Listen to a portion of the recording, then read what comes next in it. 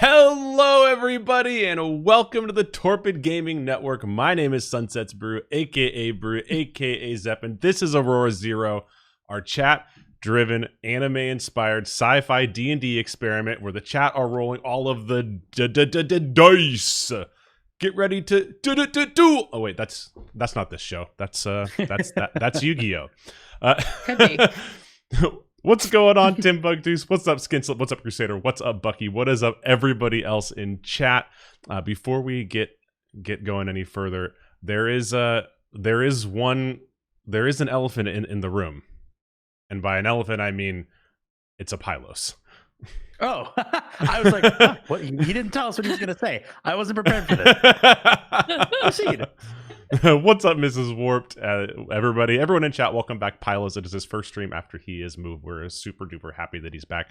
But why don't we take a round and introduce all of ourselves, and then we can dive into what that means for us. So why don't y'all do that? Hello, I am Alondra, aka Lady Bedivere, aka Soporific Gaming. Hello, my name is Pylos, aka King of Pylos, aka Nestor. Happy freaking Tuesday. And I'm Mark, aka Lord Bonk, aka Bonk. I'm Christy, aka Agent Maggie Carter.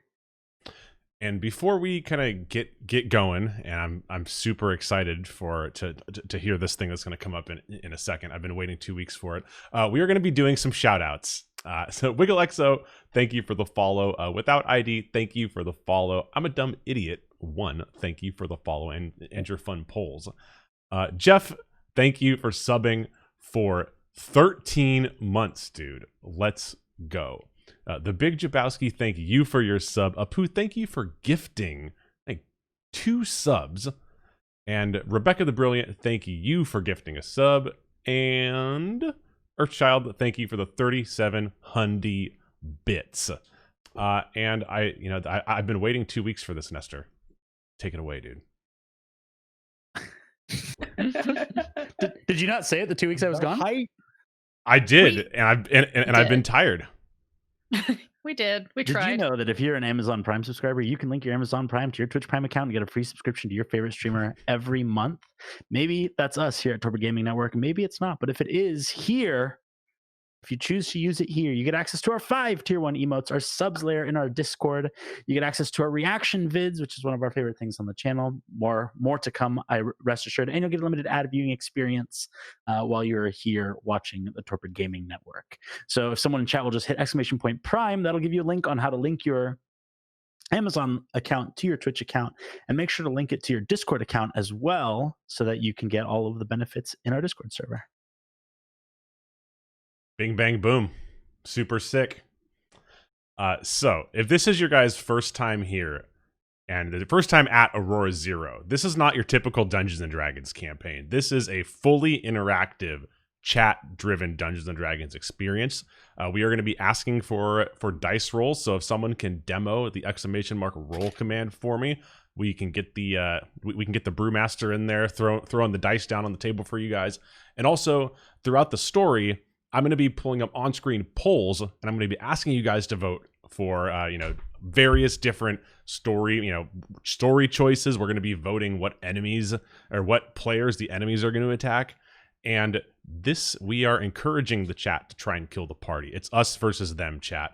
And in order to make sure that we could encourage that wholesomely, we cooked up a little respawn mechanic rule so that when the chat does kill a player character, they come back, they're a little bit weirder, they're a little bit weaker, something happens to them. So why don't we go around, guys, and introduce your character and then also your death mechanic. D-Jank Tank, thank you for the 500 bits. Let's go.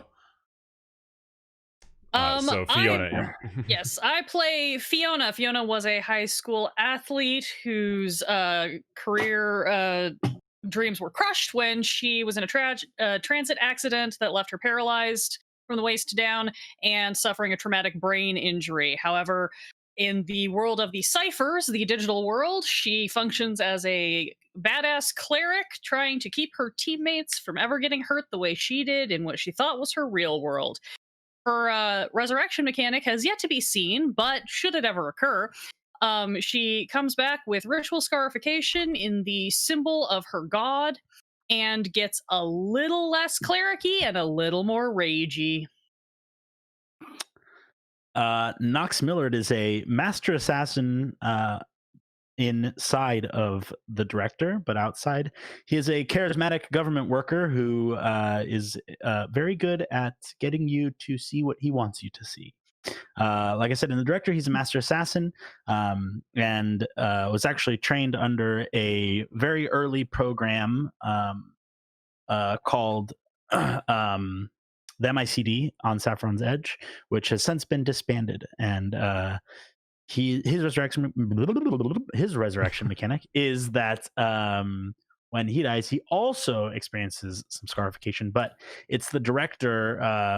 It's an old protocol that the director inscribes the name of the mark that the person who killed him onto his body, so that as an assassin he never forgets when he dies or if he misses his mark. That's it. Nice. I will be playing Booker.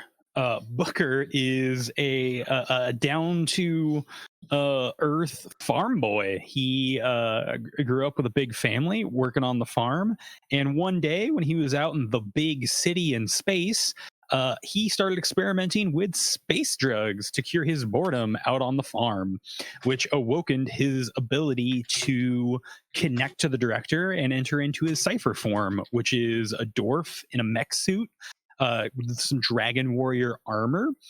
And D&D terms, he's a sorcerer with the dragon bloodline. And how that gets interpreted here with our sweet anime over-the-top style is definitely Gundam mech style. Has these weird dragon powers that come from his psychedelic drug like mishaps and awakening something in his brain. So his respawn mechanic is every time he dies, he comes back a little bit more dragon-like, as well as a little bit more hooked to the terrible things that have him grasped right now. So really excited to see where it all goes. I play my Tenna, aka Ten. Ten has a penchant for some extreme behavior. When she was younger, she was in an accident and wound up getting an ocular implant. While she was in therapy, her therapist tried to convince her to take some alternatives to her real life dangerous behavior. Through that, she found out she could cipher. She plays as a mech with a respawn mechanic that involves her fully shutting down like a computer. Each time she reboots, she suffers a little bit of data loss, namely forgetting exactly one therapy session, which causes her to be a little bit more reckless. And if I remember correctly, there has not been a TPK yet, right? We've had one death this entire adventure. Not even close. Yeah. There are It is four. It is episode We've 10. had one out of We've four had one times. death. Yeah. Okay, no TPK. Okay, everyone, all the friends in chat, we're gonna work really hard to kill the party. Also, no because- TPA from last season either. So, like, no TPK ever. Yeah. Yep. Oh my goodness, yeah, we're slacking, honestly. But don't worry, I got some banging encounters already rolled up for this, so We'll see. I think we're gonna get it. I think we're gonna get it. Make it deadlier. Good. It's okay. Skin slip. They beat a CR 18 encounter last time. That's how bad we rolled. That's how bad we rolled last time we played. The final battle, 400,000 kobolds will exhaust you to death. Yep. Just Okay. One by one. Are you guys ready for me to rip you into the world in while I talk about what happened 3 weeks ago, because that was the last time we played this game? Because I feel, oh my goodness. I need the recap, so please do.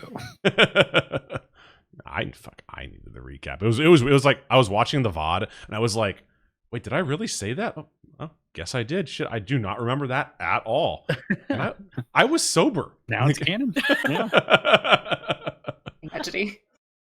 Okay, so previously on AuroraZero, the Ciphers got back to the Kingfisher, which is their spaceship, after I'll say winning the data that they were looking for from the New Federation research facility in the form of a carnival game stuffed animal prize. One of those giant bears that you really want to win it, and then they give it to you and you're like, how the fuck do I carry this?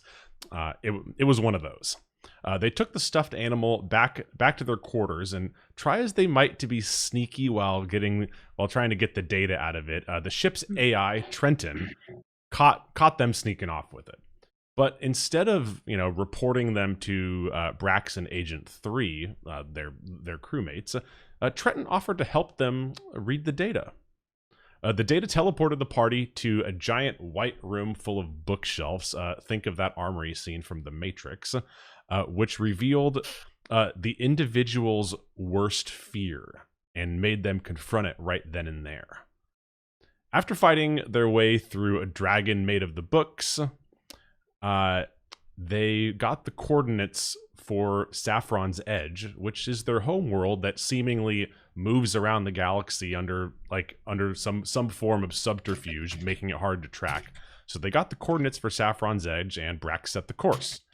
Their mission: disable the Federation's energy pipeline for their super soldier production facility. The Federation set up a blockade outside Saffron's Edge, and the party had to quickly disguise themselves as Federation agents. Fiona's subterfuge skills came in the clutch right there. They just barely managed to sneak through. After successfully getting down to the surface, they went back to their old headquarters, Cipher HQ, in hopes of finding the energy source and activating a homing beacon so Agent 3 and Brax can destroy it remotely. Instead, they ran into their old boss, Mr. Amethyst Orange, who seemed to have been working for the New Federation the whole time. Amethyst exploded into a demon, and a battle ensued. After vanquishing Amethyst, they heard a muffled cry from the medbay. Booker sent his animated object army to see what it was, and they brought back their good old pal Dithy, their mission support friend and comrade. And as they laid her on the metal floor, she started to violently shake as if having a seizure, and started coughing up a weird silvery liquid, and so much that it began to pool around her. And that is where we are going to join our party. This is AuroraZero.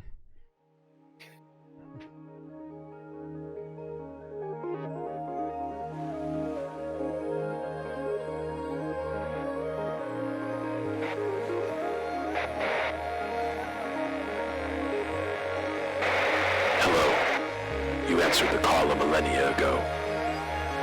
The freedom we fought for is once again at stake. If you are still out there, meet at AuroraZero. The revolution needs your help.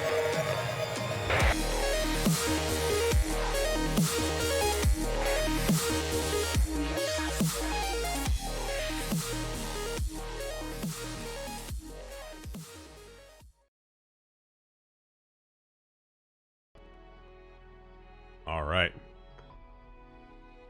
The party is Booker, what I believe your animated army was made out of data consoles? Is that correct? Yes, I turned, I think, 4 of the data consoles in this room into basically like just animated furniture like you would see in Beauty and the Beast. And they ran out and found Dithy. Brought her back because we definitely heard her scream while we were in combat with our former boss. And the largest console cradles Dithy, and you can hear her just as there's a trail of just this like silvery, like really like mercury looking silvery goop that's kind of just like dripping down the makeshift console arms of this animated unit as it just slowly lays down Dithy on the floor, and she's just coughing almost like she's drowning in this like silvery mercury as you guys are kind of just gathered around her. I would love to immediately get a medicine check in, see if maybe compressions might help, get this stuff out of her. Maybe sit her up too, so she's not just pooling. Just generally assess and get her up and hopefully walking about. But yeah, definitely I think sit her up. Because I feel like being on your back and coughing up liquid is probably the worst part unless you're, getting compressions. So yeah. Totally, yeah. So you sit her up and why don't you roll me a medicine check? Chat, can you please roll me a 1d20 plus 13? All right. Yeah, the difficulty's gone up. I have nothing that's a plus 13. I will pat Booker on the shoulder and give him guidance as a means of assisting. I got a 22. Wow. And so if you guys have never done this before, anyone can roll the dice. So, and you do it like this, 1d20 plus 13. Excuse me, I need you to say that slower. Excuse me. So yeah, my 22 does not beat your 28. And it's not my job to roll the dice. It could be if you wanted it to be. It's the bot's job to roll the dice. You just have to manage the bot. You just have to tell the bot to roll the dice. Yeah. So, and as you sit Dithy up, she kind of and just a mouthful of just of this silvery mercury just comes out and starts rolling down her shirt, and she kind of just looks at all of you guys and smiles, and then immediately her eyes just roll back into her head and she starts just violently shaking, almost as if she's having a seizure. Dithy, stay with us. Fiona, you got anything that might be able to help here? I'm just yes. Give me a second. She runs through her mental catalog of all the stuff she can do. Zep, just point of order. Where are we? So you guys are in the room behind the room that you guys normally enter the director from. It was a secret room that has one computer terminal inside of it that you guys had implanted the homing beacon for Braxton Agent 3 to dial in and destroy the energy source that Cipher HQ is. Okay. As I see Fiona going through her memory bank of spells, I just kind of look at her and then, what if we plug her in? I mean, Dithy has never been a Cipher before, but it's worth a shot. I mean, fuck, it made us better. Yes, try that. I'll be right back. Nox picks her up and starts running towards the Cipher, towards the director chairs. And Yeah, Fiona blinks to see what's on the other side while they do that. Ooh, interesting. So as you start running to oh my god, I just accidentally bit my lip and now I think I'm bleeding. But I'm fine. Everybody. First casualty of the night. Yeah. This does not bode well. I'm definitely bleeding. It's fine though. It'll heal. Just have a swig. You're fine. Yeah, it's perfect. So as you kind of run off towards the director chairs that you guys know so well, Fiona, you blink and you see, as you go into the ethereal plane, you see just the faint wisp of your friends, rushing Dithy out of the room, and you can see on the ground just bright red blood just trailing out of Dithy. I will run after them because my blueprint is essentially the same, so I will follow. Correct.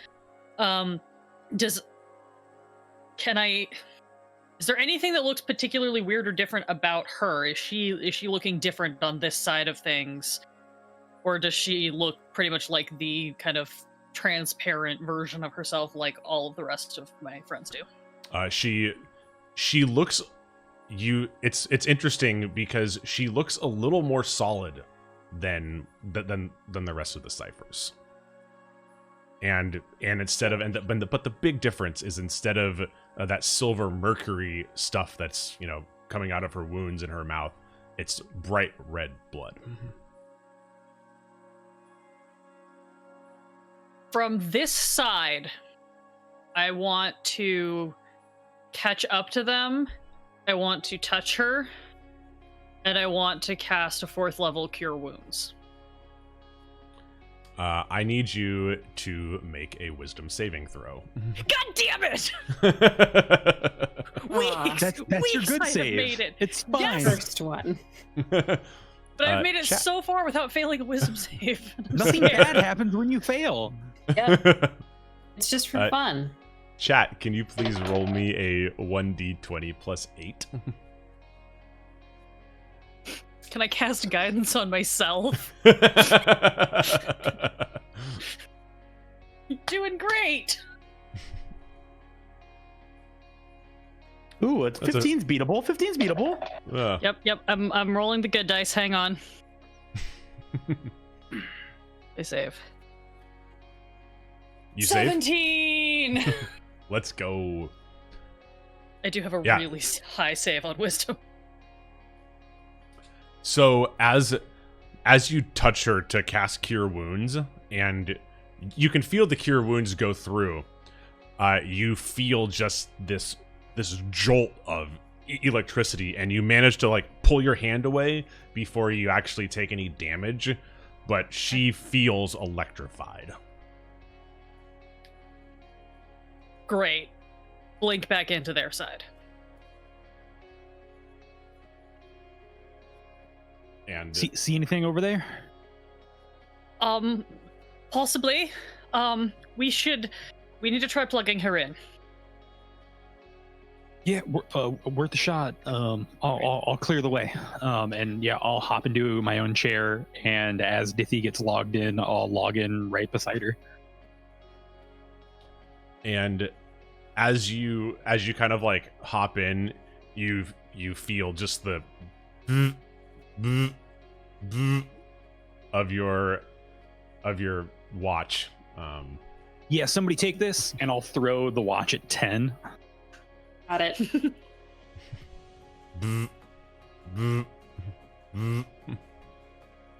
Just hit the face.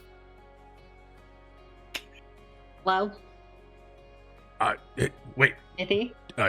10? No, this is Brax. How'd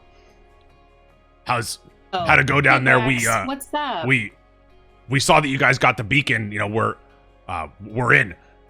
You guys ready for us to go in and destroy that power link? You guys ready to come back? What happened? I think you might need to put that on hold for just a minute. We've kind of come into a certain situation here. We have Dithy. She's not doing great, so we're just going to quickly plug her back in, pitch her everything up, and then we'll, rain havoc as we planned. What happened to thanks. Dithy? What happened to Dithy? Well, she's not doing so hot right now. Fiona will just shout from the other end of the room, like, she's bleeding out and I don't know how to stop it. And that's blood? Okay. You hear kind of from the distance as Agent 3 kind of like hears Fiona say that and runs over to Brax. What color's the blood? Here or there? Because on this side, it's that silver shit that keeps coming after us, and on the other side, it's actual blood. Fuck. The prophet's gotten to her. Look. I tried to touch her, and it tried to zap me. What do I do? What do I do? Do I do it here? Do I do it there? Do we plug her in? What do we do? Look, I think that we need... They're siphoning her life force. That's what that's turning that silvery blood is is the byproduct of whatever they implant into Ciphers, humans, whatever, to extract the energy that they need to build their weapons. Look, I think that because you have the beacon in here, I think that we can go in and cut the tie in the director at the source. I think we can save her. I think Nox is like standing by with like connectors. Like the battery jumpers. Not like, you know, but like, you know, how you would normally like I'm imagining like the Matrix pin that goes into the back of the neck, you know? Oh, But, yeah. like, you know, Oh, yeah. like, 100%. he's sitting there like with the equipment in hand, looking at Fiona, like, tell me what to do. Okay, plug her in, and we'll get her from the other side. Is that right, Agent 3? That's how we do this? Yeah, no. I don't wait, I plug her in. Yeah. And then you hear from the background, you hear Trenton. Yeah, no, I see Dithy's plugged in. Okay. Look, if you guys also just plug in, I can route you guys, because now I'm in the system. By the way, feels great to be out of this fucking ship for a little bit. And now that I'm in the system, I can route you guys to Dithy, and you guys can go find whatever is in her mind, siphoning off that energy. You guys can do it. I got you. Great. Comforting. Yeah, let's get to going. Yeah. Yeah, I think Booker slaps himself into a chair, plugs in as quick as can be. As does Nox. As well. Fiona probably waits till the very end, and at the last second is just like, okay, guess we're doing this. I was waiting for someone to be like, I don't go. Oh, it's real tempting. Fiona really wants to go find her dad. She is scared shitless that something has happened to him. So who's to say something hasn't? Oh no, I'm yeah. sure something has, because I know how this game works. Oh man, looks like we're going back to college, everybody. But we won college.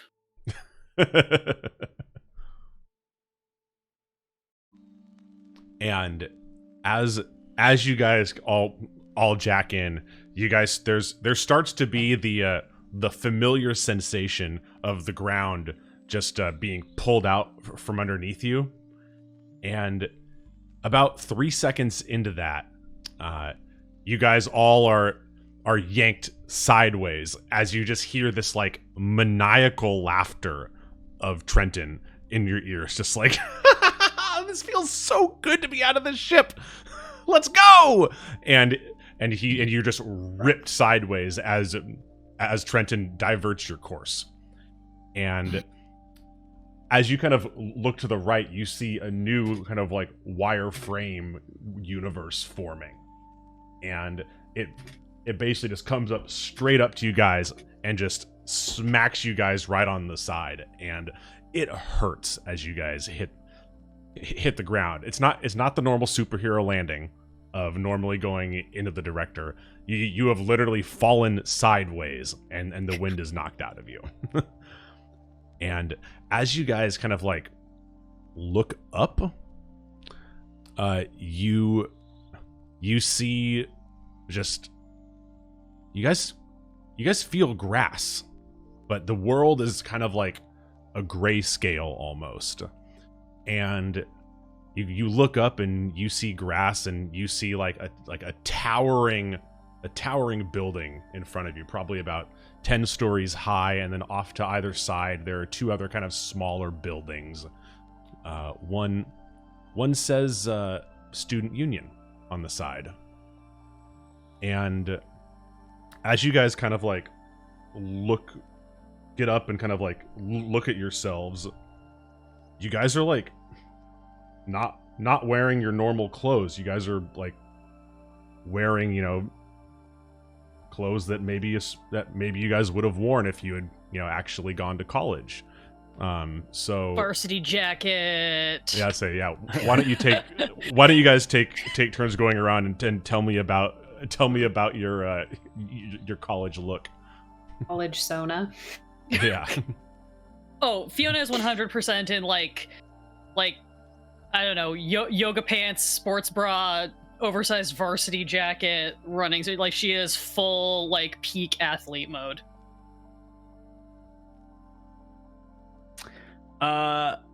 Nox is probably like I'm not afraid to admit that Nox is probably a little preppy, like like a pair of like form-fitting khakis, maybe not boat shoes, let's not get crazy, but like a nice pair of sneakers, like a vest of some like a pullover vest of some sort, something still pretty mobile, but like that's how he looks, but like his actual first action is he looks at himself and then he wields his swords to make sure they're still there. They are 100% still there. And then he puts them back into his arms. Kind of gives a nod. Booker's very relieved to see that Nox still has his blades, but also starts to check himself out, and his subconscious just put him in a school uniform. He definitely did not go to college. His family did not go to college. He is in a like prep school uniform, but has like the shorts that are like maybe a couple inches higher above the knee than they should be, and then has some like hand-me-down dress shoes from one of his siblings, and then like the high socks that are like trying to come up to his shorts. Does he have it? Is he in his armor? If it is straight up college, like I don't think he would be. If there is something about his like brain that has dressed him for college, he is not in armor whatsoever. He probably has an oversized backpack, which probably has a bunch of stuff in it, and may pop out his armor at some point. But I think he's an adult that looks like they're about to go to like their first day of prep school. Okay. So like Billy Madison meets AC/DC. I think that makes 10 the girl with the oversized college brand sweatshirt, Lululemons, and Uggs all year round, regardless of weather. Messy bun, Starbucks, if we have anything else in hand. Not a whit about her. Probably at least 3 layers of last night's mascara, just like nothing. A deadness. Space bucks is what we have. Oh yes, space buns. I take back messy bun course. into space buns. And as you guys kind of like get up, you notice the world is kind of grayscale. There's a lot of students are rushing around going to class. It seems like it's the like big clock at the like clock tower of the main building is like it's like 10:59, right? It's almost class time, and I'm gonna need everyone to make a wisdom saving throw. And chat, can you roll me a 1d20 plus 9, please? Oh, I hate that. Roll a 1, chat. That's what I need. Whiz, whiz, whiz, whiz, whiz. Ooh. Good job, chat. Rolling fire. That's how we do today, boys. Dang it. God damn. I got a 7. Wisdom saving throw? Yeah, wisdom saving throw. Y'all so fast.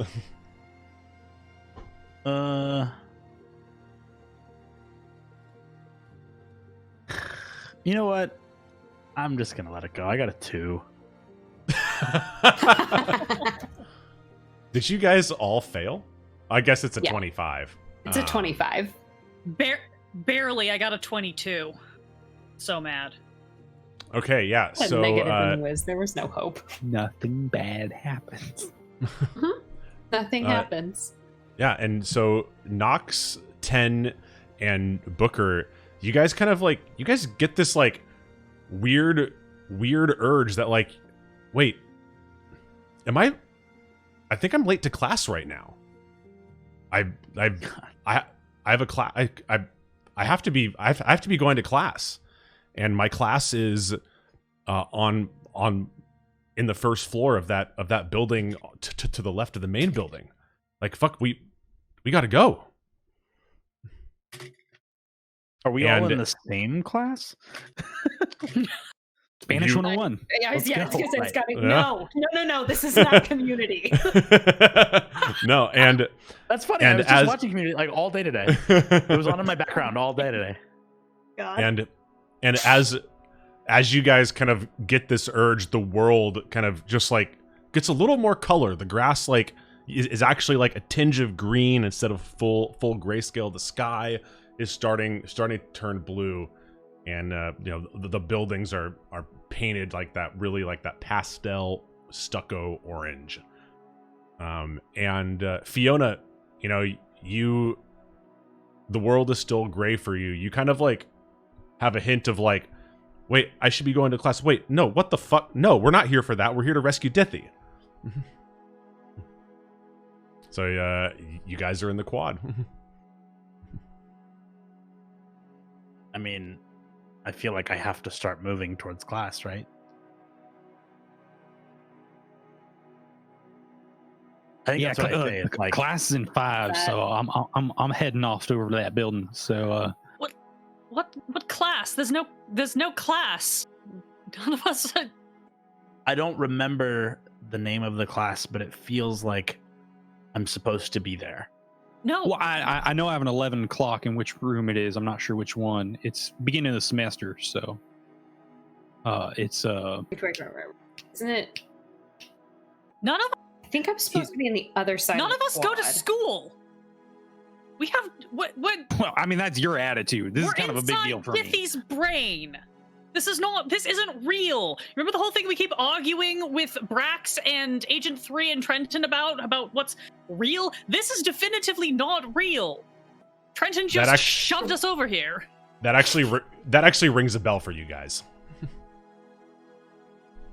But you still feel like that you should be in class, but you also School feel bell. like what Fiona's saying is like also true. All right. I could like play hooky Okay. if we want to like figure out what a Drax is. We need to go find Counselor Dithy so that she can explain this to you, because apparently you all have lost your shit. So we need to go. She's dying. Staying by the bagel place first. I really did not get up early enough for this. I could have second breakfast. No! It's not. There is no bagel place. We're in someone's brain. Yeah, there is. It's like right on the other side of the. I don't remember what that building. It's right on the other side. It's just like right over there. It's on the way to the main office. Remember? Yeah, it's over in a building Oh, Hecto. stop for a bagel. They're super fast. I won't even get it toasted. No, I'm gonna get it toasted. Sorry. God. That is too fucking real for me. It's like, I'm gonna be late because I need to have this shit toasted. D&D has crossed the line. I was saying, Fiona and Alondra both just had PTSD flashbacks for different It was reasons. so nice though. being that person as opposed to listening to that person. Cafe Rosso. Shout out. Fiona is just gonna take about a second to stare at them all in disbelief and then go, you know what? Fine, go get your fucking bagel. And I am going to run toward whatever building looks like it is most likely to house some sort of like administrative area where they might have like a directory, or if there's like a big directory sign that like explains the layout. That's what I want to look for. Totally. Knox and 100% commits to like, you know what? I don't need a bagel. I don't need coffee. I'm just not gonna be late. And like starts casually like walking towards what he thinks is the classroom. So Ten and Booker, are you guys bagel committed? I'm willing to split this up right now. I'm willing to dive. Like I mean, we do need to go in the direction of the counselor's office, which will take us by the bagels. I'd happily, yeah. No, bagel sounds great. It's kind of just dawning on me that I'm on my own here. I don't have to go to class, do I? Like that's like a thing I should do, but like I could also, yeah. No, I gotta ponder about some things. Yeah, everything bagel. online anyway. It'll be fine. Yeah, that's what it Get felt somebody in like. class to take the notes. You just have to start one of those Google Sheet things, and then everybody puts all of their notes in there. So like only one person even has to go to class. Yeah, I'm a bagel and a pop. Yep, that's what we're doing. So we slowly meander in the direction that Fiona went, with our bagel detour, of course. Oh yeah, of course. Yeah, so you guys, as you guys are waiting at the bagel stand, Fiona, you manage to, as you're moving the quickest with the most purpose, you manage to go up into the main building, and it's like a very, very like Art Deco like style building where it's like stone floors. That's like a big entryway with stone floors, and it's got these like ornate street lamps in like the center of the room, these golden street lamps. And then there's this, really like curved this curved desk with one person just kind of sitting there, with like a giant thing that says like science is like, fuck. It's got a really Art Deco like slogan of just like science is king. Science is the gateway to knowledge, or something like that. Something like super deco in that like gold Totally. block font. Like Absolutely. Mhm. Do I see anybody around? There are definitely, there's like the last stragglers of students that are like running to get to class. And as you kind of like walk in,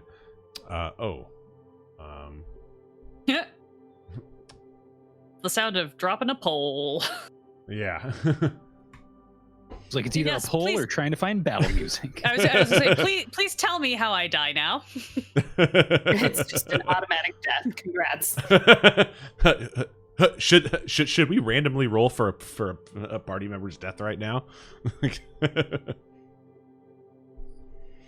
And you just see the lady at the desk, probably like she's probably like a grad student working.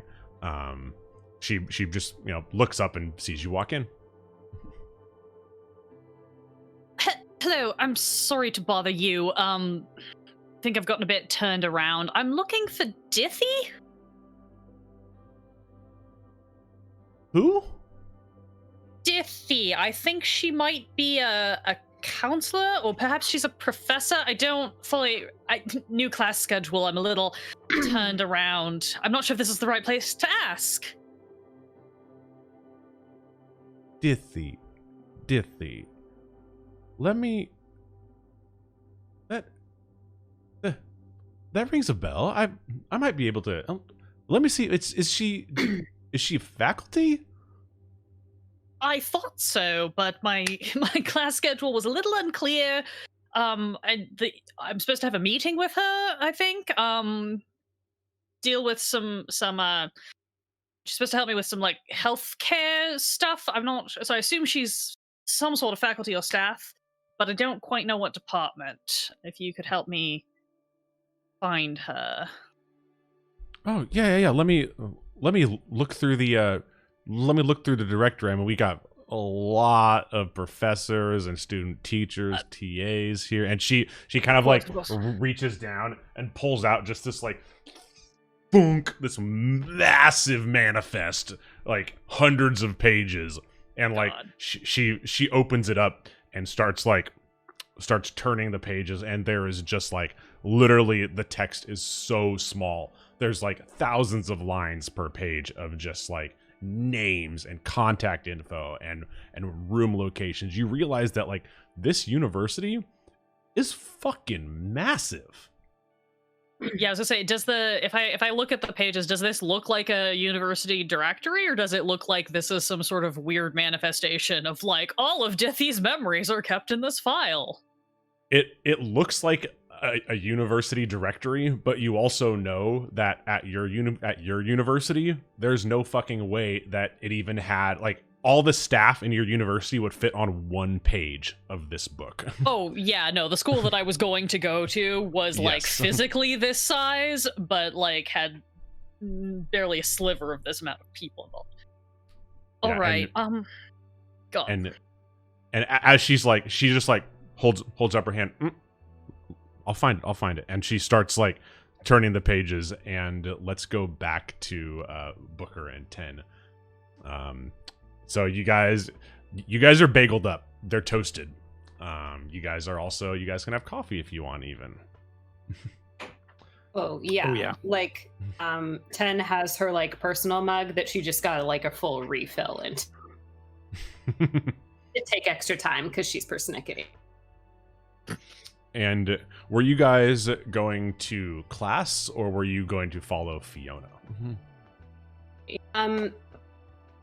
Are we retaining knowledge, or is knowledge So you asserting itself as we are forgetting so about it? you as Fiona's like when Fiona was yelling at you, you definitely like remembered like, oh yeah, like I do remember something about like we're trying to find somebody right now, but fuck, shouldn't I also, but wait, should I be in class, should I be finding somebody? It's like, it's kind of like that where it's like it might slowly be coming back to you, but the world is definitely like the color of the world is like you're starting to see like greens and blues and oranges, whereas Fiona is still like in grayscale. Yeah, whoever handed me the coffee, I'll just sit there for a while, just adding like sugar after sugar and then cream after cream to it. It'll probably be like half coffee when I'm done, and just, hey, I'm a bit new still. I'm getting my bearings. Do you know of a Professor Drax? I think he might be in the robotics, or Professor Dithy. I don't know if that's first or last. I just not sure if they have office hours or. Professor Trenton. Building 3, maybe agent building. I'm not sure. Now, why don't you roll me your what's something fun that I can make you roll here? Yeah, why don't you roll me investigation? Animal handling. Finally.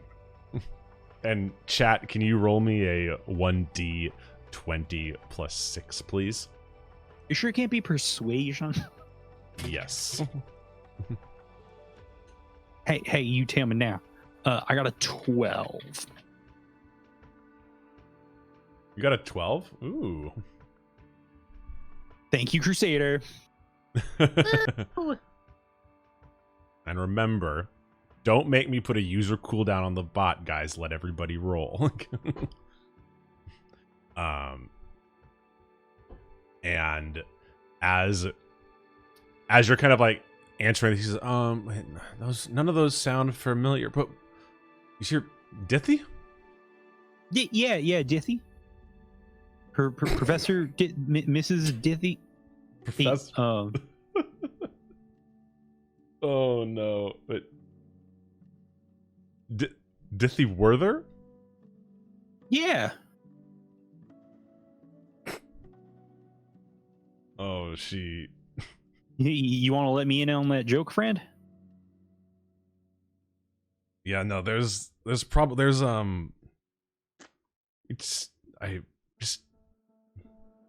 her and the other fucking nerds are off at rehearsal. Of course they are. Oh, great. Is that the music building? Is that the theater building? Any normal person would separate those two buildings.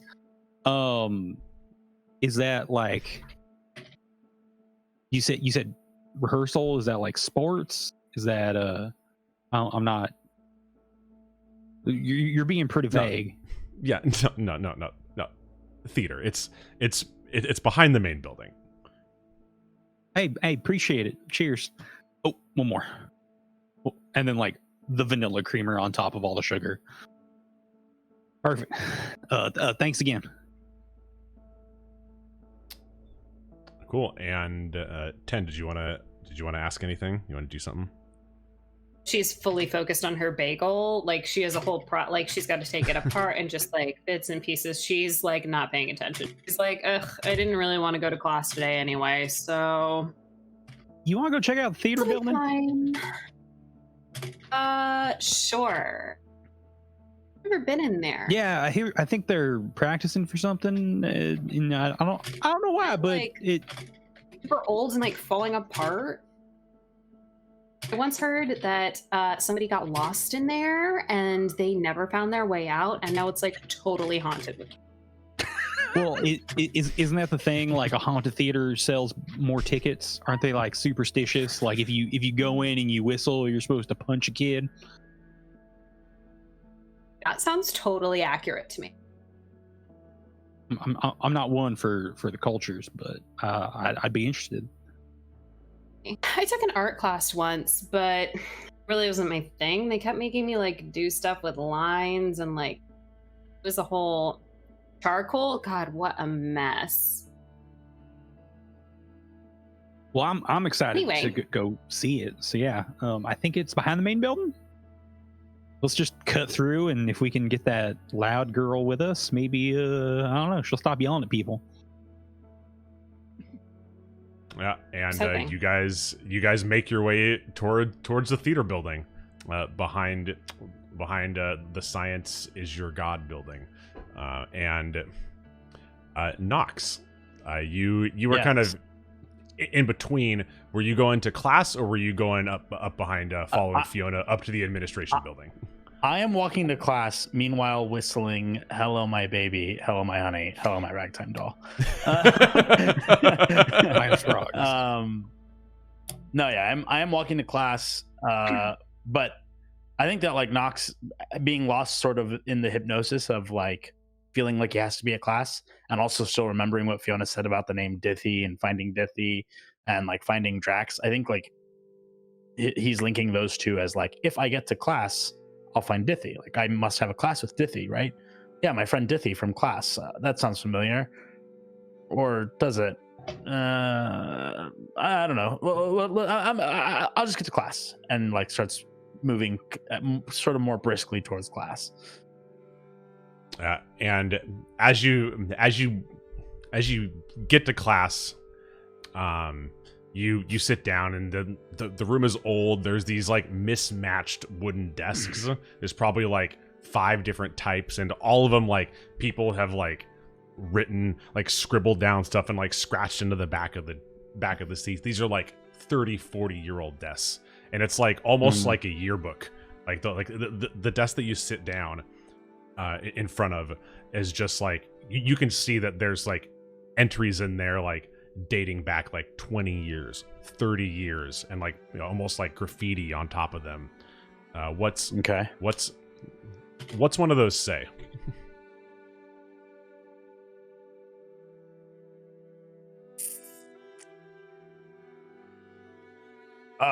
Fuck.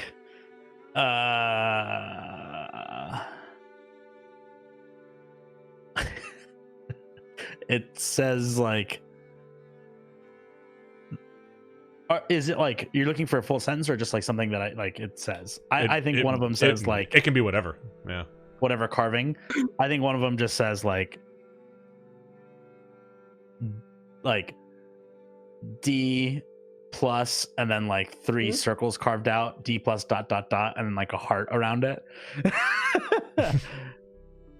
Yeah, and as you kind of look up, An extra What's that? and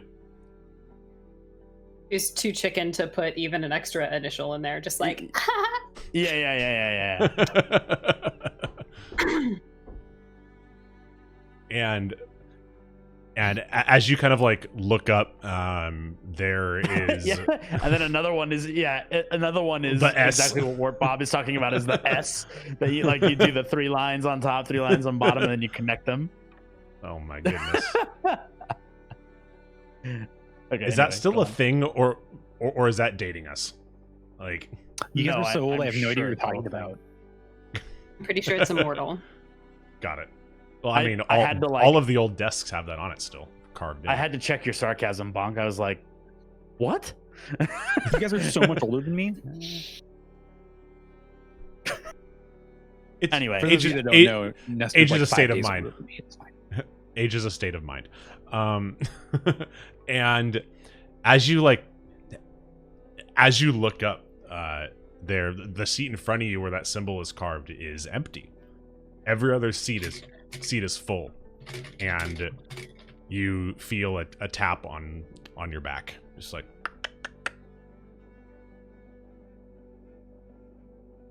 Hello? And a paper just gets shoved in your face.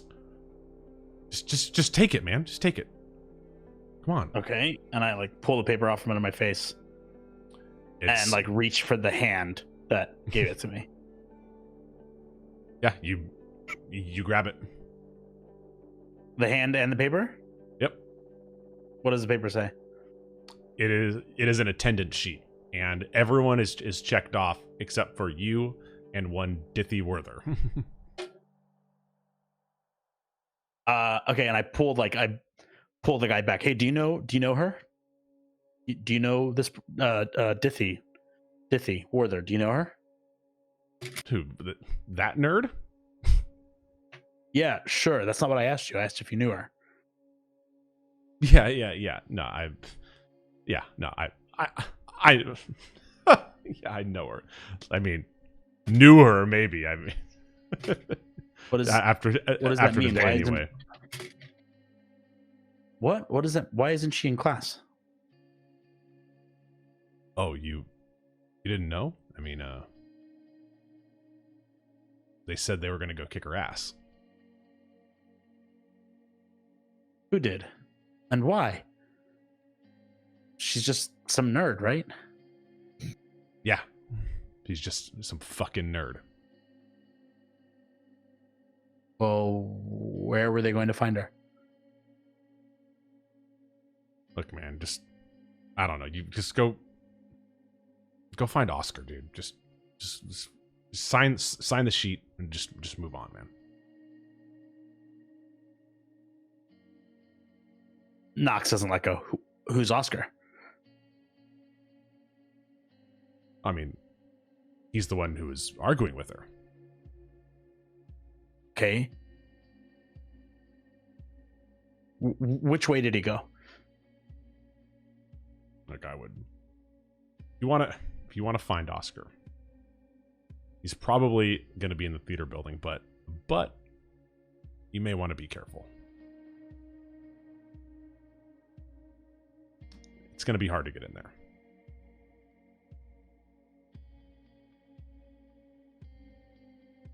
Knox takes a look at the attendance sheet and lets the guy go and folds it up and puts it in his pocket and then runs out of the classroom towards the theater building. And you, as you're leaving, you like push past the professor. Look, if you're absent even once, that's 10%. Are you sure you want to leave? It's Muhammad's class.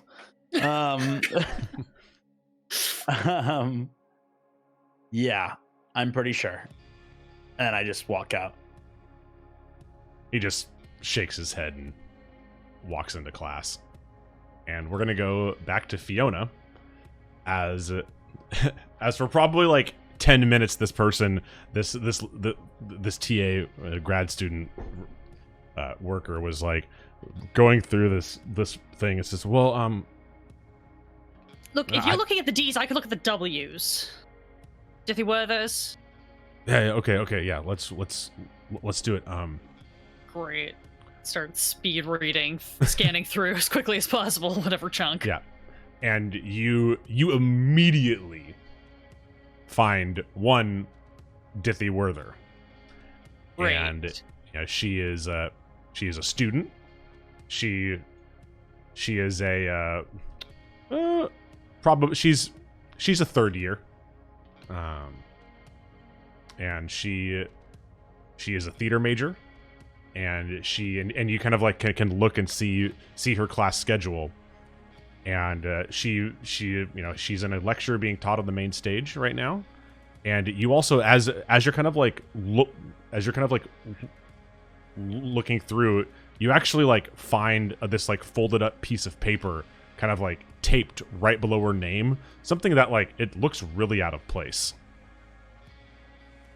I'll take a look at that. Yeah, much to my chagrin.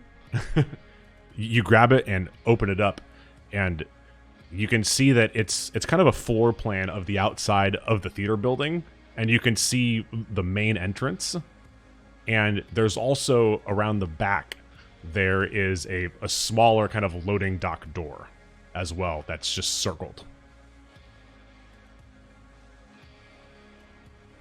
And this, I will look at the student and be like, excellent, where's the theater? Oh, the theater? Oh yeah, Yeah, it's the theater building. Yeah, it's back there. No, we Great, do I have to go around or can I go through? No, you can go through. I mean, that building's kind of falling apart, though. Don't worry, I've seen worse. Thanks for your help. I will hopefully not be back by here soon. Thank you. Goodbye. And I am going to just book it through this building towards the theater building. I will rip off and take that floor plan, blueprint, or whatever with me. Totally. I'll just take the whole page. I don't give a fuck. I'll just take the whole page with me. Just book it. Yeah, as you rip that page, like the front desk coordinator is just like freezes in fear of just like, what the fuck? What did you do? I give her my best. I'm a jock and I'll kick your ass look and like wink at her and then run. And as you kind of just like run out, you see 10 and Booker like kind of just standing up, probably like 100 feet away from what seems to be the theater building. It's definitely it's kind of a low slung building that about 3/4 of the way down, just like a section of it just like juts double high, and then that section ends, and then it keeps going. Typical theater shit. And standard fly tower, cool. And Knox, as you're walking out of the classroom building off to the left side, you can see Fiona running up to Ten and Booker.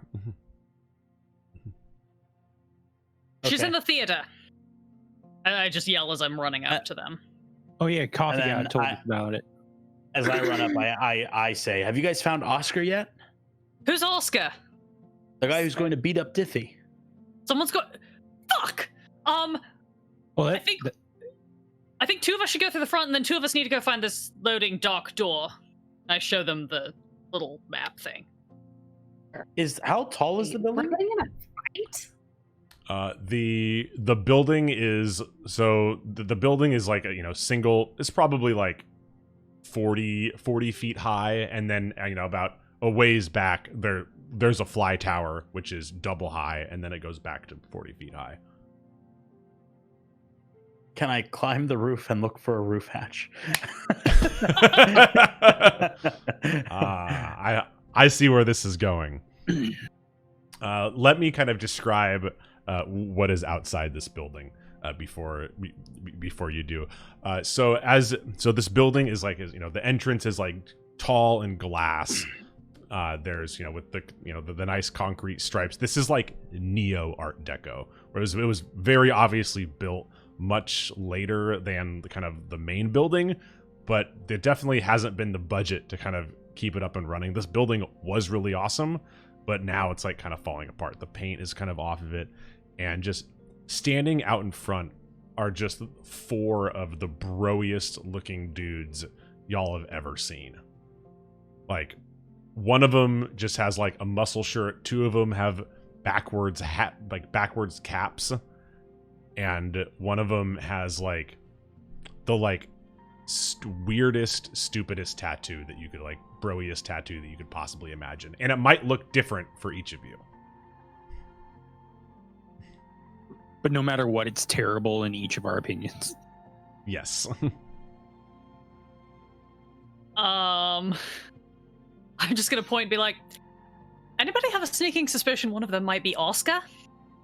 Hey, Oscar! Do any of them look? Yeah, so you kind of yell that at them, and they all kind of like look at you, and one of them says, "What do you want with him, bro?" Gotta have some words. Here Oscar's being a little punk ass bitch. He spits on Phrases the I never ground. thought would come out of Booker's. Shit. Booker's Well, mouth. there goes my plan. Continue. This guy just spits on the ground. You know, if Oscar was here, bro, he wouldn't appreciate that one fucking bit. So it sounds like he's a coward too. Move aside, taking- ladies. He's taking care of fucking business, bros. Oh, beating up on girls? Yeah, that ain't no business. Bros, back me up. Look, dude, I'm doing my best. Okay, it's know obvious you that are. it's I know obvious you that are. I was not like this in college. Okay. Oh no, we were all diffy. It's fine. We know. Yeah. Yeah. This is Exactly. a metaphor we're all fighting for a reason. Jesus, I don't even know what Diffie is right now. She could be a really cool theater kid. Yeah, we know. That's not a sentence. It's not a thing. Look, you want to act all tough in front of your friends? Go ahead, take a free shot. I'm still standing. You get out of the way before I send you to the infirmary. And all four of them have kind of walked up and are standing around you guys at this point. And he just like looks at you, Booker. Look, dude. What you waiting for, short stack? If you're gonna make a move, go ahead and do it. If not, you're gonna get out of the way before I go through you. What's it gonna be? And he kind of like looks at you and smiles, and his eyes turn yellow as he like starts growing big, and then this like his muscles just like just start bulging out, and he just starts laughing as this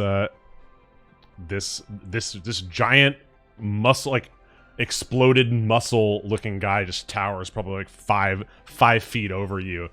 And you know, the only thing left is like he's like the fucking broiest Hulk that you can imagine. It's just like his shorts and a backwards hat. You know what I mean? Like, He's suddenly holding a surfboard for no reason. no, these aren't surfer bros. Surfer bros are cool. These are like fucking asshole bros, the worst bros. And he just looks at you. Look, you got one chance. You have one chance. I told you get a free shot, short stack. So you either make it count, or I'm gonna blast a hole right through your chest, and you ain't never gonna see a member of your family again. He kind of looks at you and kind of like wraps up his arm. Well, don't say I didn't warn you, bro. Let's tussle, or something like that. Let's tussle, bro. And his three other bros just kind of look at each other, and they all kind of like erupt in like this maniacal laughter. And then another one, just like his muscles just kind of like start popping, and he grows about 4 feet. The other two, they don't really like stay. They don't grow, but they do turn like a shade of green, and they kind of like crouch down a little bit, and they they both turn their backwards hats forward. Oh shit. And let's roll initiative.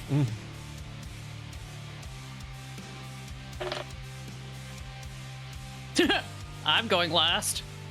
Fiona. 4. Yikes. Nox.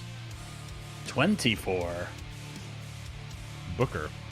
16. And 10. 14. 14. Yes.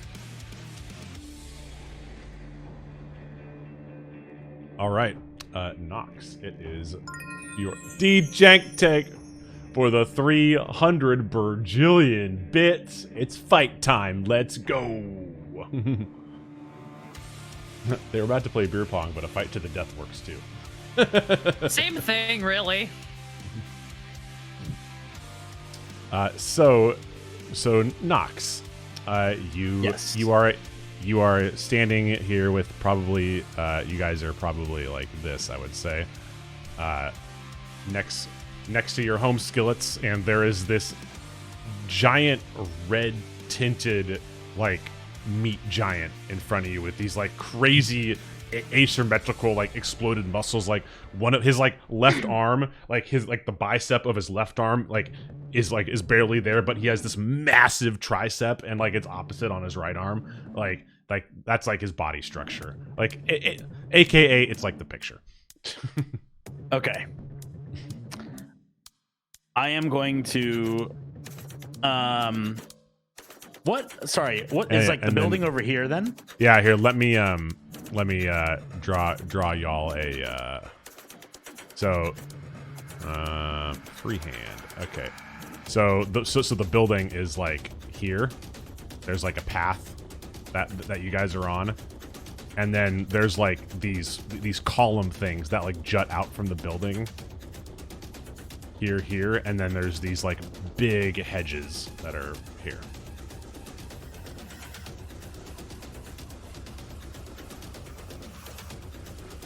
And then there's like glass doors there. Boom. You guys see my drawing skills? They're solid. Amazing. Might have taken an art class. But I'm I going know. to hit this guy with my 2 swords. And since he hasn't had an attack yet, I get advantage. Yep. So here's my first weapon, which is my not +1. Oh yeah, I have +1 that I have to remember to add. Mm-hmm. Okay, does 21 hit? 21 on this guy is... Oh yeah, 21 very much hits. You can vary the colors. Look, Mr. Deuce. I am a simple man of dubious skill. Does a 14 hit? A 14 hits. Wow. That is scary. When did this to say become the least. Okay. Jesus Christ. How to roll damage?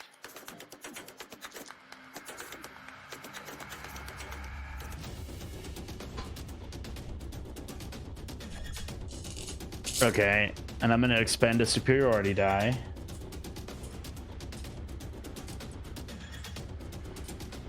This is Pylos trying to figure out how much damage he's doing. No, I know how much damage I did. 31 damage.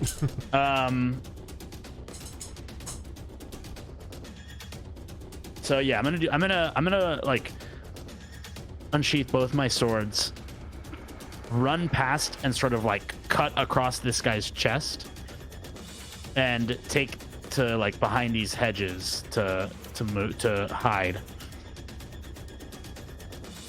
Okay, you're gonna deal 31 damage, That's correct.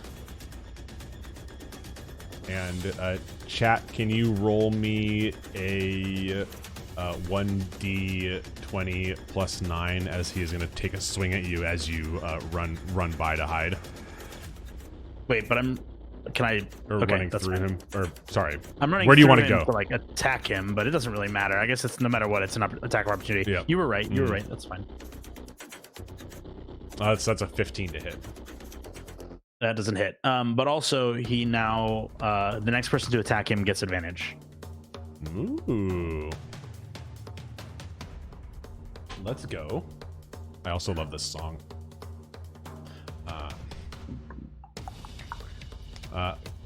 Okay. And then I'd like to respect the hide. Everybody respect the hide. Don't do it. It's a trap. 10 is getting hyped over there. That was her power-up noise. That was definitely what that was. Apologies. And Booker. So the guy, the big giant guy behind the guy right in front of you is he basically walks over to one of the Chads and he gets him and hefts him and just throws this bro at you. I was like, oh, The bro throw. Yep. Yeet. The bro throw, aka fling, and I'm gonna need you to make a dex. Oh, never mind. It's a willing creature. Chat, can you roll I am me not a willing. I would like to 1d8, dodge. please?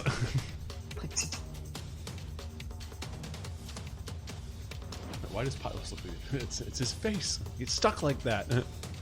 Just The my fast- face. The Fast Bro special. And why don't you take two damage as you get hit with this bro. Shaking in my boots. And as you get hit with this bro, I need you to make a Constitution saving throw as you look and see the face of his cap.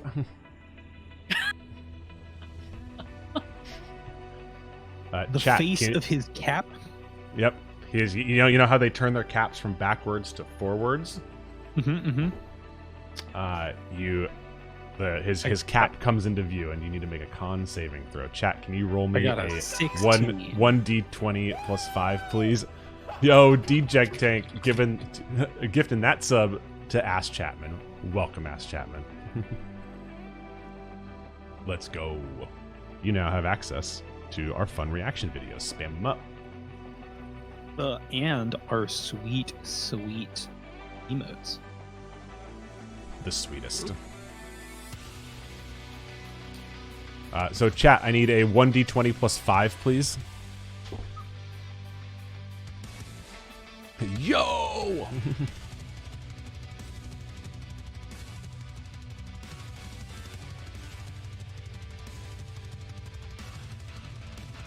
Come on, bot.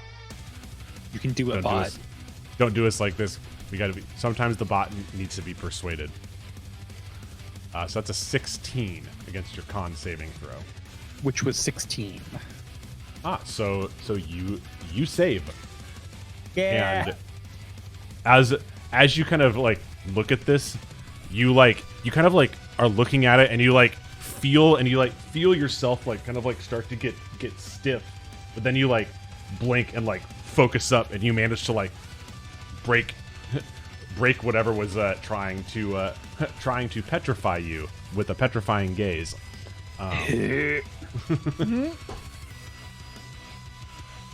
And just so what everybody knows is that now as everyone sees this happen to Booker, everyone can you can avert your gaze to the bro and not have to make this thing, but your attacks will have disadvantage against it because you are not looking at it. That is just something that is a note for you guys. Gaze upon the bro. It's the school mascot, which is why it's on the hat.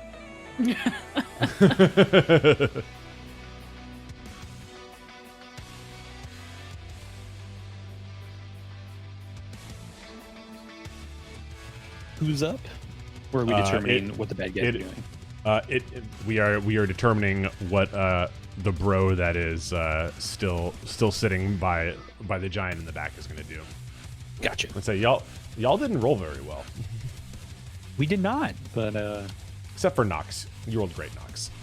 it's all right. They're just coming closer to be in the area of effect. Precisely. This only benefits us in the long run. Yeah.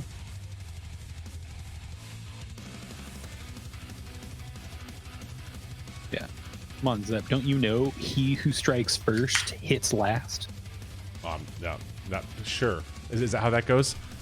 And this 10. This bro takes a step forward and pulls out this like crazy like hunting bow looking compound bow and just knocks an arrow and launches one at you. Chat, can you roll me a 1d20 plus 5, please?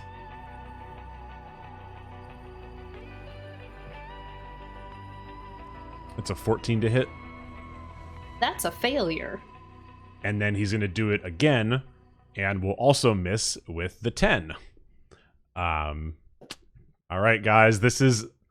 We got to pick up the rolls. All right, we were doing really well until combat started. And Booker, you are up. We suck. No.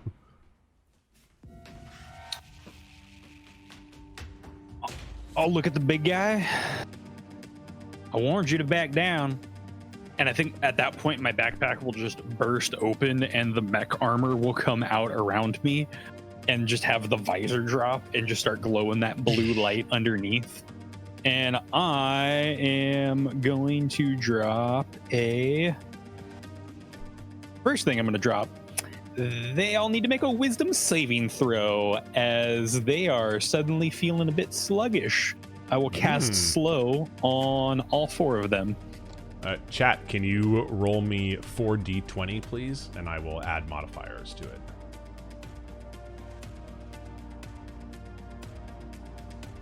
You are looking for a DC 17. That's so high. Yeah, man. Level 14, baby! Let's go. Okay, so the first one is... That's a wisdom saving throw, you say? Wisdom saving throw. Okay, so the first one is a 16. So this is a 16 for... And I will... It's a 16. It misses for this guy. He misses. Bro 2... That's even worse. That's definitely a miss. Bro 3, or Bro 1, I guess, is... Ooh, that is a 17. So Bro 1 is going to save. Okay. And then the guy in front of you is a 7, so he misses. So miss, Excellent. miss. So they are all under the effects of the slow spell, and I am now concentrating. So they can only make one action on their turn, no matter what. So whether that's one action, one bonus action. They only get one attack if they have the multi-attack. They also take a -2 penalty to AC and Dex saving throws. They also cannot use reactions. And if they cast a spell, you have to roll a d20.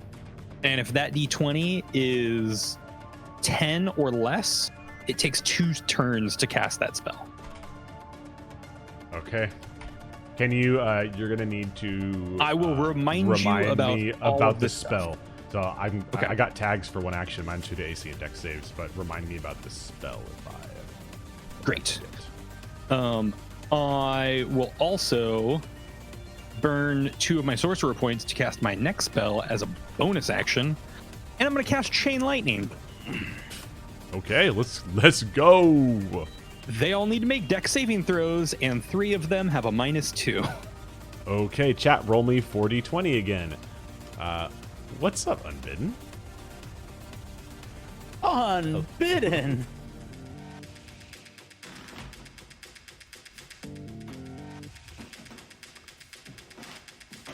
All right. So okay. So the first one with his -2. Oh no.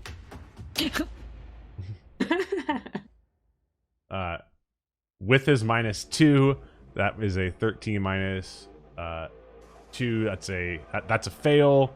Fail. Fail. Still pass. Fail. So it's the same people succeed and fail. So only this guy succeeds. Great.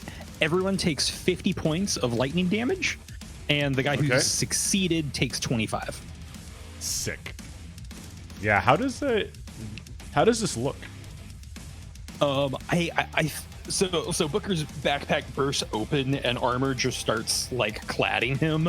And then as soon as the visor drops, his wings like shoot out. It starts building static electricity, and there's one like blue wave that goes out, which tries to slow them. And then as it comes back and like collects in Booker, I think his fist is just gonna light up in a big ball of electricity, and he's just gonna boop this thing right in the chest. And then from that, it's just gonna spread out to everyone else.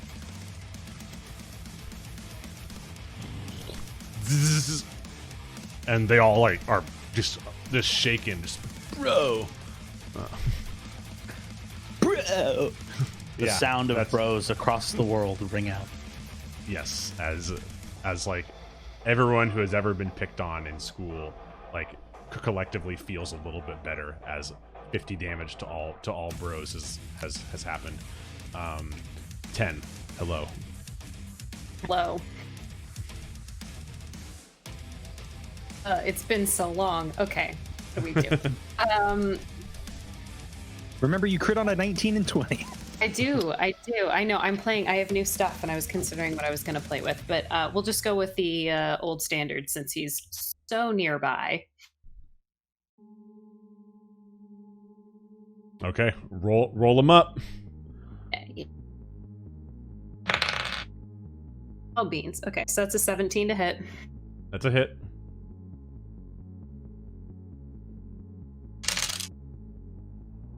That's maximum damage.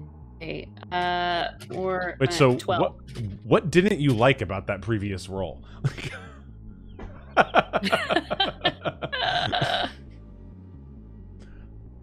Okay. Maximum damage hit me. Yeah, so that's a 12. On the first one. You want to just roll your attack rolls for the other two and then roll all your damage afterwards. Do that as well. Okay, plus the 9, so that's 19 to hit.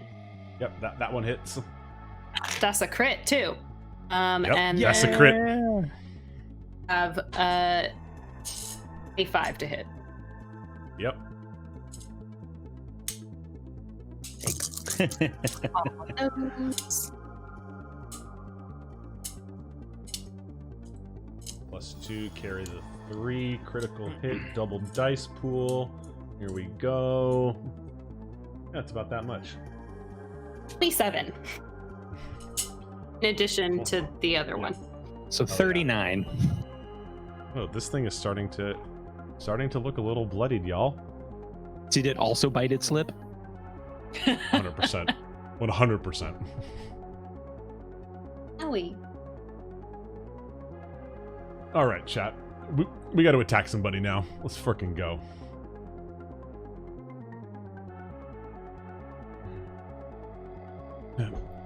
Battered and broken.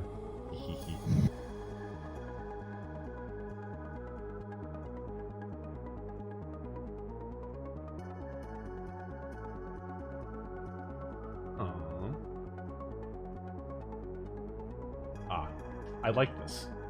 I like that everyone is now trying to kill Booker and not Nox, which is what, like, for some reason, that's what usually happens.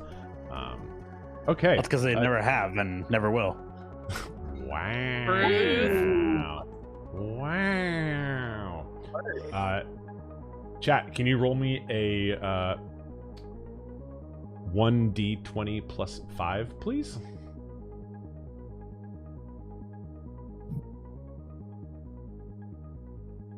That's a 13 against your AC. That is a miss. That is a 11 against your AC, right? Oh, fuck! Oh no, you get your one. AC is -2. You don't take a this penalty is of attack. this is actually the one that actually saved. So but it's still a fail. And then chat, Still a can fail. you roll me just 2d20? And then bro 1 is making 2 short sword attacks on you. Is this one slowed? Because if they're slowed, they only get one attack. They are not slowed. This is Got it. this is this one, which is not slowed. Got it. The one who saved. Yep. So a 9, so that is a 14 and an 18 to hit. I am going to burn my reaction and cast Shield. My AC is now 20. I hate you. Okay. you're the worst. I have to remind chat why they haven't been attacking me. I believe it's !bonk2 in chat is the one that we want. Bonk 3, I think, is my favorite. Either will do in this instance. We usually just use all. Yeah. Yeah, Bonk 2. Yeah, Bonk 2. Yeah, that's the most appropriate one. Yeah.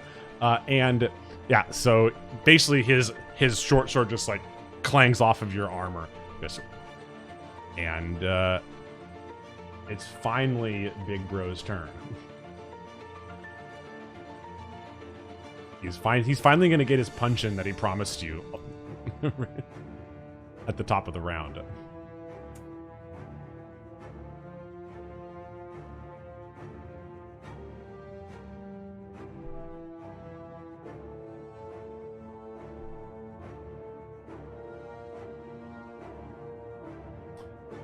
Booker, I'm going to need you to make a charisma saving throw.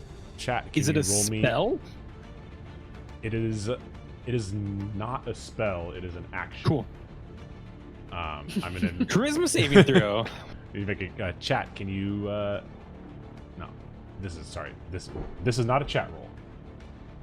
There It's will just be charisma soon, saving though. throw. Charisma 27. saving throw. Fuck!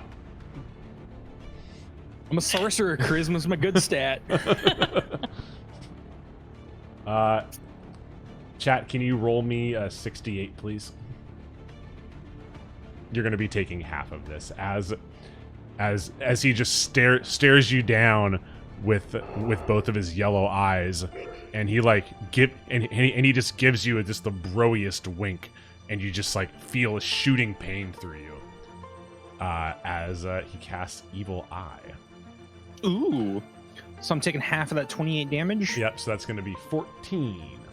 And I made my concentration saving throw. Yes. And you are so lucky that because he was also using Curse of the Evil Eye, which would have physically deformed you in some way, but you have saved. Dope. So he can no longer use that anymore because it recharges after a short or long rest. I like it. I hate it. You may also now make a saving throw at the end of your turn to see if you break the slow. It's a wisdom saving throw. Great. Chat, can you roll me a 1d20 plus 2, please? And we are going to break this slow. We break free from the chains. Ooh, No, never mind. Big yikes. Rough. Big. I mean, it's at least we didn't crit. Fiona.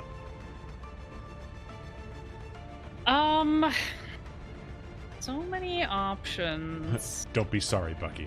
It's okay. I'm going to cast.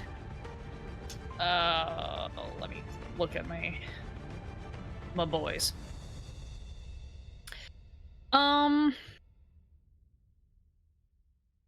Sure, why not? We'll just go ahead and burn this plan. So I'm going to start with my bonus action where I'm going to summon my spectral mace so that it can fail gloriously as is tradition.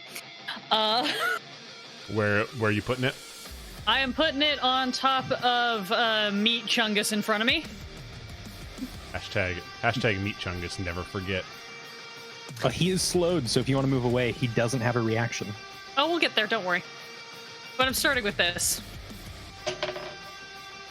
And I think as is grand tradition, I think that whiffed. Let me double check, though. Has it ever hit? Yes, it has, but never on its Okay. first turn. Got it. That's why I brought it in early. That's a 14? That is a hit on this guy. Oh, baller. That's Yep. fun. He's big and meaty, and he has -2 AC. Yeah, I was gonna say, it's been a while since that's happened. That's gonna do a little bit of damage. Almost almost max, so that'll do 9 bludgeoning damage.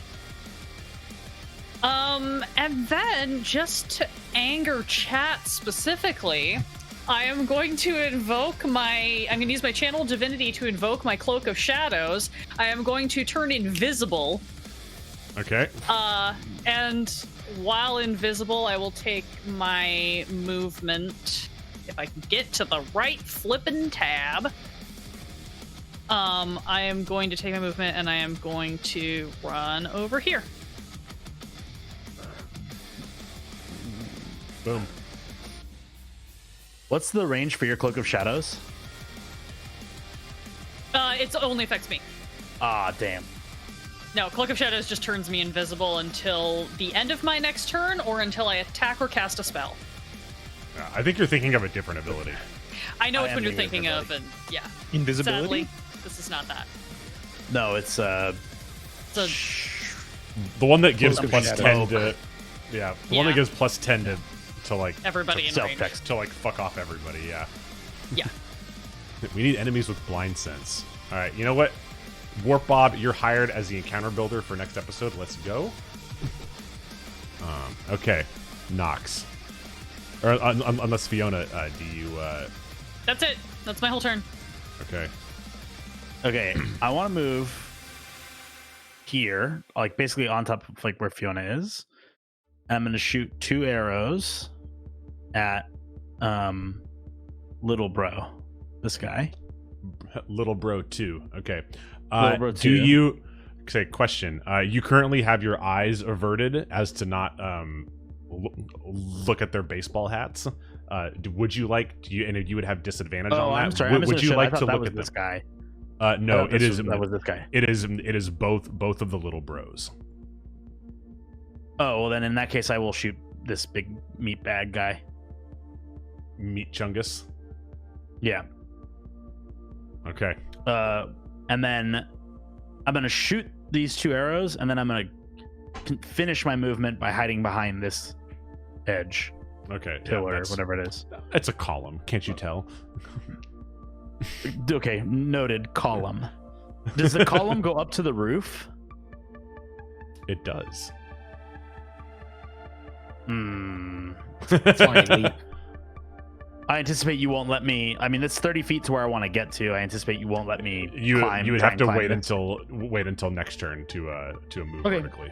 All right, no problem. Then in that case, I'm just gonna shoot my 2 arrows.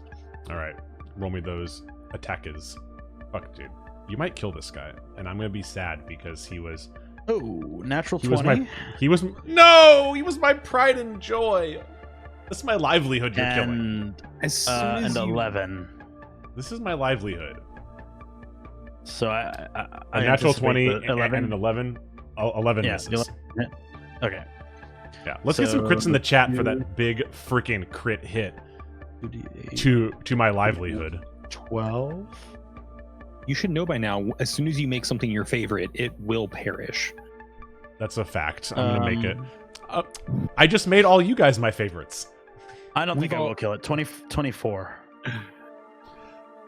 It's that almost. He looks to be on the brink of death. Yeah, and then I want to move back to the back of this pillar. And now, so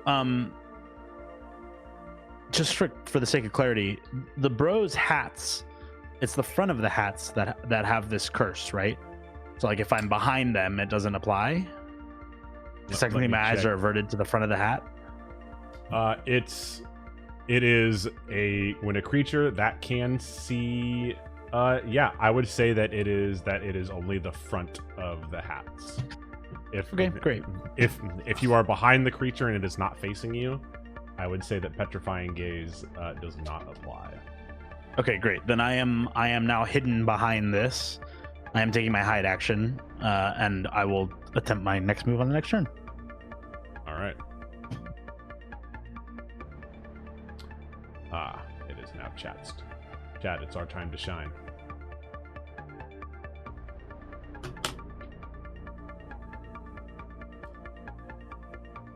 This is gonna be big bro in the back is gonna make his turn. He is under the effects of slow bonk. So check me if I try and do something naughty. That's what I do. Thanks. I appreciate you. That's why I'm here. Especially because he is going to try and do something to you. Spells take 2 turns to cast. If you cast a spell, you roll a d20. If you roll 1 through 10, it won't cast until next turn. 11 through 20, it'll go off on this turn. Yeah, I don't need to cast a spell. Spell that bad. Does slow have negative to movement speed or no? It doesn't, which I thought was pretty strange. I love it. Okay, great. So he's gonna move over here. Oh, JK, speed is halved. Never mind. Reread it. It was in a different paragraph. Counterintuitive. And chat, can you roll me 2d20 as he reaches behind and grabs this massive morning star and just brings it straight down over your head twice. Make it 1d20 and you can do it. Because you only get 1 action. And no matter what, you only get 1 attack. You're right. Fuck you. It's an 8. So does a 20 hit? A 20 does hit, even with my +5 AC. Perfect. I love it. Chat, can you roll me 3d8 plus 8 as we finally manage to land a hit on Booker? Let's freaking go. Let's go. The other one hit. I just took half damage.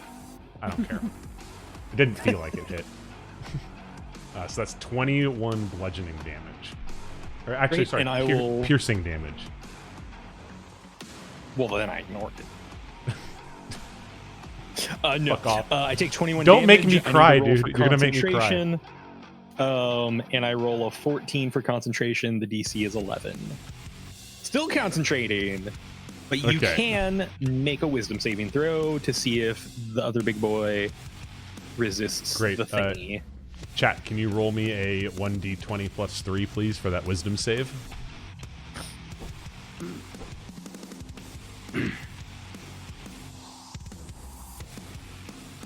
That's an 11. That is a fail. That's DC a big 17, fail, right? Still slowed. All right.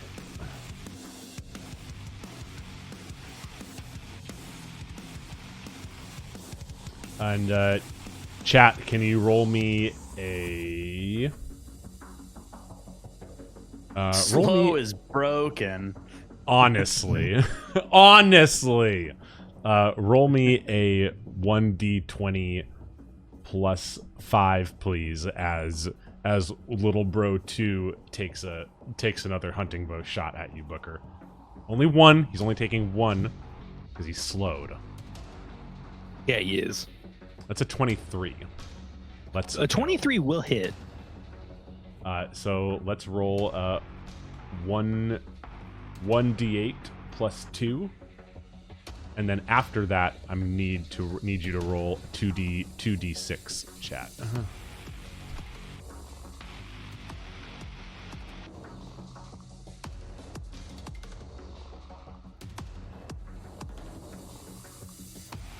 Yo, an anonymous gifter gifting that sub to Agent Maggie Carter. Let's go. So that's going to be 7 piercing damage. And then if we can also get 2d6 rolled.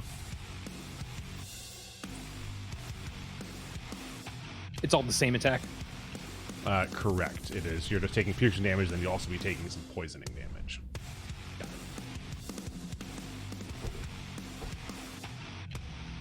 Oh, and I'm resistant to the poison damage. Dwarf? So that's going to be 9, Dwarf? so 5 damage. Elf. What? And I maintain concentration. Mark's exclamation was dwarf, and I said elf. It was just a poorly placed joke. Forget it. Doesn't matter. Call and response. Yeah, no, we're Welcome. very Groaned interactive in here. the chat. Welcome to the Torpid Trust me, Gaming Network, everybody. Don't tell the elf. Booker, you've just been wailed on by basically the entire party of enemies. The one who originally said he was going to punch you is looking on the brink of death. Yeah, he is. What do you do? I'm gonna keep my gaze down. I'm gonna rotate over to this side of this guy. And then I'm just going to very head down, slowly raise the left arm in a very anime style, and then just a lightning bolt through all three of them. And I'm going to cast it at a 5th level. Let's go. I need a dex save from those 3. So lightning bolt is a save, right? It's not an attack roll. Dex saving throw. Got it. So then that will not be an advantage for them. Chat, can you roll me 3d20?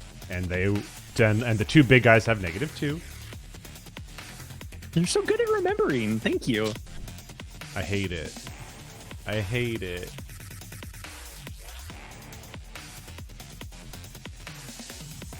Oh. Time of the night. Whenever Past this 9, happens, things are getting weird. two of me appear and they're mirrored, so it looks cool in highlight. Welcome back. Sorry. So chat rolled a bunch of good rolls, so I'm nervous. So those are so we got dex saves, right? So Yep. that first one is a 12, or sorry, a 13. Second one is a 17. Third one is a 11.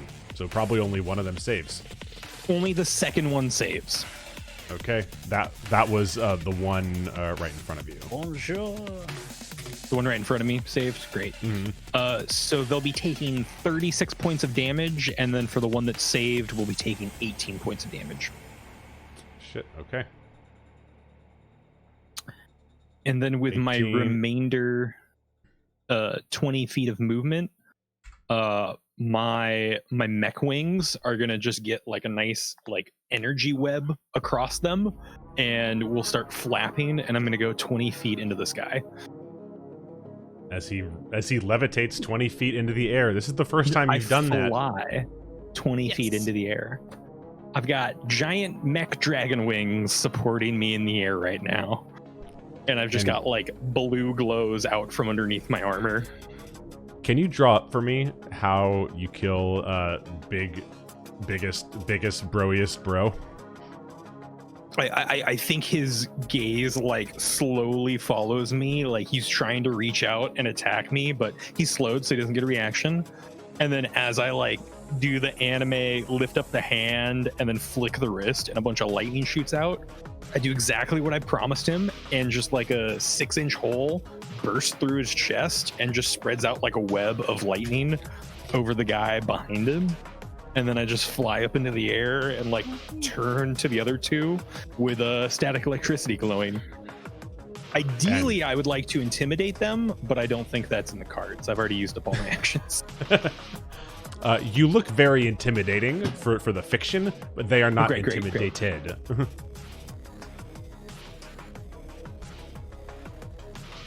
Cool. And that's my turn.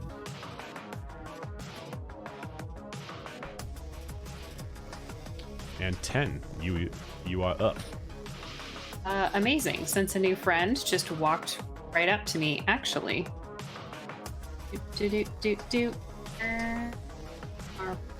Okay. We're 15.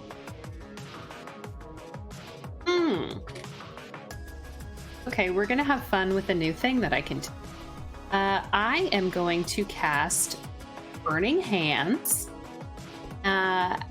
which is a 15-foot cone, which I believe encompasses both of the unfriendlies around me. Yes, it does. Sweet.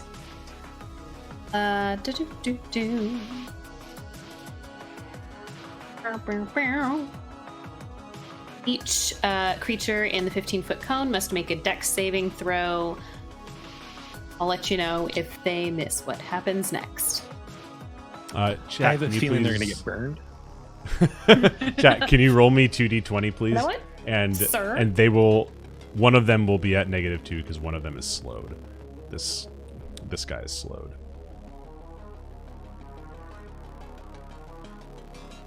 So this guy saves. I'm sure of it. That is a 17. And does that save? 17.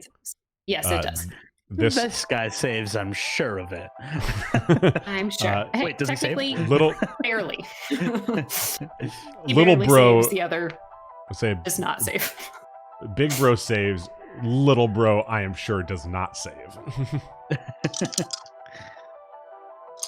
Yeah, no, he doesn't save. So for failing the save, they take full damage. A successful save, you take half damage, which I will Okay. roll. Yes, ma'am.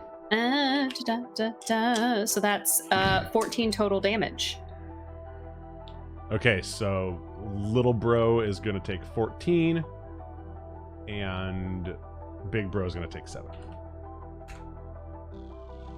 Yeah.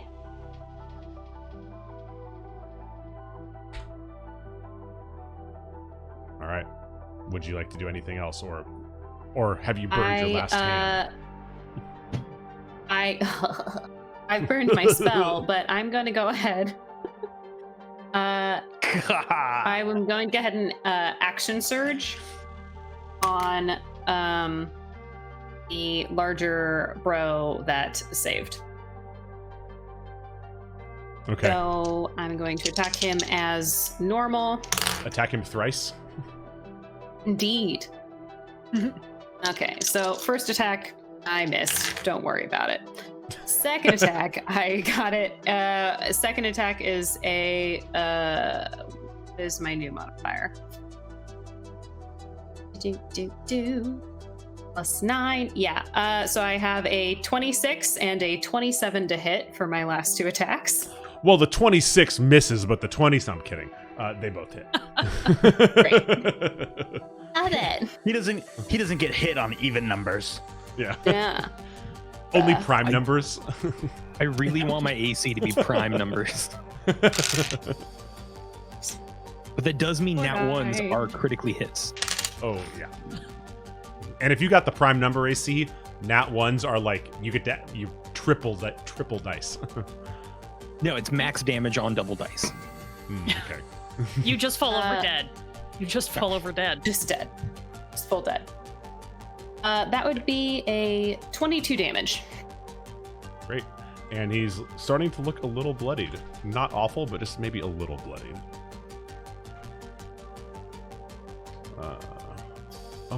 Thanks. Crazy. We are... Well, we're kind of split. Okay. So... Oh, I forgot to vote for myself. Oops. I voted for myself because I'm hidden, so I was That's going to why- hopefully get away without That's why I've been voting for Nox. anyone taking damage. Yeah. I've just been voting for you because I know you're still hidden. It's not personal. Nope. Okay. I wouldn't take it. It could so. be personal. And just because you're closest, Booker, Little Bro 1 is going to run up to you. 20 feet in the air? Oh, fuck. That's impressive. Oh, Little it's bro- It's easier to crossroad here. Little Bro 1 is gonna take his crazy composite hunting bow. That why the fuck does he have this on a college campus? But he has it, and is There's an archery club. Thank you Where very is much. security on this campus? you're inside Dithy's mind. I It's don't in- know. It's in the Yeah, south, where apparently. is security? Oh my god, are we killing Dithy's brain cells? Shit. We're killing something. Hey, we're killing the dumb ones. That is true.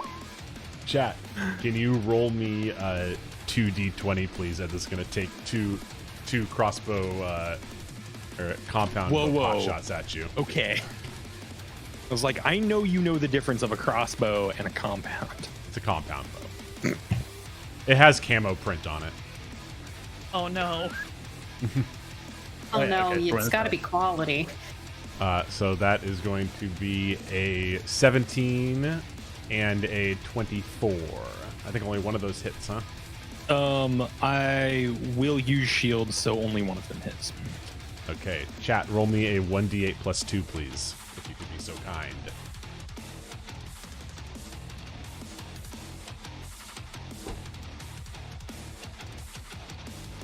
(1d8 plus 2). 2. Bot's thinking about it. All right, we'll have to go au revoir. Au revoir. So that's going to be 6. 6 piercing damage. There poison damage on this guy? There is going to be poison damage. Can you roll me 2d6, please, chat? Thank you for reminding me. You're so nice. Dude, I just try to keep us honest, whether that's for our advantage or not.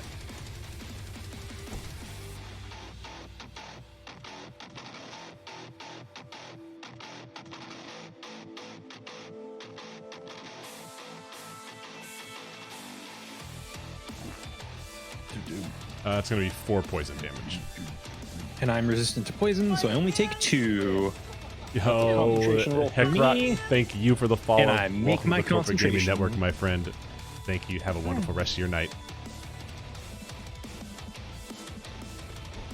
All right, Unbidden. wait, Yeah, what's you have a the great answer? one. Good to see you, Unbidden. All right, what was that? You good, Mark? For the Yeah, I'm- 4 I'm still 4 concentrating. poison.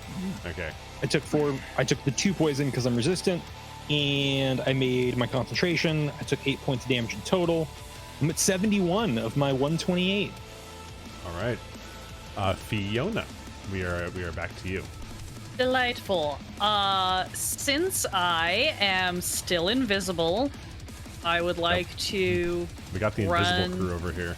run past this guy and get behind him. Oh, whoa. Runs into the wall. The building moves a couple feet. Yeah, the building's What? just like bromp, like it's a whoops. Sorry, Yeah, I was gonna say I can't move it back now. Oh wait. Oh no, I broke it. Sorry, y'all. The building was a mimic the whole time. Phase 2 has started. There it goes. Okay, Control Z. Thank you. Oh no, we got an anonymous gifted sub to Unbidden Lost. Let's go.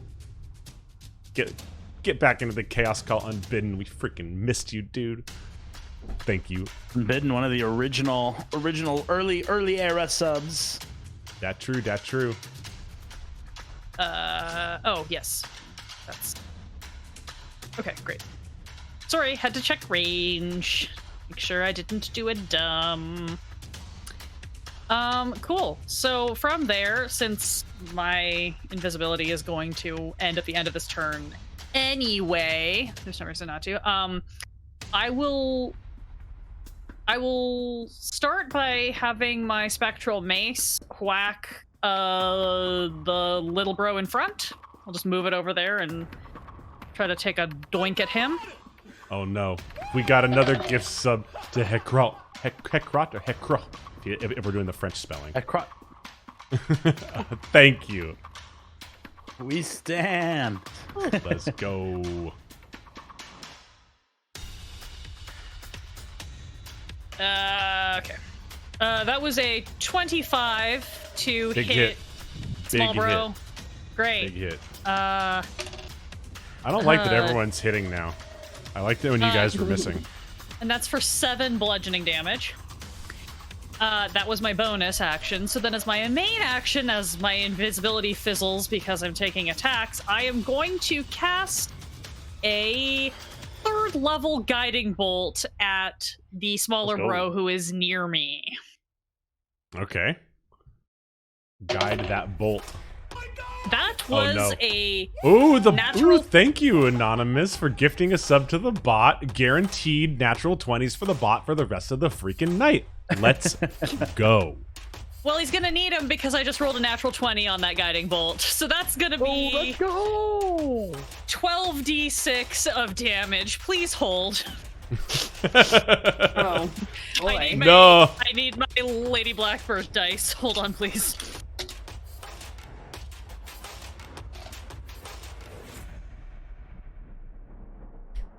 Yeah, Apu, someone went on your turf. Sub the bot.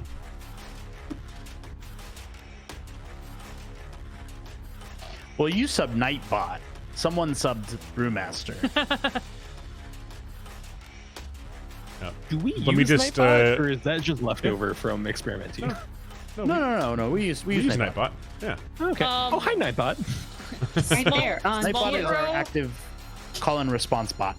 Yeah, smaller bro in the back is going to take 38 radiant damage. What? And the next person to attack him I has see you. advantage. Yes. I see And you. the next person to attack has a advantage. poo. Gifting that sub to the Nightbot. Let's go. Thank you, Apu. Nightbot, welcome back to the Chaos Cult. Hashtag chaotic creativity. Use our reaction videos, Nightbot. Actually, do not make a fucking Nightbot reaction video command. I will kill you. Wait, that's how much? funny. 30? That would be 100% 30 way to just crash the stream. 38 radiant damage. 38 radiant damage.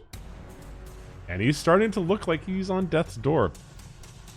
Cool. I am going to turn around and watch him by watching his reflection in the glass so that I'm not looking directly at him. So I have my back to the fight and I'm watching the fight in the reflection of the glass. Perfect. Just he definitely would stating have for looked the over his record. shoulder. Oh yeah, no, you're good. Harry Nox. Potter logic, you'd still be petrified. It's true. Yeah, but Greek mythology logic says I'm golden, so I'll split the difference. And petrified. Nox, what's up, man? Unless Fiona, you have anything else to do. Nope, that was it. Okay, I'm gonna try and climb this pillar.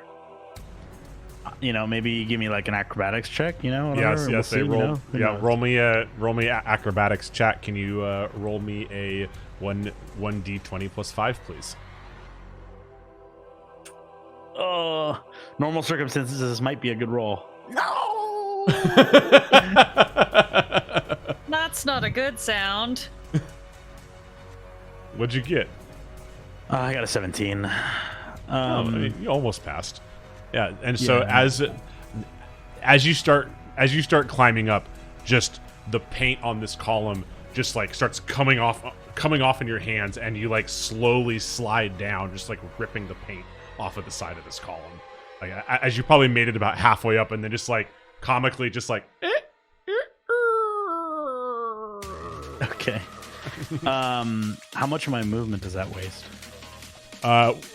we'll say that dinks you for about 15 feet of your movement.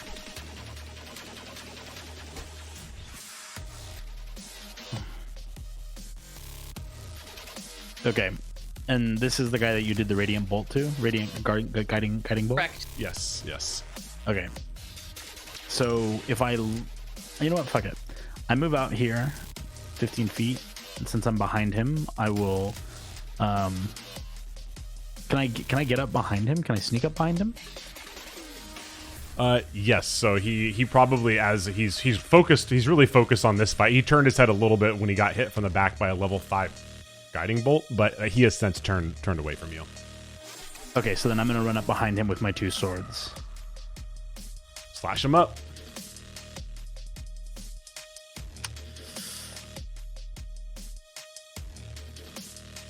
Okay. And I have advantage, right? You do. Oh, shit, Yep. okay. Glowing with 21? radiance. 2 21s. Both are hits. And because Damn, they also and- still have a -2 to AC. It's a shame because sneak attack does not apply in this case. Oh wait, it does, right? Because I have advantage. Oh Sick. my god. Just keep rolling. Just keep rolling. rogue things. I hate everything.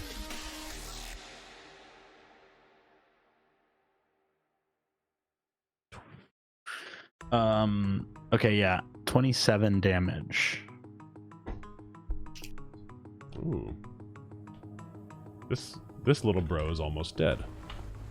Hold.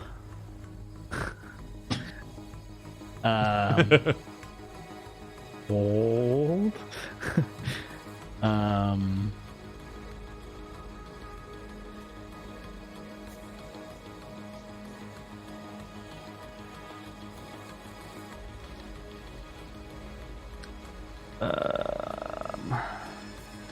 Did somebody Then say I will abacus? expend. I will expend the superiority die to hit him. Yes?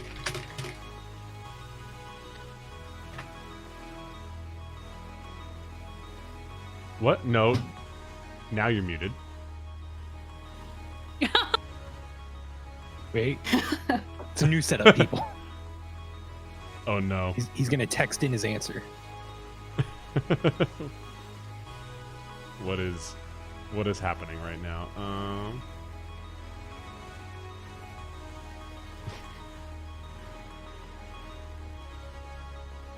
His computer crashed, everybody.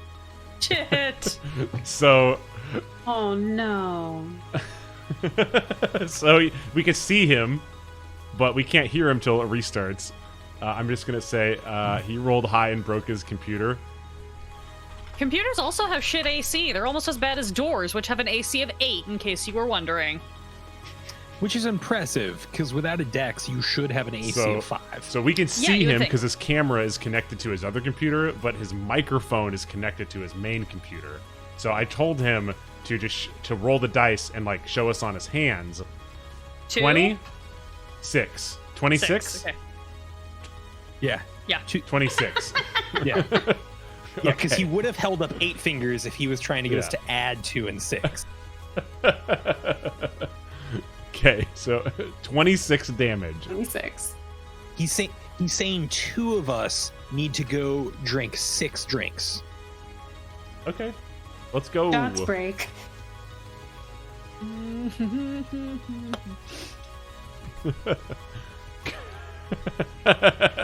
Plancha. Oh yeah, because you can hear us. You just can't talk. Is that right? Maybe not. I don't know. But it might have a delay. Yeah. Oh, because he might be hearing us from the stream. Yeah. He found the spider again. Can you hear me yet? Great. Yeah, Yes. there we go. Now we can hear you. Yeah. Okay. I did 26 damage total. I expended a superiority die. I'm so upset right now. Why? That was a great roll. You're fine. It's not about Nothing it's not Very about- entertaining interlude. It wouldn't It's be not about Tuesday if one of us didn't have a critical failure on tech.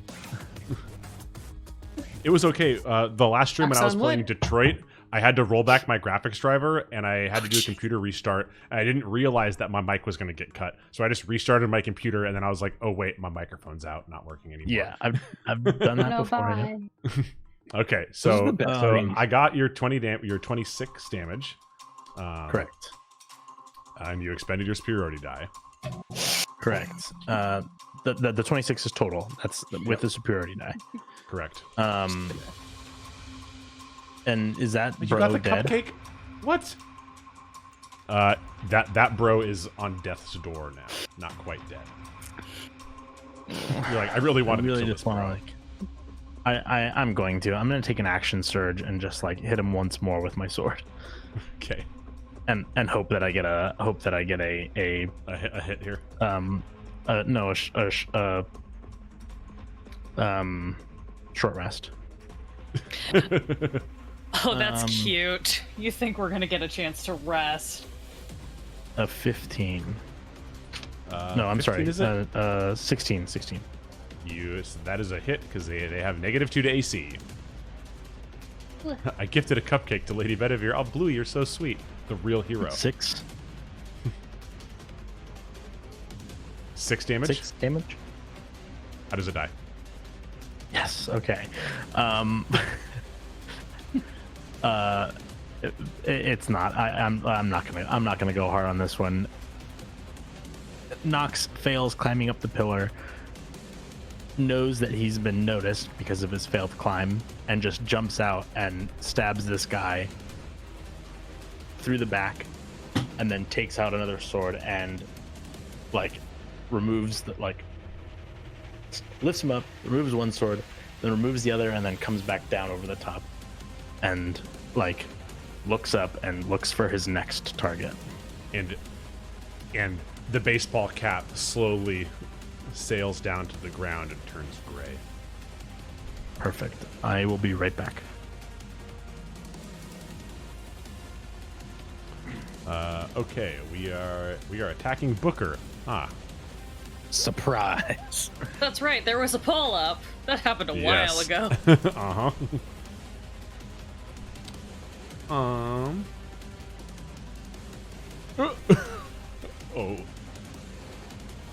Perfect.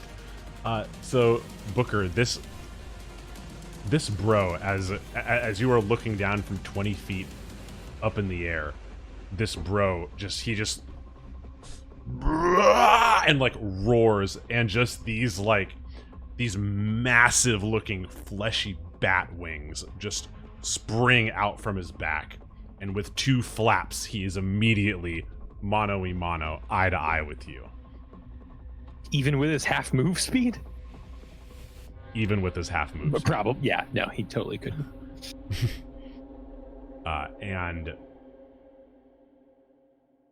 And he is just gonna bring down his Morning Star on your head and try and bash you down to the ground. Macy's still 20. Go for it. I think you only need to roll like an 8 to hit me. I think that this one is still slowed. Yeah. Bob. Big yeah. one's still slowed. Yeah. The only Chat, one that's not is the one that died. Can you roll me a 1d20 plus 12, please?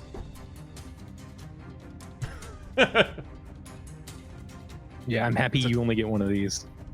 That hits. Yeah, that is a hit. And chat, can you roll me 3d8 plus 8?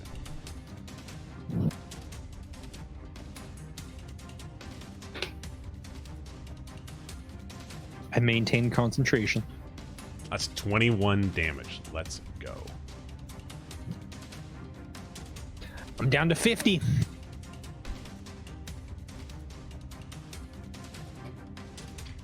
Oh, you got 21 2 times in a row by rolling a bunch of different dice. Say, dude, we're on fire now. We're on frickin' fire. Dang it! Don't worry, Apu. There will be more polls. Booker, you are up as this Morning Star bolt just like slams you back to the ground. You're not prone or anything, but I would say a Morning Star with that much force on top of your head puts you down on the ground. I see how it is. All right. I am going to... I do need to roll to get out of slow. Yeah, you do. Chat, can you roll me a 1d20 that's wisdom or dex? Wisdom to get out of slow. 1 DC d20 17. plus 3, please. The battle between Pylus and his spider has finished. The spider has won. That's it. That is 9. And our saving throws are not good, y'all. But that's okay. Our other rolls are pretty good. So he's still going to be slowed. And Booker, you're up. I'm going to fly up and above him on the other side of him because I know he can't make an attack of opportunity on me. And I'm going to You're line just up... doing loops around him? Yeah, pretty much. But no, I'm just going to fly up past him, and then I'm going to look back, and his silhouette is going to perfectly block his little friend there.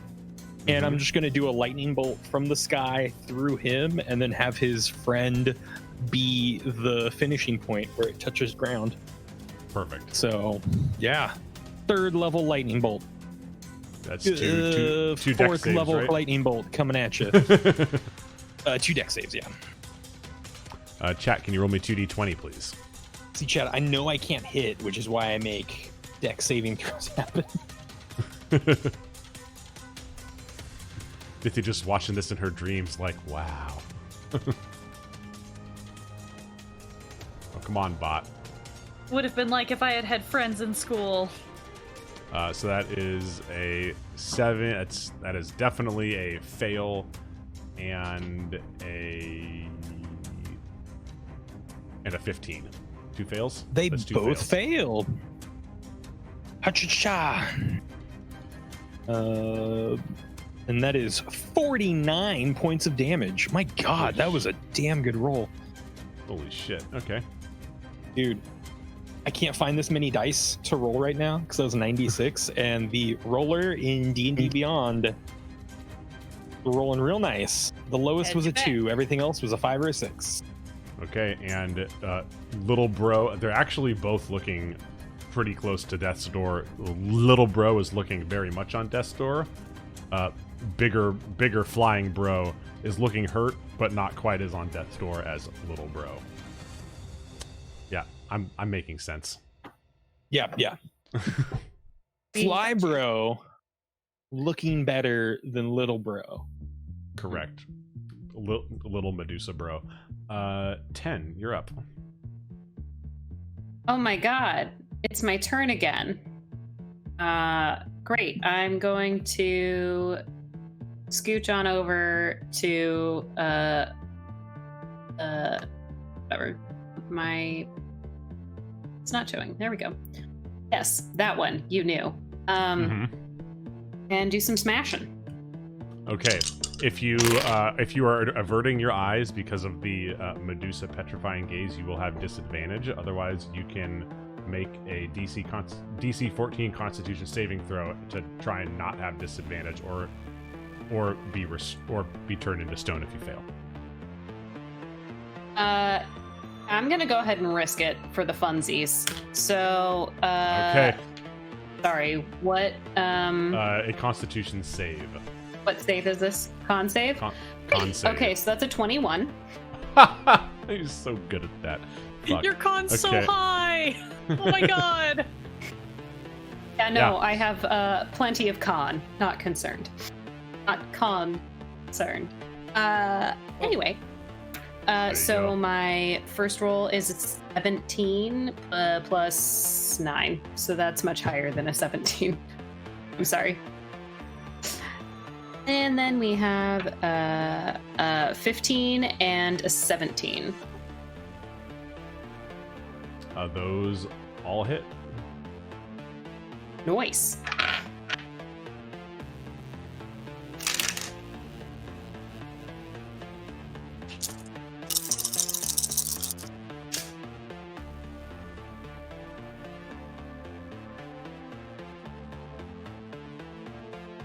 And it got Pylos.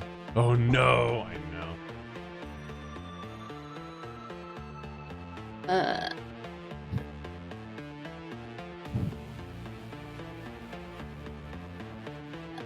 32 damage. Holy shit. How do you kill this thing?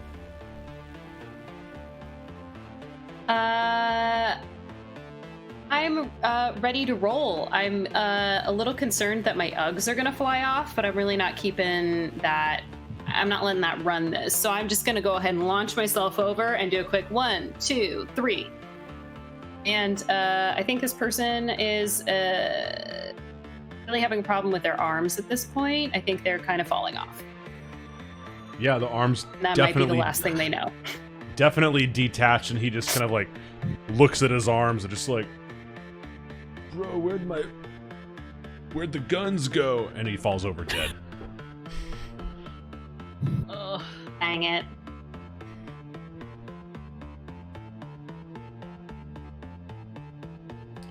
Would you like to do anything else? Nope. That is it for this turn. All right, Fiona. Oh, thank God.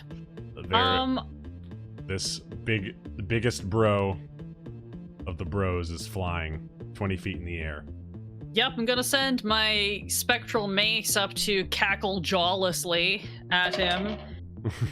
That's gonna be a 21 to hit. Oh crap! I killed your mace, not little bro. It's fine. I know it's there in my heart. It definitely hit and did 6 damage to Big Boy. Okay. And then I am going to cast Prayer of Healing on my entire party. Ooh. Everybody gets sorry, I have to actually, god damn it, where'd you go? Of healing, how many things do you get? So many things.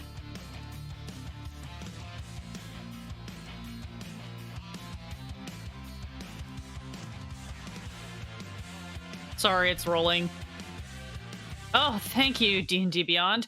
Everybody gets 29 HP back should they need them. It was mostly. Think that for I later. think that's me. I think it's Yeah. mostly Booker. I think Booker's the only one who's been hit, but it actually was. Everything I had that was single person targeted was a touch spell, and I don't have enough movement to run up to you. So everybody have HP. You're welcome. Yeah, I'm also And like go. 30, 40 feet in the air, so. Yep. Good thing you didn't try to run up to me. Yeah, that seemed like a bad call. So Mhm. HP Fairy sprinkles it over everyone. And since the thing nearest me is dead, I think I'm gonna just turn and run inside the building, get a jump on getting to Tiffy for Start my the next movement. encounter. Start the next Yeah, encounter. I'll go find Oscar and fuck him up while you guys finish off this guy. Yeah, and you run up to the door. Yep. Nox, are you back, or are you still fixing your sound difficulties? I think he is still having sound issues. So he's Nox is going to Just need prepare an stab action. something. There we go. Roll 12d6. Yeah, Apply so it to the enemy. Seriously though. Nox is preparing his action as Booker. Hello. Okay. Kind of thought everything would be dead by the time we got back to me. I will. I'm just gonna go ahead and clap my hands together and just get all of the static electricity down onto my hands, and I will just fly down and start pressing down on the big boy that's flying. And I will use Shocking Grasp, which I get to roll to hit. That's an 18. And with that -2 to AC, that's going to be a hit. Yeah. I don't know where my other D8 is. Never mind. Yes, I do. It got dark and now I can't see my black dice bag. You poor child. Right? That is going to be 22 points of lightning damage. Ooh. He's not quite dead, actually. 10, That- you might get to kill this thing. That music Oh, change was an snap. appropriate rev up for that revelation. Do you have anything else to do, Booker? As the wings stop flapping and he crashes down to the ground and looks up. I am going to fly over to Nox, or fly closer to Nox. And as I come up, you want to head up to the roof?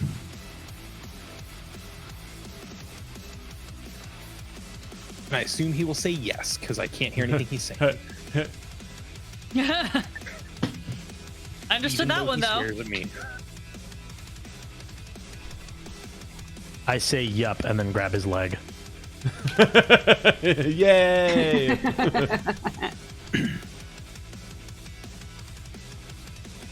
They go up to the roof.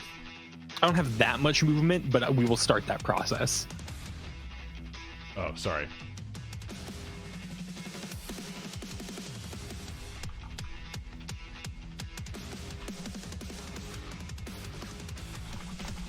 So 10, you are up. Amazing. I am going to go ahead and whomp on this boy. Womp it. Whomping. Ooh, that is a nat 1. Yikes. Okay. A We're gonna need to get some crits in the chat. Exclamation mark crit. Let's go, everybody. Thanks. So my first one, I whomped. The second one, I've got a 16, and the third hit is 24. Cool. Those two are hits. Why don't you roll damage, and then I'm gonna tell you what happens.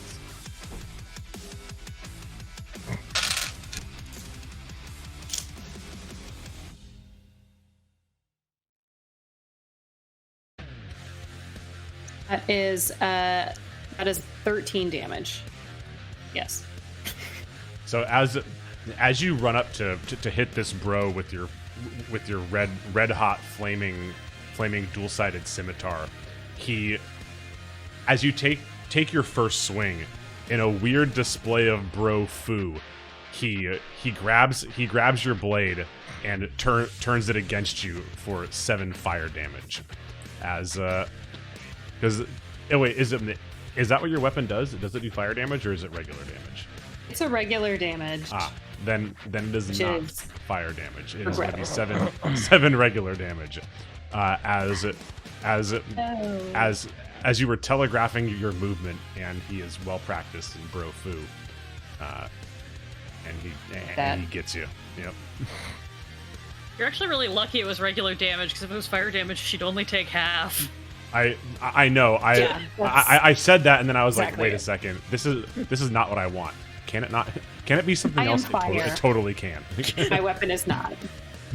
I think we've established it's lightsaber-esque, but it has no discernible properties besides the standard weapon. What was that? It's just cosmetic. Cool. Yeah. Yeah, it's just pretty fucking sweet. Nox, we are gonna go back to you because you were skipped. That's inspirational because I also have no idea what is happening now because I was trying to fix the problem. You are on the roof. Big bro is on the ground. He has just employed bro foo to turn 10's attack against her.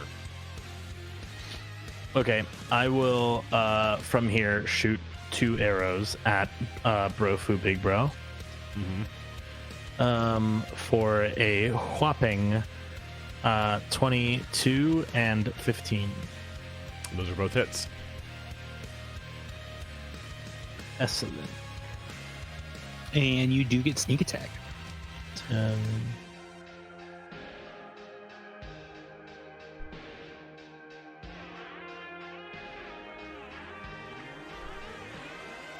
$24 damage. How does this thing die? 1 arrow in each eye. Oh, yikes! And it just Brutal. goes down on one knee, and Tenet just collapses right in front of you. And on Nox's face is all of the frustration that I'm feeling with my personal PC right now. It as though my personal emotions have transferred into the director, into Nox. That is what is on his face. They Oh my God, that's how it works, 100%. guys. Yep, Oh, no. that's actually how it works. 100%. As we are now out of combat, and this is the right button. And Nox and Booker, you guys make it up to the roof. As Fiona, you make it to the door, and 10, you're standing in the quad in front of a giant bro with 2 arrows coming out of his eyes.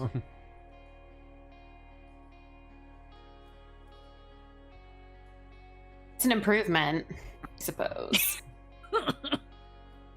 Hair flip. Where'd you guys go? She starts wandering in the direction of the door, I guess. Fiona just is waving her like, come on! There's probably more of them, and it's probably going to be worse based on how this usually goes. Usually. Oh, for fuck's sake.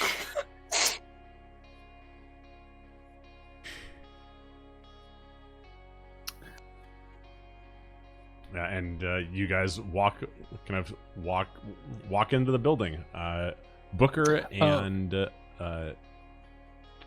Nox, Yeah, as they walk in, see on the main stage. Up one more, and I'll start flying us up to the top of the fly rail system. There's got to be roof access. Yeah, I don't know about going to the top of the fly rail system, but I definitely want to. Can I kind of give him a 1 minute, and I want to do a lap around just the roof to see if I find a hatch or anything? Yeah, so there's definitely like you guys as you do like the one lap, you definitely find a hatch about halfway between the edge of the building and where the fly rail starts, and there's definitely a ladder up to the roof of the fly rail as well.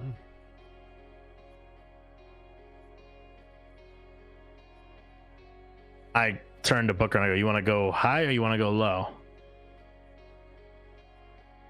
I want to go high.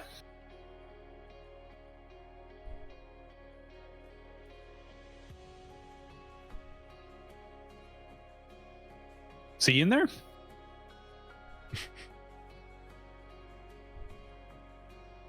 Oh, it happened again. Son of a bitch.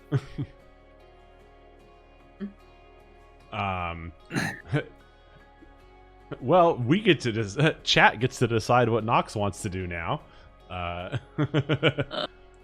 Chat's deciding what you want to do, Nestor. Osha about to burst in here and fuck shit up. Let's go. And Nox says, "Great, I'll go low." And he enters see the you in there.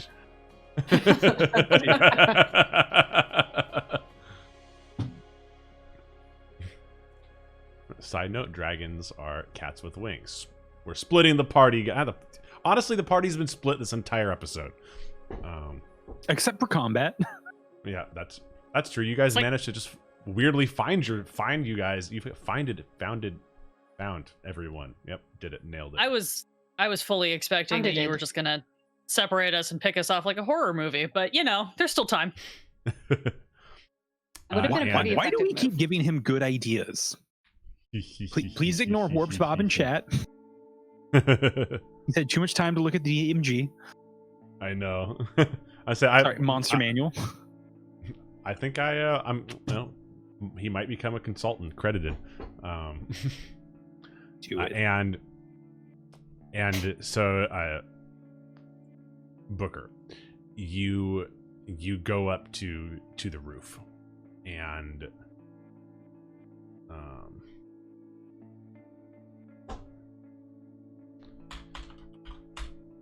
and you definitely find just a door, and you actually there's like some vents there, you know, like and they're open right now, just to, like, you know, it's hot in there, it's summer.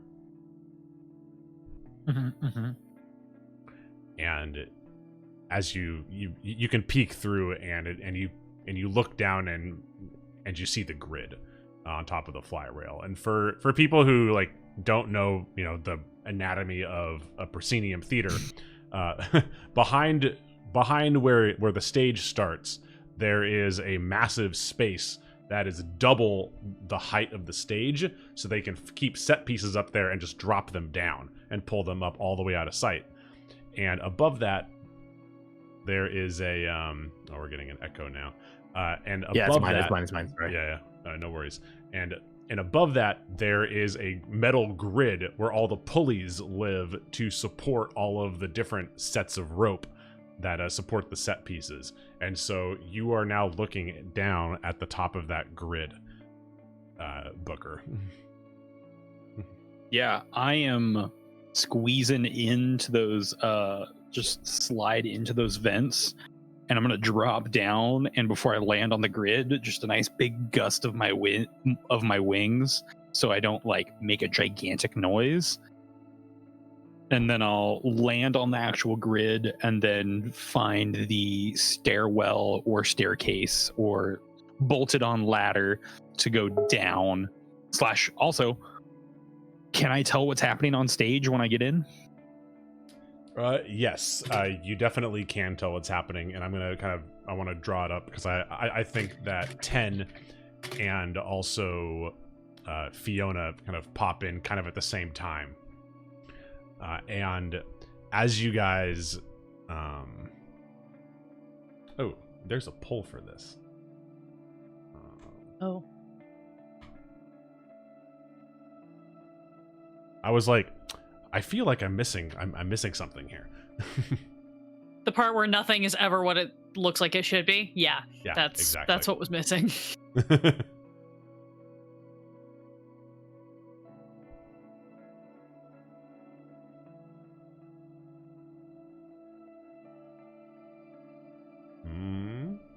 we might be getting bubble tea. Oh my god, these are all good options, though. I mean, last time we went clothes shopping, you had to animate the wardrobes to keep us from dying, so I'd prefer to avoid that one. But you know, But it's such a good trick. You I could mean, have it an is a great army trick. of little bobas. I mean, I'd rather that we were still in the theater so he could have an army of Source 4s that just do like a shit ton of battering damage. But you know, I'll take what I can get. Oofa doofa. And Yeah, I wouldn't mind some speaker towers dropping from the ceiling as allies. and as Fiona and Ten, as you walk through the doors into the house, and Booker, as you drop down into the grid and look down, you see just a massive amount of flats and a set that looks very convincingly like a bubble tea shop. Behind the counter, there is a sign that says "Fastly," and it's all orange. And there's someone behind the counter. As soon as you walk in, the lights all click on, and a lot of nice Source 4s. Dithy's theater department, while they didn't maintain the building, their tech is really nice. Thank God. And- The opposite of all up-to-date theaters. Yeah, exactly. And this is a very convincing looking set on this stage. And Booker, because you are up top, you can see that behind the flats, it looks like that there's like a back door that like the employee would come through behind the counter. There looks to be there's this like wood hallway that encapsulates that door and creates a passage going upstage, and out of your view. All right. But there's only one person on stage. There is one person on stage that you so actually one person on stage that Fiona and Ten can see. There's actually another person crouched behind the counter, like getting together ingredients to like make something. They just spilled. This is Fastly, they just spilled and they're cleaning something up. The person Pylos? that we can see, I assume, is not visibly Dithy. No, very very much no. I would like to. Is this a? Do we have side aisles or do we have a center aisle in this theater? I want to make sure I paint the picture correctly. What's the seating capacity? This is probably like a 400-500 seat theater. It has two side aisles. Okay, great. So Linda, laid thank out you like for the follow. Welcome to the Torpid Gaming Network. cool. So we're in the orchestra level of the Curran. That's what I needed to know. Yep. Exactly. Yep. I like point 10 to go to like the right hand aisle. I head for the left hand aisle, and as I run down towards the stage, I just start going, "Hey, excuse me, is Dithy Werther's here? She's needed in the office. There's some sort of emergency."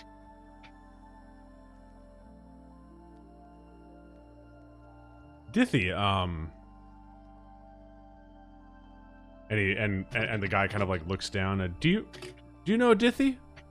No, we're just we could sell you ice almond milk tea. Right, yes, you method fuckheads, great. You're all gonna get A's in this class. I need to find Dithy or Oscar. Have you seen either of them? And roll me an insight check. Chat. Great. Can you roll me a 1d20 plus 5, please?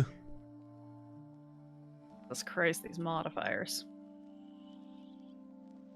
Method fuckheads. She's a jock. She hates the theater kids. Insight, you said? Yes, please. My insight It's doable. is You a got 12. Oh, yeah. So, you pass. Thank God. And And he looks over and just says, wait, who? And you know he's lying. I would like to, oh, you know what? Fuck it. I'm gonna pull out my javelin and use it to pole vault myself onto the stage in a display of I can kick your ass jockery. And then I will just point it at him. All right, so we're gonna try this again. Look, I just beat up 4 of your bro friends out front. Maybe they're not your friends. Don't really care. I've still got more in me. Oscar or Diffie? Where? Look, he told me, like he told me that I could get that I could get $20 if I didn't let anyone through. Look, I really need that. Like, I'm gonna have to. Please don't. You know, I really don't want to kick your ass, but if Dithia gets hurt, I'm just going to kill you. So, point to which door, and I won't tell him that you told me. Roll me intimidation. Yes, hi. God, my charisma's so bad. I think at that moment, I would like to try to assist. I'm going to use Thunderclap from up above them to try and blow a hole so that way I can just fly down behind them. Yeah, and you definitely start gliding down behind them. And Nox, for your reference, you have climbed down through, and you are in the booth now, and. In front of you, on stage, is the set of a bubble tea shop. It is named Fastly. It is orange. And there are 2 people behind the counter that are being bullied by the rest of your friends.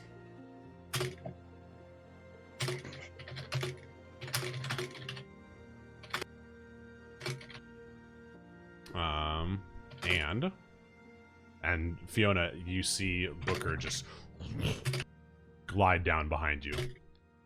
Cool. Did we do that roll? I was waiting to find out if I got to take it with advantage because Booker is assisting.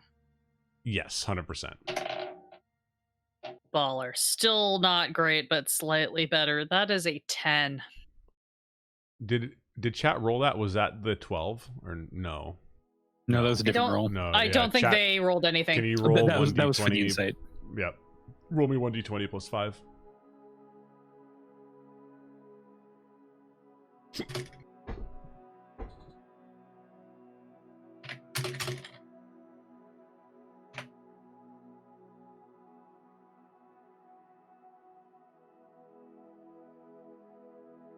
And Mrs. Warp, I think you rolled for the insight. So that's a 23. Against your 12? 10. Or against your... Ooh, yikes. Even my with advantage? charisma's my dump stat. I have a brain injury. I don't do emotions. And the guy behind the counter just kind of looks at you and is just, look, I can't let you through. Right, doing it the hard way, and I will just... There's an upstage door in one of the flats, is that correct? Yep, correct. Yep, just gonna run for the door then. I will literally just kick it open and take off. I am mentally headed for wherever that loading dock entrance was. Yeah, roll me a athletics check as to like barrel through this guy who is going to try and put himself in between you and the door. Oh, athletics is significantly better. Chat, can you roll me a 1d20 plus 5, please?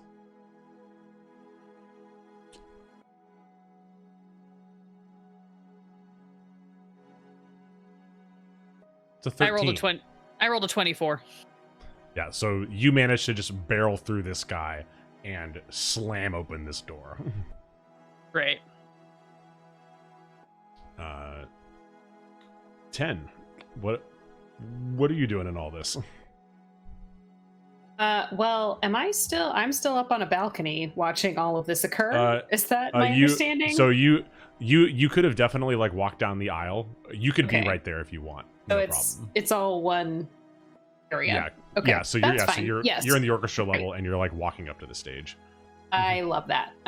Great. So I'm gonna walk up to the stage and continue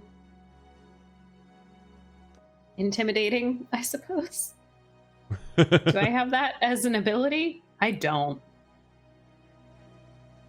So it would be like a Karen level of intimidation. You just have to like you're inconveniencing me. I should have just paid the guy, but whatever. Too late now. Yeah, a little bit. and one of the guys like gets up and is looking at you 10 and like backs up and starts to run for the door at the front of house. He's running in fear. Love that. Is he running? He's running past me then. Yes. Hey, I would like to try and trip him. Why don't you roll me your unarmed strike? And Yeah. chat, can you... okay, yep. I have his AC. Sweep the legs. Yeah, that's a sweep going. And I'm going to say, okay, so +8, so that is a 13. That's a hit. Great. He takes 4 damage. I assume bopping his nose on that carpet that hasn't been cleaned since ever. Yeah. That hasn't been cleaned. Full stop. Oh, it is not sure. It's been walked over since the birth of this building. Lord knows what's in there.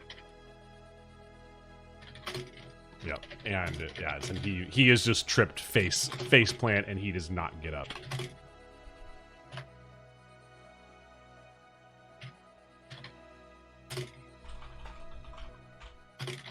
And Nox, are you here?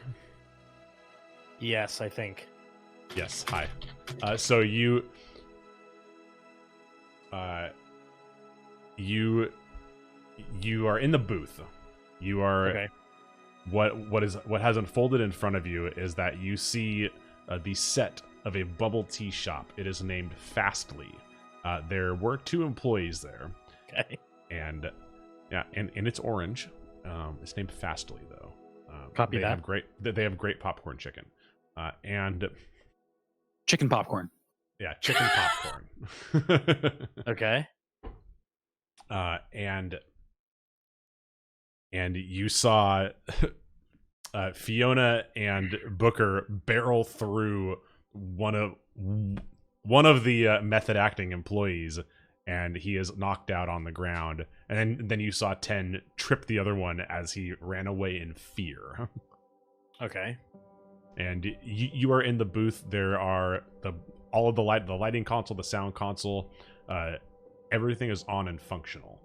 And you see Fiona and Booker start walking towards the back door of the set of the Fastly. What are you up to? I am going to do what any good theater attending layman would do when faced with technology they don't know or understand, and I'm going to start pressing buttons and slamming faders. God bless. As a personal note, I want to say this: if you are a theater attendee, this is for chat because I'm not worried about the people that I'm on the call with. If you are a theater attendee and find yourself Yo, by some we are getting a raid. Oh, Let's shit. go. I don't have audio. I'm really sad. Just keep Oh yeah, it's dancing. just dance. you It's know playing. my life now? You're just Christine every single night. I have never had audio, I just Yo, dance. welcome Raiders. Madbird streams. Hello, how was your stream? Tell us everything. Thank you, Emersina, for the follow.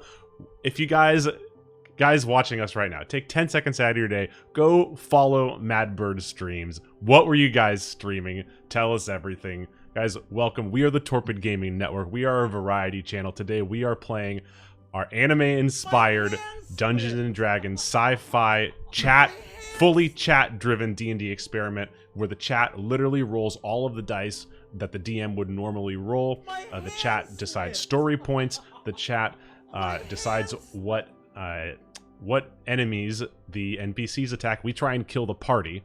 And there is a nice respawn mechanic so that the party can respawn and we can carry on. But we can also make fun of them because we got to kill them, which has not happened. Which has not happened, Yet. guys. Thank you. Happened once. Thank you for the follows, guys. Doombite, Sword Thief, Madbird Streams, Glorious Victory, and Rebels XSIO6. You guys are amazing. Thank you. We are in a theater. We are in the memory of one of our NPCs right now. We are trying to free her mind. We are battling through the set of a bubble tea shop. And we are just in the middle of a real-life PSA from none other than my counterpart, Pylos. Oh, hello. If you are weird because you're in a theater, if you are a theater goer and find yourself by some grace or luck in the booth of this theater, do not start pressing buttons randomly and throwing faders. Just wait there for whoever is a trained individual. I'm not going to say professional. Trained individual with the equipment. Wait for them there so that they can tell you how it works. That said, my character Nox is in the booth right now, and I'm going to start mashing buttons and throwing faders. Executive Nerdling, Danny Phantom, and Loop320, thank you guys for the follows. Welcome everyone to the Torvid Gaming Network. As Nox, you just start mashing faders. Are you on the light console, the sound console, video console? Are you on everything? Oh yeah, I'm I'm doing a straight keyboard swipe. Hold on. So this is Dithy's mind. There's probably one console to control every aspect of this theater. Like you might trigger a trap door or the fly rail. Yeah. Break Dithy.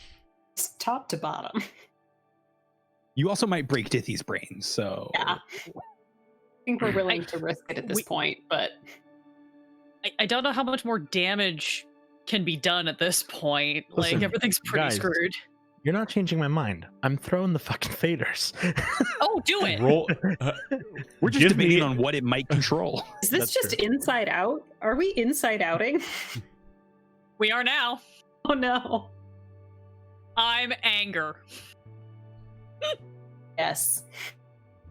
Why don't you roll me a performance here, Nox? But I'm willing to entertain entertain pleas for other skills that you would like to roll and why. Animal handling. Always. Always. I would like to plea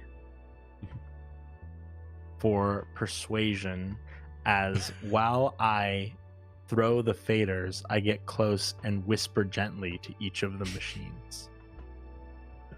Persuade them to do something kind. Great, I love it. Chat, roll me a 1d20 plus 5, please. So really what you're seeing, if you're like looking into the booth from the stage, you're just seeing like Nox is kind of doing like this. He's like, oh, come on, baby. Come on. I don't know what you do, but please do something good.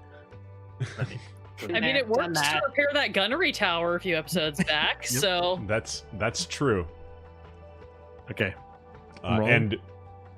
Against a 23, yikes.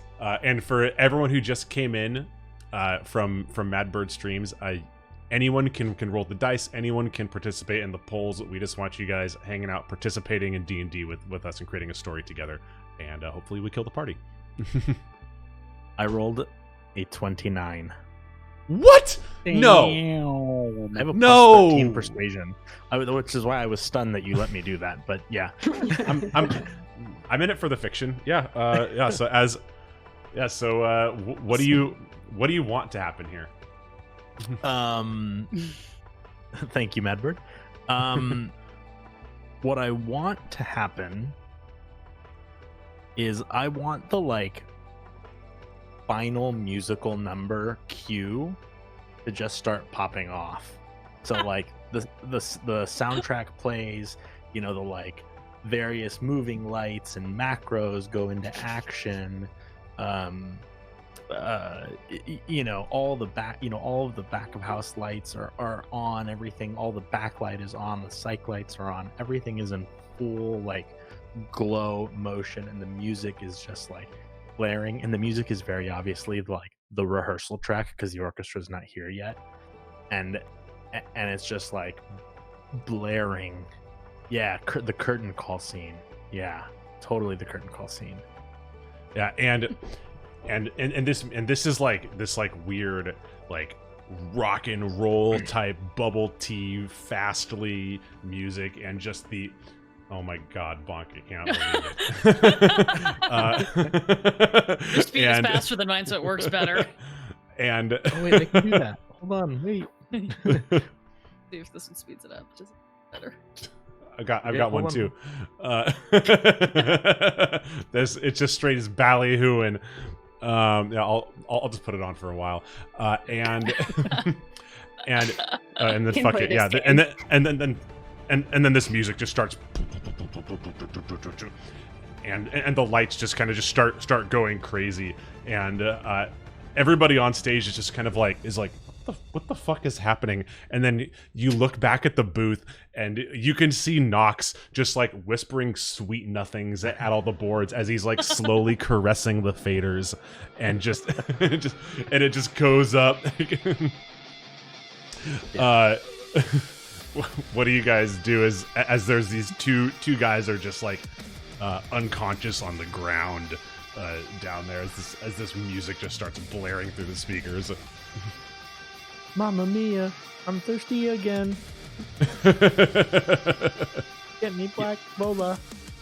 Yeah, I think again. I don't see any of this. I am beelining in the direction of the loading dock. right behind, but I do look back to see if like a chorus line runs out not fully dressed, trying to like catch up to their like cues. And what happens is that after the song kind of just ends, the entire all of the flats just fall down, like in that one show. Is this Carrie Mackinac? The show that goes wrong. The show that Noise goes is wrong. off. Yes. Noise is off. A noise is I mean, off. it also Yeah, that happened one. in Mackinac, but for different reasons. Yeah. Wow. Yeah, so so this many is like- shows about falling apart. Yeah, this is like a very much noise is off moment where just like one of the flats falls down, and it's like, but the guy laying on the stage is perfectly in a window, so he doesn't get hit. You know what I mean? Yeah. And then like the chandelier falls, and just the rest of the stage just dismantles itself, and all you can see is just that hallway knocks, and everyone that's already in the hallway, you guys hear this happening, and then the hallway kind of like starts to inception and like slowly starts to rotate as just this red blood just starts flowing down the walls, and the hallway seems to stretch out for hundreds of feet. Goddamn Julie Taymor Productions. Meanwhile, in the background, you hear, "Let's drink some bubble tea now." It's much more comforting. And yeah, Nox, you see all of this happen from the booth as as the rest of your party is on the stage / heading down this weird bloody long hallway. Nox, I assume there's a door out of the booth, cleanly out of the booth. Oh yeah. Okay. I will. That's a bold assumption. Yeah. You always have to enter through the roof. Sometimes Yeah. sometimes it's just a swinging like piece of plywood. You know, Yeah. who knows? You live in the booth Yeah. now. You're trapped forever. Forever. Just Sorry. like in real life. Yep. Welcome So back to theater school, everybody. Yeah, I'm gonna walk out and exit. I'm gonna exit the booth and start walking towards the long hallway. Yeah, and But I'm gonna totally leave all the music and lights playing. 100% Obviously. lights. Yeah, lights are still doing this, like obviously. Yeah, no doubt. And yeah, so you guys start making it down this really, weirdly long and bloody hallway, and it just like the blood starts flowing faster and faster, and before long, as you guys are about halfway down, just the entire like floor and wall is just covered in just this like thick, fresh blood. And you, at the end, you see a door, and it's this wooden door that is like tar. It's like there's like this thin layer of tar on the door, and it's got this like massive knocker on it, and like a massive like bronze handle. I've got my javelin in one hand. I pull out my mace with the other, and I use my mace to knock on the door because I don't want to touch it. Dush, dush, dush. Dithy! You hear just like a muffled "Whoa!" from the other side. Right, I want to try to break down the door. Obviously. Obvi, would anybody like to help Fiona break down said door? Yeah, it's safe to assume that Nox is in full sprint, like getting ready to drop kick the door at the exact time that he sees Fiona is loading up her mace. Booker, while looking for the chorus line, will see him at a full sprint and just kind of press up against the side to allow it to happen. I know I'm not the strongest one here. I mean, I know I'm not, but But you're fast. No, I think you have 10 a lot of beats me. I momentum was gonna going. say, I No, might be. I'm pretty sure I beat you. Yeah. Yeah, but you still have to finish your space bucks. True. You also just got a I boba tea? do. I did. I'm definitely double fisting it. Yeah. How do you want us I to... got legs. It's true. How do you want us to do this if Nox and I are trying to, like... Fiona, I double want you team to the roll. door? I want you to roll with advantage. Okay. Straight strength, athletics. Athletics, please.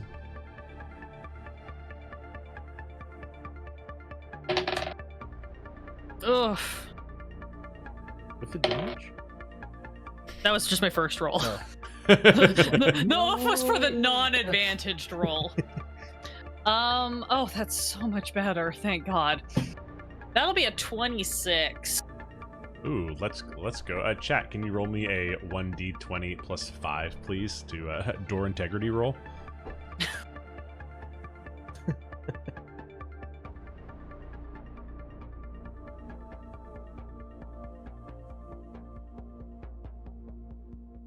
That's a 17. Yeah. I just wind up and like baseball swing with my mace and javelin at the same time, right as Nox also makes impact. We just everything at once. And the door just shatters, and just in this shower of blood and tar just rains down on you guys, and it's sticky. It's gross. I'm sorry. I'm not sorry. It's sticky and gross. And I don't remember there being a Fastly in Carrie the Musical, but that's fine. It's been updated for the new century. Clearly. Oh, yeah, exactly. And you guys see into this like almost like green room size room where it's got like a low slung acoustic tile ceiling, and it's run down, it's beat up, it looks like it's been ransacked and old. The ground is just covered with this like probably like 1/4-inch layer of just red blood, and the ceilings are about 8 foot tall. It's pretty dark in there. The light fixtures are all like hanging down, like only like 2 of them are lit, and they're like, and then the fluorescent bulbs are like, out of the fixture, but they're lit and they're flickering, casting this low green glow. And you can see suspended from 2 massive meat hook, fish hook type things, going straight through her shoulder blades, is Dithy.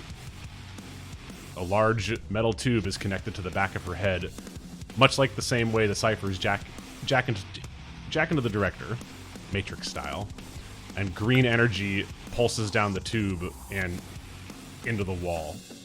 She seems to duck in and out of consciousness as this bright red blood just drips down her legs and onto the floor.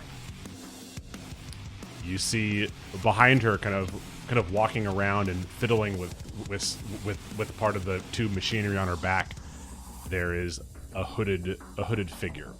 He's wearing a black robe that seems to repel light. Like, he casts a shadow in all directions.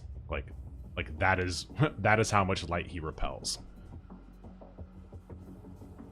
And Dithy is fluttering in and out of consciousness, and she looks. She sees you guys. Help! Sit! Leave! And then she loses consciousness.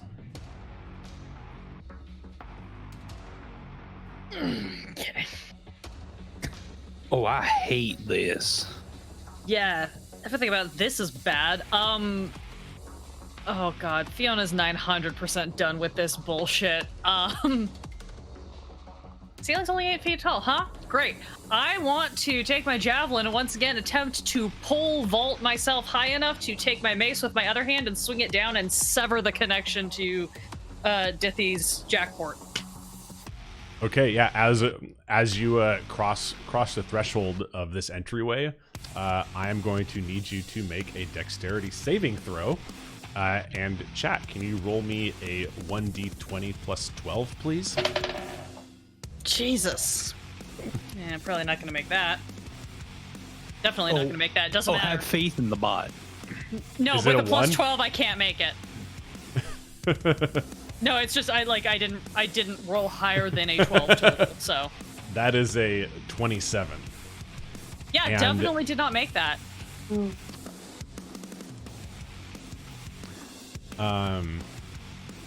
And as you cross the threshold into this room, everyone behind her just hears this whirring of chains, and you see the flash of the flash of silver steel as two of these massive like meat hook, fish hook type things just whip out from the ceiling and just impale you in both of your shoulder blades and just lift you up. Groovy. I just scream, "Stay back!" Hoping that my party members have retained any consciousness of what's actually happening here.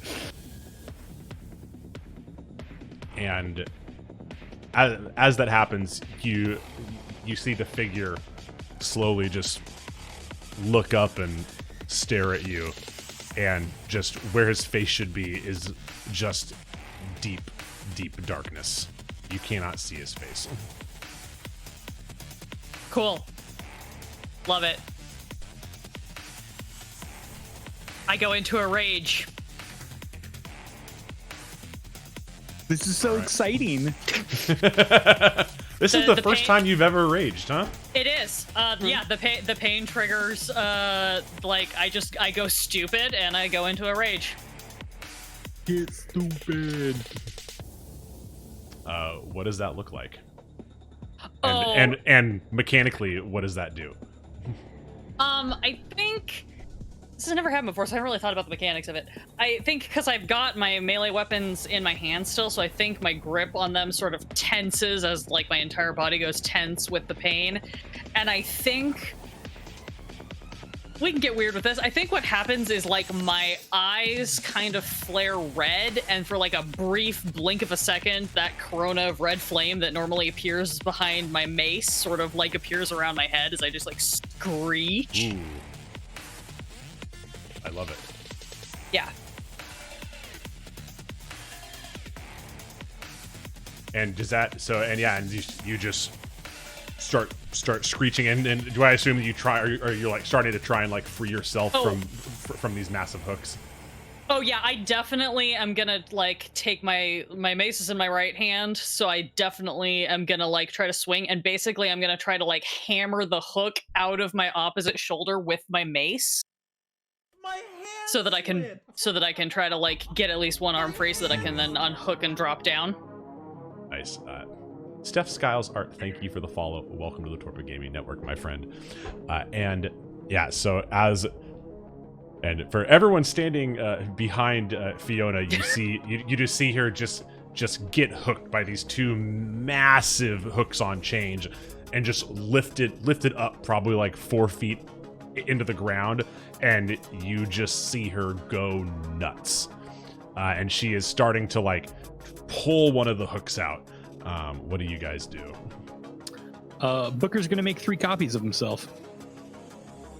Ooh. Mirror image. Good call. Good Like, call. No, we're not technically in combat, right? Correct.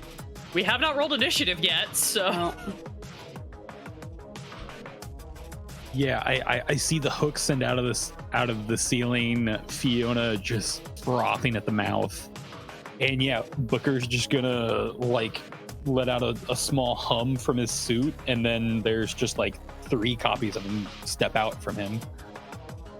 Madbird, well, I have to head out. Thanks for being such an awesome human beings. Best of luck tonight. Have a wonderful night. No, you. Good night, Matt. No, you. Thank you for the raid. Thank you for the raid. Guys, if you haven't followed Madbird streams, go ahead, head over to their channel, drop them a follow. I know I just did. So you have a wonderful night. Thank you for the raid.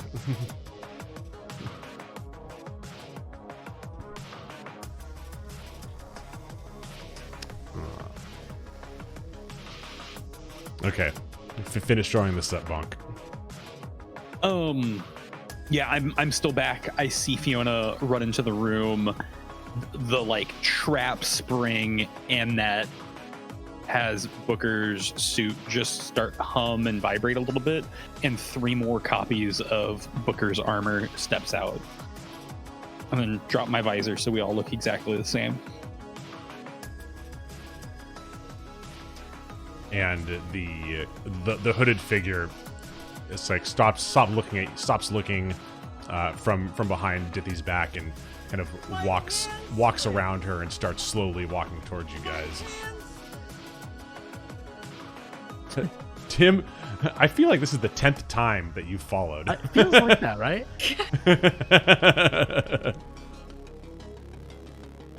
Keeps happening. Yep.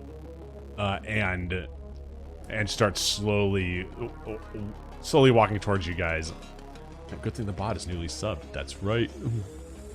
What's up, Mince? How are you? And the hooded figure just walks up and is like looking at Fiona, and then down at the other 3 of you guys, and stops about halfway down and crosses their arms. What do you guys do? Oh, you best be letting both our friends go now. Wait, sorry. Is that what you did, Mark? You made your 3 copies? Yeah, I made 3 copies, and if anyone else doesn't want to do any sort of prep like things, What I would like to do is this. I would like to like witness all this and then slink immediately into the shadow. Like, I would like to not let this person know my Existence. position. Yeah. Yeah. Why don't you roll me a stealth check? Chat, can you roll me a... 1 second. I need to pull up a stat block. Hey. Tough beat. Can you roll me a 1d20 plus 13? Gonna be fine. That's a 24. Did you roll 24? I rolled a 28. Whoa, let's go! Dang! What? Fuck! Yeah, so you definitely managed to slink off and hide, and then we'll say that there's a couple of these cool terminal things around here, adding some Sick electric torture devices. Yep. Ah. Yeah, so you definitely managed to hide. 10, would you like to do anything, as this hooded figure is now about halfway between Dithy and Fiona, and just has their arms crossed, just looking at you. I am going to point my finger at him and utter whatever utterances I need to cast True Strike. Okay. I put my finger at a target in range. Your magic grants you the brief insight into the target's defenses. On your next turn, you gain advantage on your first attack roll against the target, provided that the spell hasn't ended. It lasts up to 1 round, but... Okay, yeah, so this is basically just you get advantage on your next attack. Yeah. Perfect. I don't have to, like, tell you anything, right? That's just what happens. It just happens. Okay. Just happens. I mean, if it's say immune to fire damage, I feel like I would know that now. You actually don't need to talk either. You literally just have to point at him.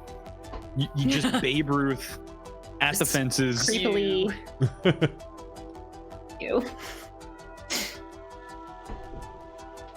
And a voice just emanates, it seems to emanate from the entire room. Do you know where you are? Don't matter. You gotta go. And he takes a step closer and looks right at you, Booker.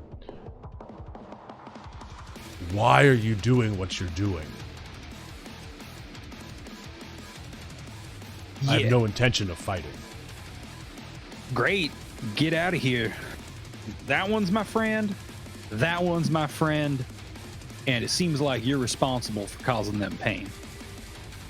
So either cut it out and get out, or there's other ways to make you leave. What if I could give you, Not interested. are you sure, peace? Yep. What about your family? See, the piece I'm looking for is that one and that one in a pain-free existence, plus the other friends. So go ahead and get on out of here.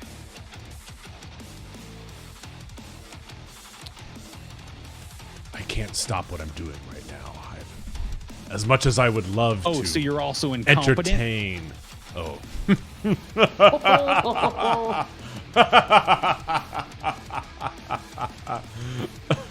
You know nothing. My work is a masterpiece, which obviously someone who can never be an artist could even start to understand. A funny thing you say about that.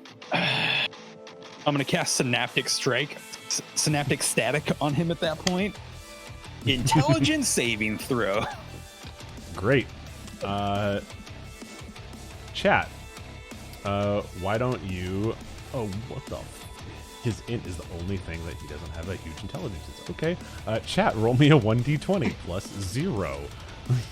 Fuck. I love it. DC 17. Wow, I was expecting that to be his high stat, and I was like, oh, snap. We're doomed. No! Oh, I God bless love the botch. everything. He's the prophet of none. Oh no. Big old goose egg. Can we get some crits in the chat, please?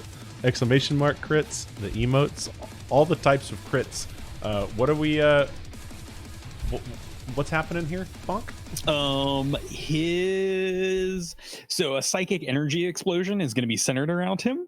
And he's going to be taking 8d6 damage, which is going to be a total of 31 points of damage. All right. On top of that, his brain's going to get all, or the thing's brain is going to get all scrambled for the next minute. You roll a d6 and subtract that number from all attack rolls, ability checks, and constitution saving throws for concentration. Okay. So if he's maintaining any sort of spell right now, he needs to make a DC 16 concentration and then roll a d6 and subtract that from the number as well. Yeah. So he He is maintaining a spell right now. So what was that? What does he have to do? So half the damage, which would be 16. Mm-hmm. So he has to roll. Constitution So saving he has throw. to roll a con. Okay. Chat, can you roll me a 1d20 plus 14, please? For his And I'll con roll a save? d6, which is a 3, so you'll subtract 3 from that once you get your Sorry. total. Am I losing my mind? Did we not roll initiative? We have not yet? rolled initiative. Okay. No. He offended me, and I just threw a spell at him. Okay. No. Yeah. We're So it's a probably going minus to 3, so it's a momentarily. 27. Yeah. He's still maintaining concentration. I thank you, Alondra, for knowing what I was going to say, but I was No, like, no, no. what the I'm- fuck is going No. I'm with you. We got a lot of surprise rounds. Yeah. Don't worry about it. It's when the big bad villain thinks they can monologue forever. Yep. So that's going to be Yeah, a we don't play that. 27 for his con save. Yeah, he maintains. Yeah, and he kind of like takes a step back and like holds his head for a second. And are you really gonna rush Art? Oh, I ain't rushing Art. I'm rushing kicking your ass. Fuck him up, Booker! And he looks back at Dithy, snaps his fingers, and she screams with pain as she starts glowing red, and you can see energy just start being extracted down the tube that's attached to the back of her head. Oh. You're probably only gonna get to choose one or the other. And we're gonna roll initiative. Here it is. No way. As his robe starts slowly turning from Vanta black to gray to white, and he sprouts these wings, and the ceiling just starts getting higher and higher and higher as Dithy just gets raised off the ground, and the ceiling is now about 60 foot, and this room is just gotten massive, and in front of you is just this large white dragon. And Do Dithy I is also just, lift? Yes. Okay. Just checking. It makes a Oh difference. yeah. Oh yeah, 100%. And Dithy is just screaming in pain, and the world actually starts to vibrate and shake, and the light fixtures, one of them just falls off of the ceiling as you can kind of feel the world, the very fabric that holds this world together, start to get weak as Dithy is taking pain, as she is in massive amounts of pain. God, that was hard to say. Can we just roll initiative now? Jesus Christ. 22. Okay, 22 for Nox. No, Booker? For Booker. Booker. Booker. I rolled a nat 20. Let's go. Nox. 26. He's like, don't give me that 22 bullshit. 10. We have a little bit to talk about. 15. And Fiona. A whopping 6. Yikes. You need to throw that die in the dirt. No. I like being last in the initiative order. Normally, I mean, it would be better if I was in cleric spellcasting mode and not barbarian rage. But I'm also 60 feet above you guys, hooked to the ceiling apparently. So that's cool. Yeah, that's fun. So, Nox, it is your turn. Okay. I presume that what I'm asking here for is for surprise. I presume he will not be surprised. I would say that since you successfully hid, he does Okay. not know that you were there, so you are surprised. You are surprising him, but he is not surprised by the other three. Okay.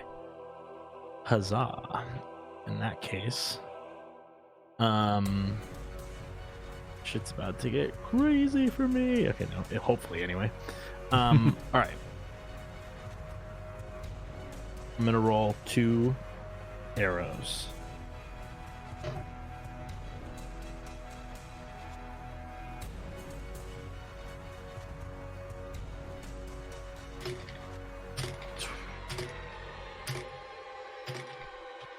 Hold on.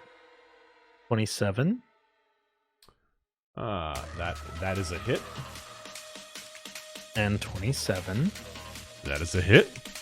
Okay. Those are both crits. So give me a second.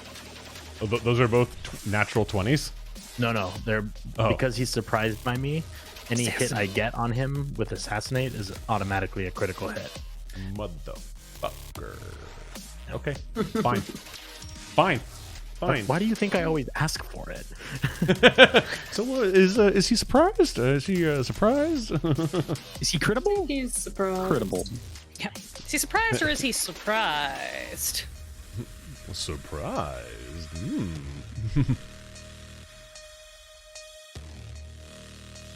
Okay.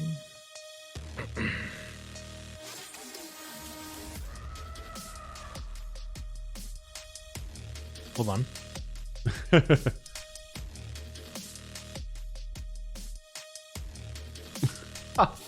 Oh my god. This guy's abilities are fucking awesome. Okay. Okay. Yeah.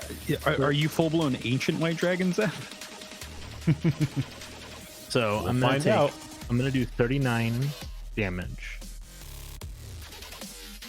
And what I'm gonna do, and I don't know, this might be for not describing it, but what I'm gonna do is I'm gonna shoot one arrow from where I am and hit him, then sneak back into the shadows, move 10 feet this way,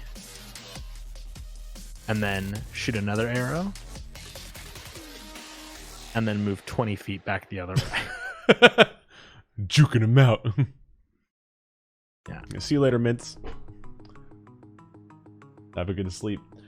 So now that we got the knock surprise round, the arrows are just sticking out of this dragon. And the next person has advantage because I used distracting strike. Nope. I am gonna need. That's what this was. Okay, got it. My juke was the distracting strike.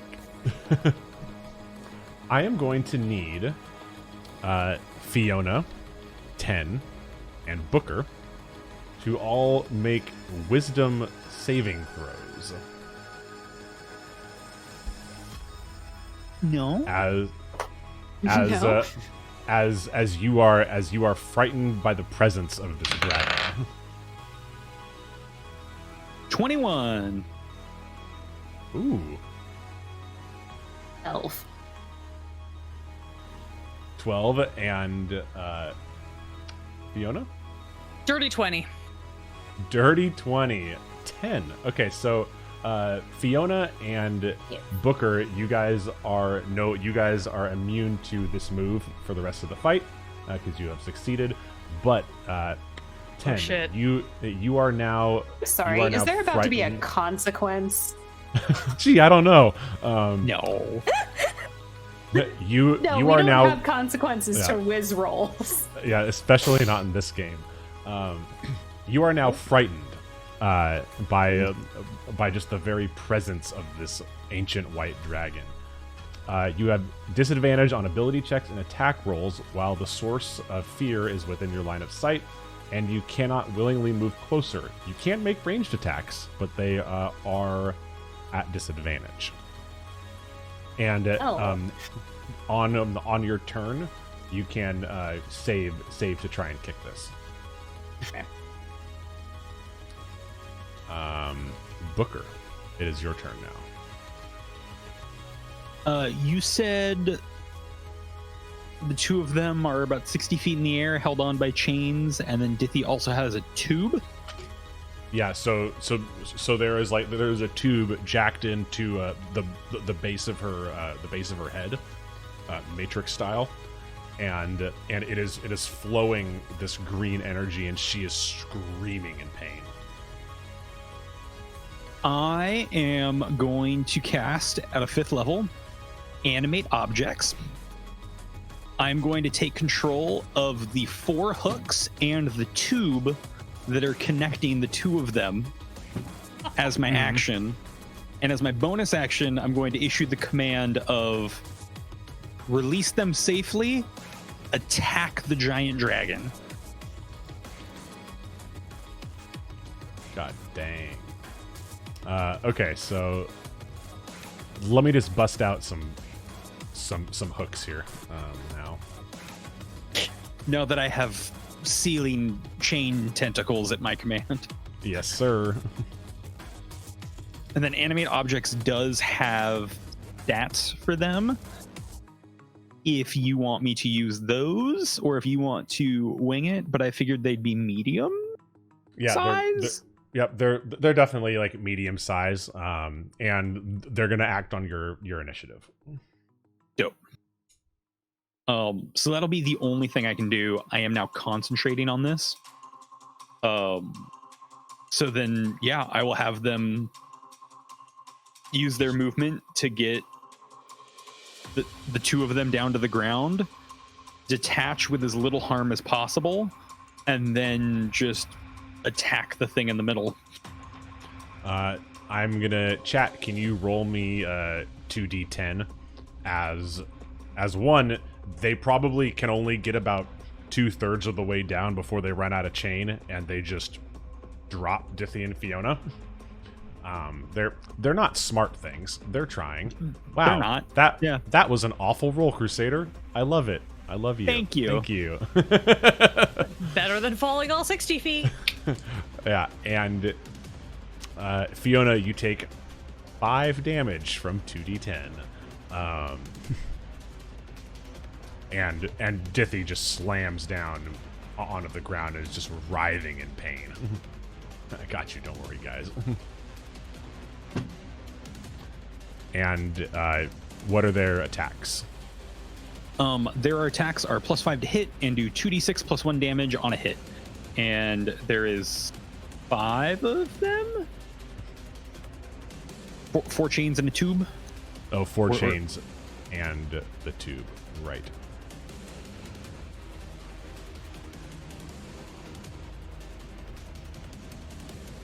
Boom. I don't usually get to roll 5d20. This is exciting. All right.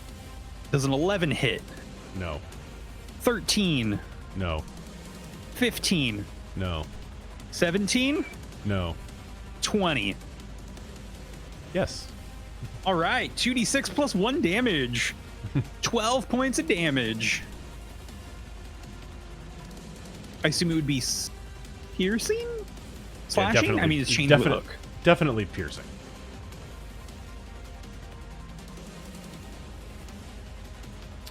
And okay, we need to figure out who we're attacking here, as 4 of these just bounce right off this dragon's armor, and one of them sticks, and the dragon just kind of like looks down and looks back at you.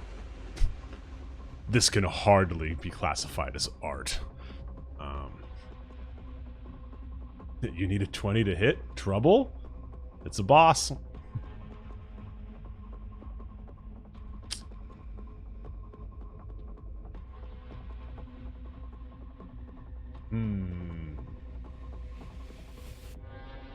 It's gonna be tough. Oh, Booker, nobody likes you this game. I'm sorry. It's fine. It's fine. I just didn't want the tie to happen. As the dragon just looks in your direction and you just feel a chill in the room as he just and like lets out this icy cold breath blast that is gonna hit Fiona and the Bookers. I'm gonna need you all to make a con saving throw. It's a very high DC. All of us? No, just Fiona and the Bookers. I do not pass. Thankfully, my clones are immune to area of attacks. 19. You have both failed.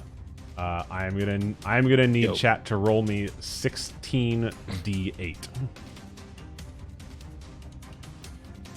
As you are hit with the full brunt of cold breath. Oh no! So that's gonna be 10d8 and then 6d8, because I guess that that Bots capped at 10. that when we wrote the bot script, we didn't apply. We didn't assume for dragons. Weird. Okay, so that's We're already off to a great start. holy shit. I love that's such that. an Thank you. awful roll. Oh my god. We're still waiting for 10 d8.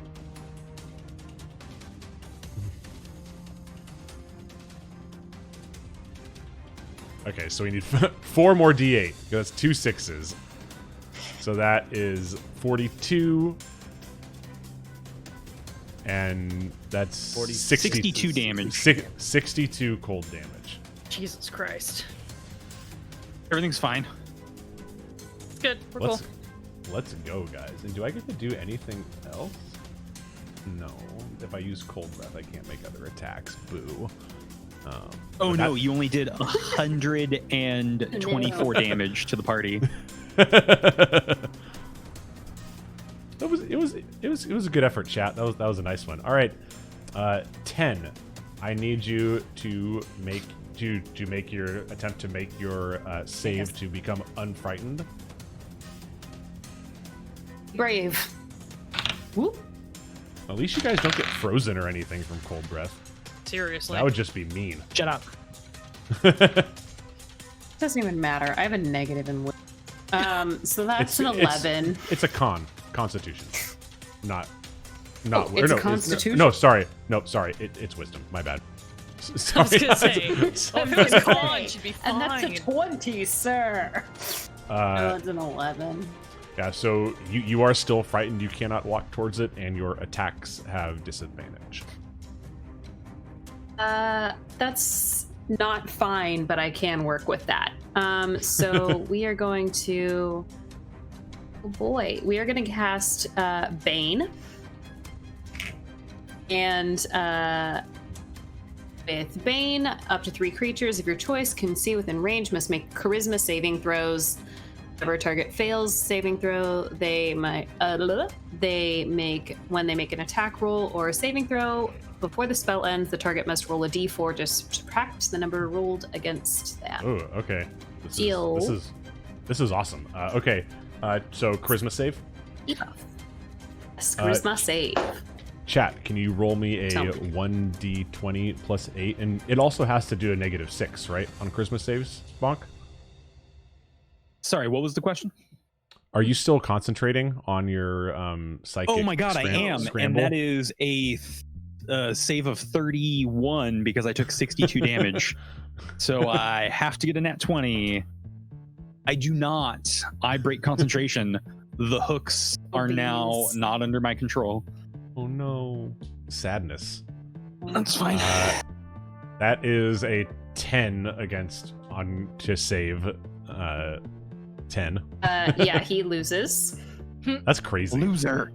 He has lost. He is Oh, subject sorry. to the rules of Bane. So It is a 13. It's actually a 13. I think that still probably loses, right? it does. Okay. So, congrats. And you roll now. You have to subtract a d4 from your total. I got everybody's back by maybe up to 4 points. And then can you also help me police that? Because I'm gonna totally. forget because I'm a bad DM. Because it's not like you don't have like 18 things to add right now. No. Would you like to do anything, or can you do anything else? I don't know that I can do anything else. It's far yonder position, limited to the magics, which I have spent. Okay. Then we are going to move on, and the room, like, you guys feel like you guys feel yourselves kind of like sink into the floor a little bit as like the room gets a little bit pixelated as Dithy just like screams out in pain, and after that scream ends, the floor kind of firms back up and pushes you back, but you see her behind the dragon just like panting on the ground. She is not looking good. She needs help, and the world around you depends on her survival. because you are inside of her mind. Let's talk about Fiona. What you up to? It fully changes my plan, but that's fine. Now that I am not actively pinned, I am going to use my bonus action. Sorry, chat, to drop my rage. Gonna take a deep cleansing breath like they taught me in all of those months of therapy that my dad made me go to after the accident when I was blaming God and everyone. And so I will lose my rage. And then I am going to double check range, because I need to make sure this will work. Oh, God fucking damn it. I am gonna turn and free action, like, look at Booker and be like, make this worth it and get everyone out. I am going to run. Oh, God. I guess I'm gonna run, like, over here, because I gotta get within 30 feet of Dithy. I'm gonna try to split the difference, so I'm gonna run, like, right in between, so that everyone's within 30 feet of me. And I assume that you're going to be running over 5 feet away, so you're not within opportunity attack distance. I'm gonna try to skirt it and get barely. within 30 feet of. Yeah, I'm gonna stay as close as possible because I need to be within 30 feet of Dithy and Booker. So I'm trying to split that difference. Okay, that would be about here. Yeah, great. Yep, I'm gonna run over there, and then I am going to cast a 5th level Prayer of Healing on everyone in the party plus Dithy. Ooh. Healing. You guys don't need healing. You guys are fine. No, 17. I got plenty of hit points. Yeah, you're doing great. We're in double digits. You're doing great, sweetie. Now that he doesn't have his breath weapon, he probably only does like 5 points damage. Cool. Yeah, that's definitely fully fine. Confirmed. Everybody in the party who needs it plus Dithy regain 25 hit points. And as you guys see the world kind of firms back up, and it gets a little more color into it. And Dithy stops screaming for a second, which is great because that shit is loud, and it's like somebody is being their mind is being ripped apart from the inside. It feels about like that. Would you like to do anything else, Fiona? How much of my movement did that take? Did that take all 30 feet? It was like 20 feet, right? Yeah, that was like about 20. Yeah, about 20 feet. Okay. I'm gonna take the other 10 over this way. Perfect. That's it. All right, Nox, we are back to you, my friend. You are hidden. Okay. I would like to just maintain being hidden and move my maximum movement 30 feet. And then I would like to, from my bag, take out my rope. Okay. And that will be my turn. You don't want to do anything with the rope? Nope. You don't want to like double your movement or anything because you didn't attack? Oh, I can do that? If I don't attack, I can double my movement? As a rogue, you can use your bonus action to move. Mm-hmm. Well, okay, then that brings into question if you'll let me maintain my hidden, right? You will? Yeah. Okay. As long as you're going to go be hidden, yes. Yeah, okay. Then yeah, I will continue another 30 feet. Or actually, is this console 30 feet? Yep. Yeah. Apex slide on over there. Yeah, I will maintain 100%. I will maintain my hidden posture with the rope in hand. Wraith, and that'll be Pathfinder over here? Yeah, okay, got it. Yep. All right. Booker.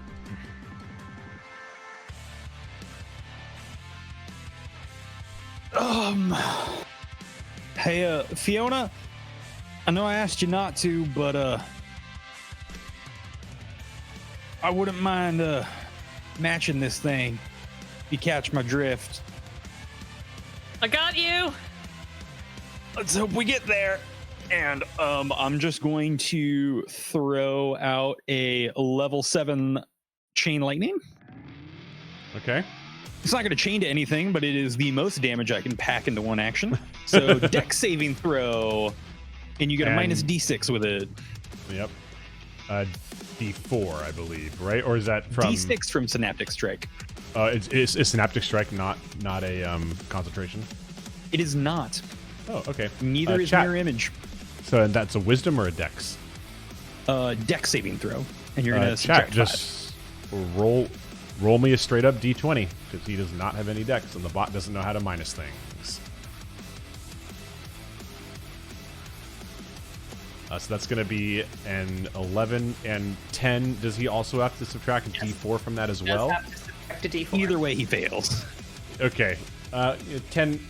Roll me a D4 and tell me how much I have to subtract. See? 3. Yeah. So that's going to be a quite a bit. An total. 8. Yeah. He fails real bad. Good. You've got some really good crowd control on this guy right now. I don't like it. It's beautiful. That'll be 47 points of lightning damage. He is not immune to lightning. I'm then going to use a couple sorcerer points and cast a bonus action on myself. Blade Ward.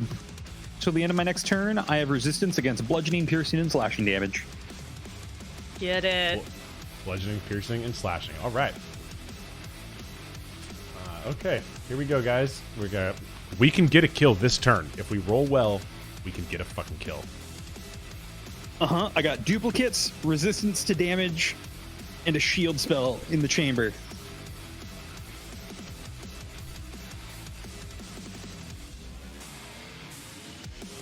Unless everyone votes for not me.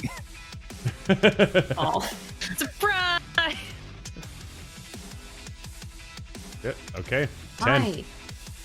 Why? Doesn't even make sense. Okay. Oh, god damn it, my vote wouldn't have even tied it. No.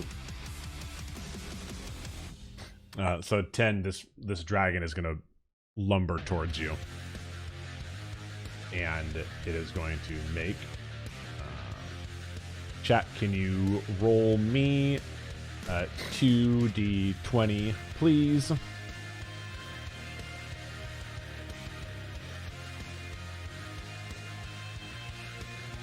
So that is a 27 and Disadvantage or D4. Oh, okay. Yeah, roll that D4 twice. I got a 4 and I got a 2.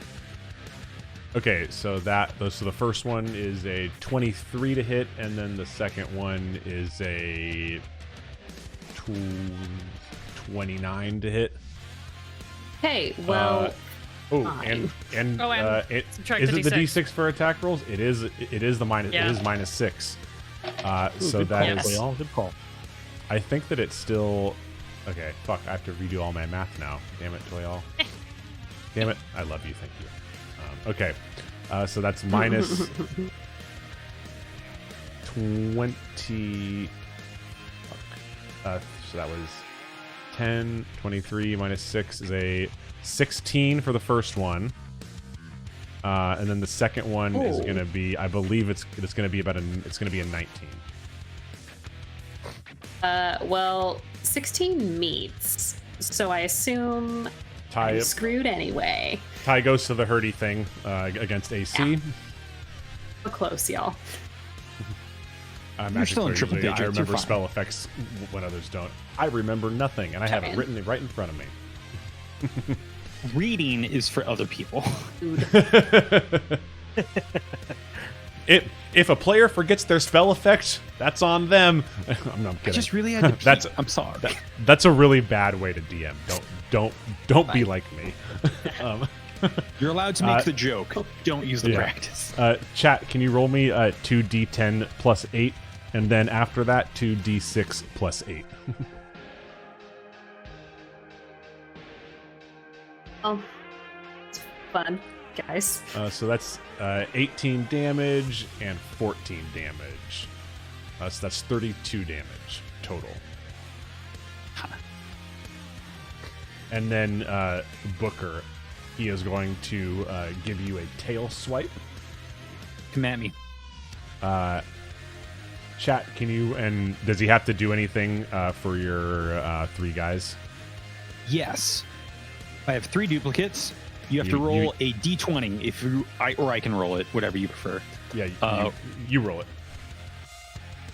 I rolled an 8, which is higher than a 6. You attack one of my clones. Its AC is 12. Okay. Wait. That's another attack roll, right? Yes. Great. You still have disadvantage with, or I keep saying disadvantage. You still have to roll against D4. that. Yes, And you then he get also has -2. -6. And 5 from minus this one. 6.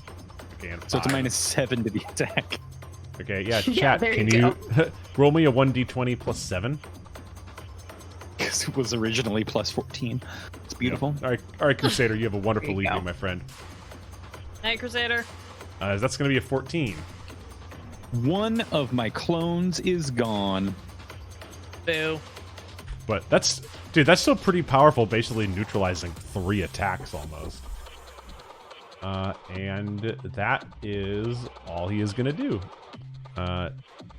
10.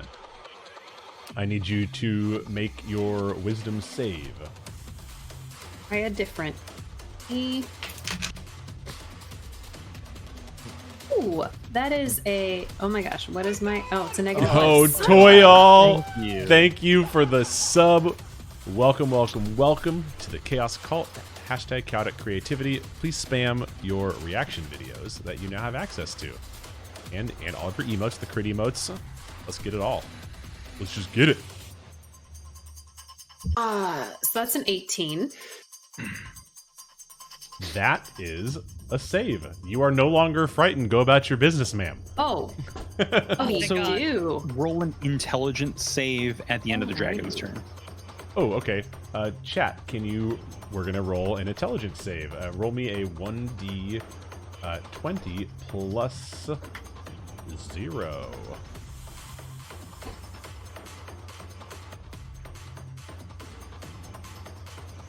That's a 5. Yep, you're That still is under the effects of Synaptic Strike. Okay. All right, 10. Back to you.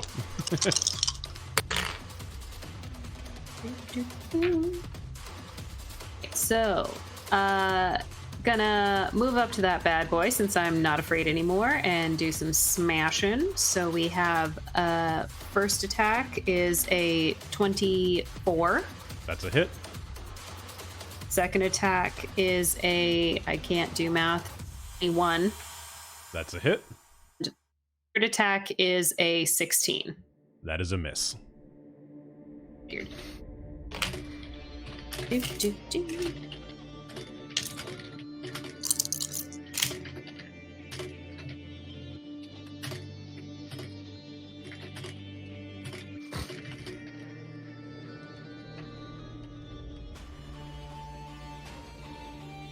Is 22 damage.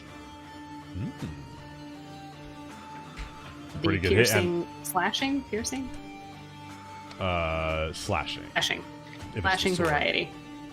And it reels back and roars in pain. And almost as if on cue at the same time as the roar in pain, Dithy also screams out in pain. And you guys feel what work that you did do to heal her, Fiona. You feel like that just coming undone, as not any worse than it was before, back to about where it was before you healed her, as the very Fuck. space-time fabric starts to slowly unravel around you, and you can see the pixels that make up the world slowly start to drift apart and then pull themselves back together as the world is unraveling itself. Fiona, Cool.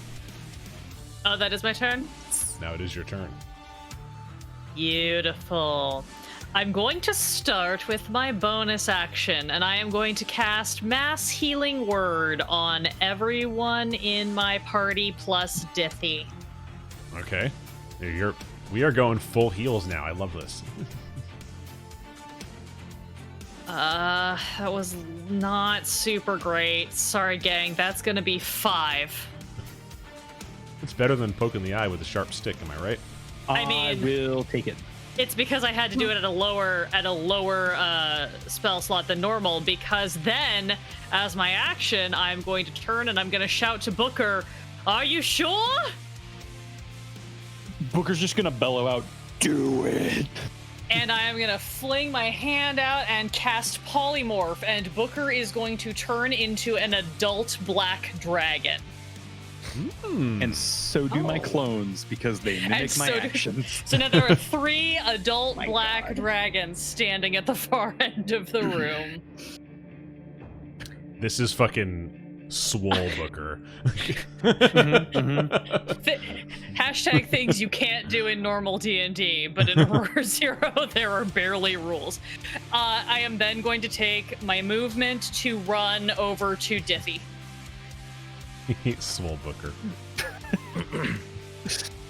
Being squished like that, it just reminds me of the neighbor from Aqua Teen Hunger Force. Yeah, I was just gonna say that. Yeah. It's funny. That's exactly what I was thinking of. Oh, good. Yep. Okay. All right. And then I'm is just that- going to run over to Diffie, and that's the end of my turn. Bang. Wait. You need to be even thicker. I like being oval shaped because I'm not as big as the other dragon. Yeah. Okay, yeah, and you run over to Diffie. Would you like? You can still talk. You can't really do anything else. Since I don't really have an action, but I can talk, I'm just gonna like, I'm probably gonna like kneel down next to her and like pull her head into my lap and just like put my hands on her temples, or maybe kind of staunch the bleeding, and just start talking to her and be like, like, "Your name is Diffie Werthers. My name is Fiona O'Loughlin. I worked with you in the Cipher program." Just full on. Oh, D-Jank Tank gifting that sub to Timbuk Deuce. Let's go. Welcome. Yep. I'm just gonna do like full like trauma paramedic mode of just like I'm rattling off facts and trying to ask her questions and get her to respond to me and anything like that. Yeah, and as you're kind of like rattling off, she's like looking like just off like through you, totally, zoned out eyes, not focused, and she's just muttering things like, it was all metal. They're spying on us. They're attached. They're attached to everything. Everyone's Who's spying on us? Who's spying on us? Who's involved? Can you give me a name? Can you tell me? She is not aware of you. Right. As she's staring off into the distance, just mumbling things about like a metal, like muttering nonsense about like a metal world, spy devices. You as probably the only one here who like this kind of almost like sort of makes sense to, Fiona. But for anyone else, this would like just sound like gibberish. Well, and I'm just gonna keep doing that while I sit over here with her. And Nox, you Okay. are up.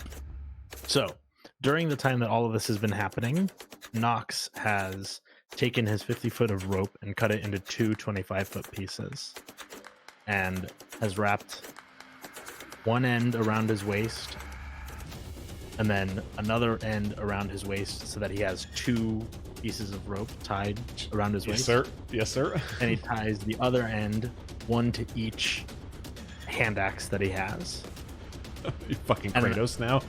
And I need you to hear me out, because the action I take, I kind of need you to work with me on how we're going to get there. We're gonna get there.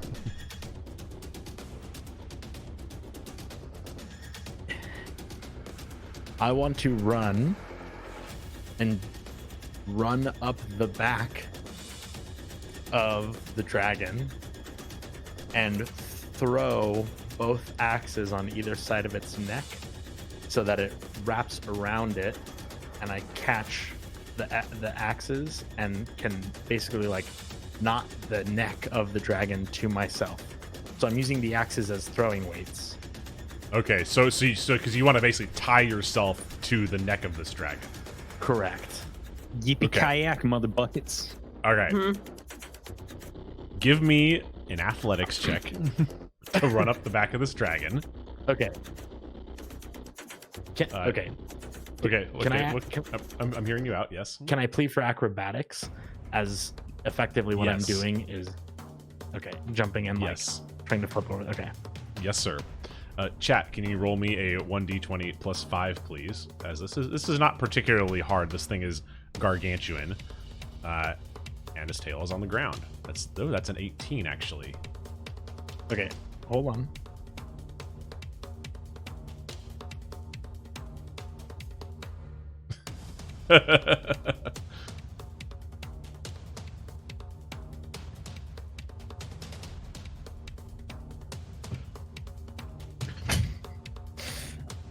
You're gonna have to What use was the luck roll? here. What was an the roll? 18. 18.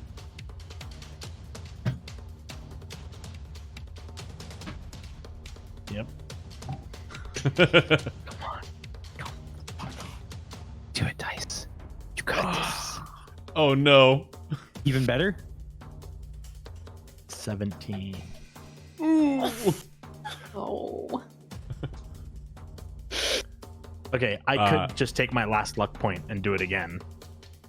Is it worth it? I think Is it it will worth be, it? yeah. Let him The work epic? it. For the Thank you epicness for that it going there, is. Zap. Yep. I can't I hear that and I literally I can't not. 17. What happened to my head? Again? Yeah, it's, I mean the highest outcome was 17. None of them were critical failures. Oh, shit. Okay. Yeah, and I think what Okay. happens. Okay, I'm Listen. listening. Oh, fuck. Okay, never mind. It only applies to weapon attacks, not checks. You're like, how can you're I just do kicking this? him repeatedly. That's all. They're attacks. That's all running is just Well, kicking the earth. Before he said athletics check and I got the plea for acrobatics check, I was gonna ask if I could make it 2 hand axe weapon attacks instead. But we already went through the motion. I made a decision. I made a decision previously to stay with the check. But What's the worst thing that can happen? Yeah. So what Well, we're what not happens find is it's not going to be awful. What happens is you run up to the back of the dragon and you start climbing up its tail, and it just it senses it senses that you're there, and it just moves its tail, and you lose your footing or something. You were thinking 3 steps ahead when you should have been thinking only 2 steps ahead, and you just didn't realize that it could sense you there, and it just manages to buck you off. So you are at the foot of this dragon. It is turned its head. You have 2 Kratos axes in your hand. I will still give you your action.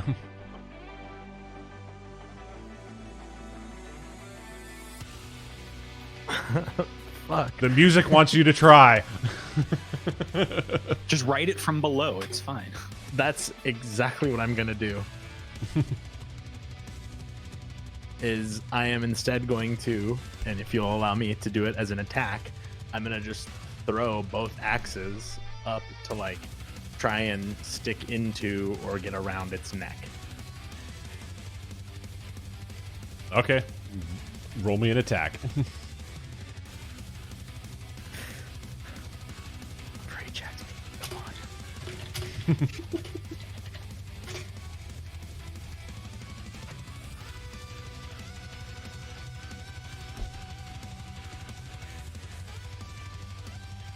Critical Okay. fail A 19, and a critical hit, a natural 20. what? No! No! My dragon! Shit. Damn you, Len. No. For being Oh, yeah, I was like, my Bokeh doesn't work like that. Yeah, no. Oh man. Okay. Yeah. Roll me some freaking damage, boy. I mean, it's not much. Wait. What was your first one? More than 0. 19. 19 misses. Yeah. Okay. 20 I know hits. that. Yeah. Okay.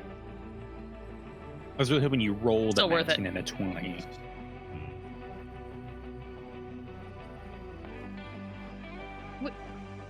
Wait. 19 misses? Yes. But don't you have levels in fighter? Doesn't that make it a crit? Oh, I don't have enough levels for that. Okay, you're not high enough. Okay. Yeah. No. I'm Just checking. I was like, wait a minute. I stopped leveling up at That is 10. like level Does 6, that, I believe. Yeah. Okay. fighter, yeah. Yeah. I panicked for 2 seconds. I was like, wait, this is a I don't feature. remember what level that happens at, but it's pretty high up. It's like 9, I think. I couldn't remember when you multi-classed, so I tried. Okay, 13 damage. Yeah, so you're gonna hit him with. He's gonna take 13 damage, and you manage to get one axe like slung around him, and so you technically are attached by one rope. Okay. Use it to swing back on top next turn. And then brother. finish it. Do you know how much God of War I fucking played? Booker, you are up. I can still talk as a dragon too. This is great. So yeah, I'll just growl at the other dragon and be like, "Oh, you want art? I'll give you art." And I'm gonna try to go up and just try to pin its head to the ground, and then use my acid breath weapon on just its head, so as to not acid through the rope that has just been around the base of its neck. Yeah. Of course. So yeah, just grab head, acid breath, trying to like vomit down its mouth. I don't know why I had to make it gross. Yeah. Look, we already got gross when I got like chain hooked, so we're just there tonight. Yeah. It's fine. Yep. Very visceral. The It's walls true. were bleeding. I'm singing Sweeney Todd in the background. Do I save for that, or do you roll for that? Dexterity saving throw. Chat, can you please roll me a 1d20? Can you guys have to give me? -4. You guys have to -4 and minus how much from you, Bonk? -3. So that's -7. Can you roll me a 1d20, and I will minus one to that when you do it.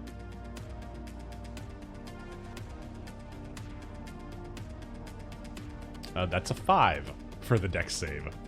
That is a fail. You will be taking the full 12d8 acid damage, which will be 60 points of damage. Ooh.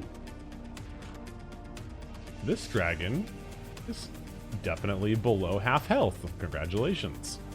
We did it! I'm really bad at these rolls. No, Toil. The bot just hates it. It hates everybody equally. This is not bad. After I spray acid into it, me and the other 2 dragons will just like be circling the white dragon. For aesthetic reasons. I don't actually want an attack of opportunity. Of course. It has nothing to do with Yeah. anything. I just want 3 smaller black dragons attacking a colossal white dragon. Yeah, and in this weird room that is just like covered with blood, with this weird flickering fluorescent light, these 4 dragons are circling each other on the ground, duking it out. It does make a really nice aesthetic there. But Booker, unfortunately, you are going to get hit with something. Maybe. So the white dragon is going to attempt to hit you twice. What does it keep? Don't you have to roll for your duplicates? Do you want me to roll for duplicate? Yes. Yeah. Yes, I do. Mirror image. I'm rolling a d20. I rolled an 8. I have 2 duplicates. It is attacking the second duplicate. Okay. Chat, roll a 1d20 plus 14, please. And then what do I need to minus from that? -2. -2 for me as well. So minus only plus 4. 10.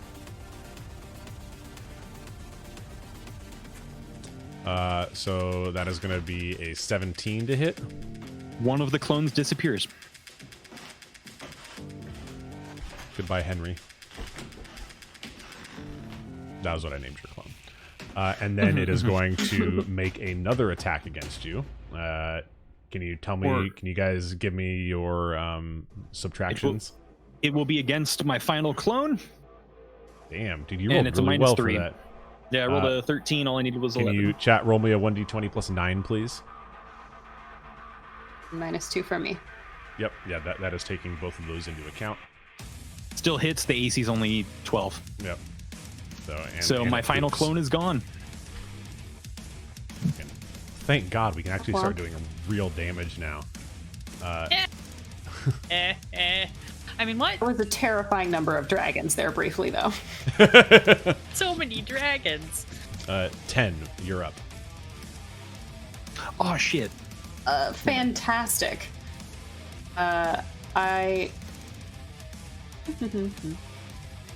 So much thickness. We'll just stick with what we've been doing.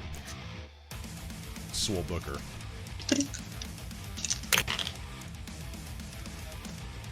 It's 15 to hit. That is a miss. A natural 20 to hit. That is a hit. And I got a 19, so that is a crit for me. Let's go. Otherwise a miss. Yeah. Fuck. Otherwise Otherwise, Well, it would have been like sorry. Otherwise a 25. 9. Sorry. Yeah. Sorry. So there, yeah, it would have been a lot higher.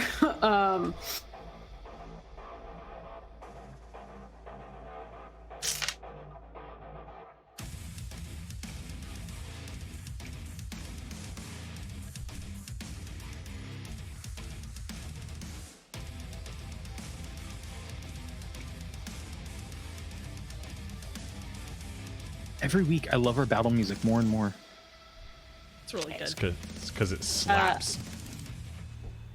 Celebrity base. 32 damage. 22? 32. 32. 32. Dang, this fucking crit dice pools, am I right? Yeah, they are helpful. And Fiona, you look down and Dithy's form is starting to lose color. Not like she's getting sick losing color, like she is actually going grayscale. As her eyes kind of slowly close and she slips out of consciousness. There's not much time left. And it is your turn. Shit. I had a great idea to try, but if I do that, I would have to drop concentration on Booker because fucking clerics are all concentration spells. And I Well, yeah, don't all the wanna... good spells are concentration. Yeah, and I don't want to do that because I think we need you to be a dragon right now. Especially because it gives you basically over 100 temporary hit points. 195 temporary hit points. Yes. So shit. Or just drop it and see what happens. I think I've got 40 hit points left. We're fine. That is why I did that lame healing before I polymorphed you. Oh, I just don't know if that would work, so I don't know if it's worth it. Fuck. You can okay. try it. Nope. Nope. This one's not concentration. This one's touch. I can do it differently. I am going to cast Death Ward on Dithy. Ooh, okay. What does that do? Read it to me.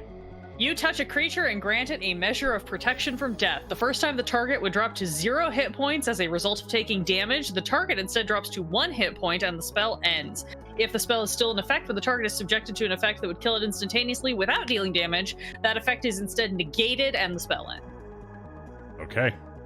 So Yeah, I'm basically gonna give her a temporary, I'm gonna give her a 1 free pass before she has to do death saves.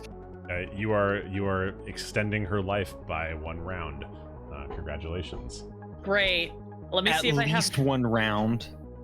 Look at the mole. Yeah. I don't have a lot of good options while I'm maintaining concentration on Booker, so I'm gonna see if I That can was- give him at least 1 more chance to fuck this dragon. That was pretty solid. You guys, I don't think that you could have fucking gotten it in 1 round, but you can probably kill it in 2 rounds.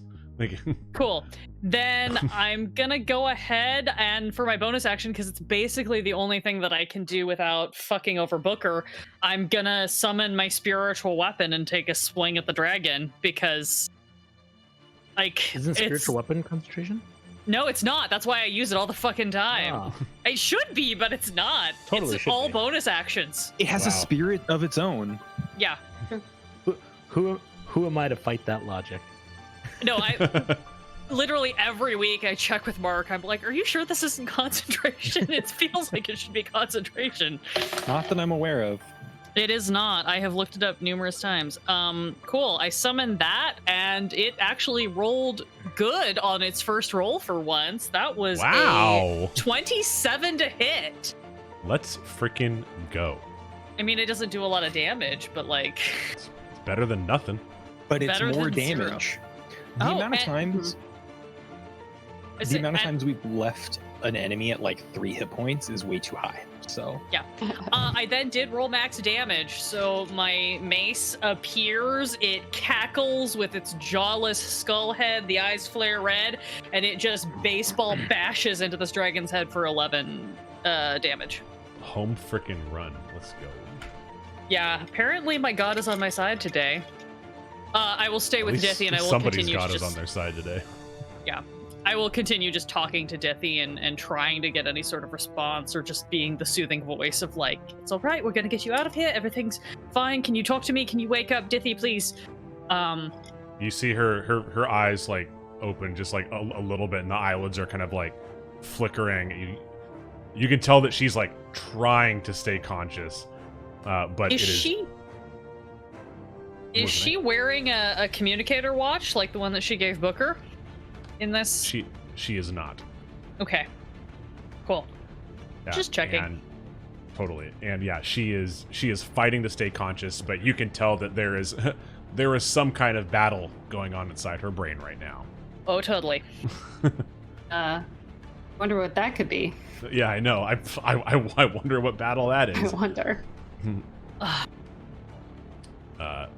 Booker, Mr. Dragon. I'm gonna use my frightful presence for free at the start of my turn. DC 16 Wisdom saving throw, or you're scared of this dragon. Now you know which one's the Whoa. real one. Yeah, I got one of those and- too. And do I have to subtract from my rolls, guys, for wisdom saves, or do I get to roll at my full potential? No. Roll an intelligence saving throw, because I don't think we did that at the end of the dragon's turn. Chat, can Oh. you roll me Mine. a straight up and down d20, or do I also have to, for that intelligence saving throw, do I also have to minus d4 from that? You don't get a minus from the spell on mine against the save. All of mine applies, as far as I know, to all attacks and all saves. So that would include this. So subtract 4. Okay. So you're still under the effect of my spell. Now wisdom saving throw.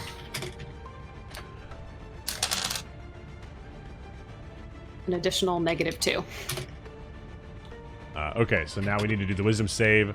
That was the second one, so that's a 5, so that's a 3. That's a fail. You are frightened of this dragon. Nice. And now I will make my 3 attacks. Okay, Multi-attack. and you have advantage because it is frightened. Oh my god. So many dice. Okay. Claw attack. Those are 2 2s for a total of 13 to hit. I think that's a miss. 13 to hit. Yes, that is a miss. The second claw attack is a nat 20. Let's get some crits in the chat, y'all, please.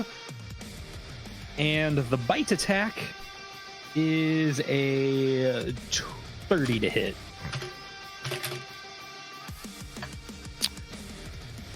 $2d10, 2d6 doubled, and then 1d8 of acid damage. All right. How much total is that?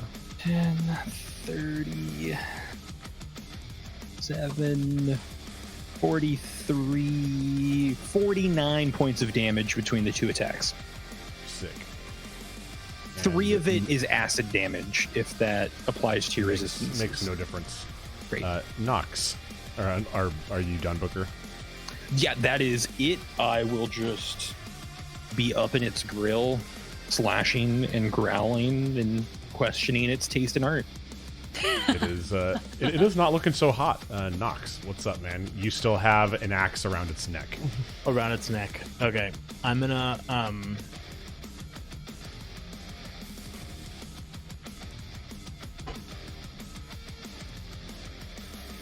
Okay, I'm gonna like run around it the best I can and jump and like with my centrifugal force swing around and try and stab it with both of my swords. Oh, sick! Let's go. This is some like. I think I saw this in Uncharted 6. I was like, huh? Drake's prophecy. I mean, Drake is the Old English word for dragon, so you probably did. Hello, Desert Beach.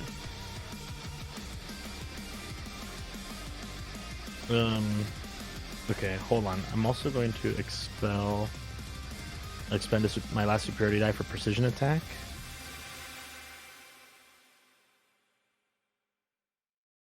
Nine. Okay, so 23 and 20. Oh, two 23s. Those are both hits. Okay. So I'm gonna do 2d6 plus 7.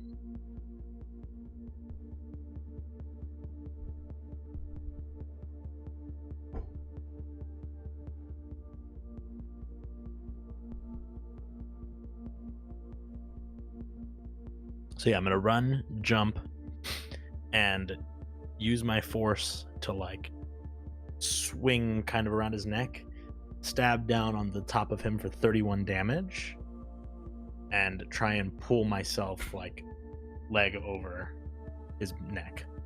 Yeah, and I think because of he took the full brunt of being held down, kind of being held down by Booker, I think you can definitely get on top of his neck, no problem.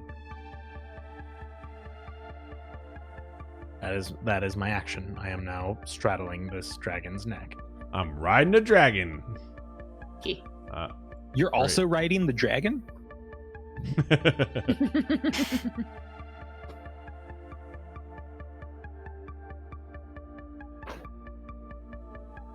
You're like, attack Booker! Attack the guy with 300 life. No, you attack Fine. the person concentrating on the spell, making me a dragon.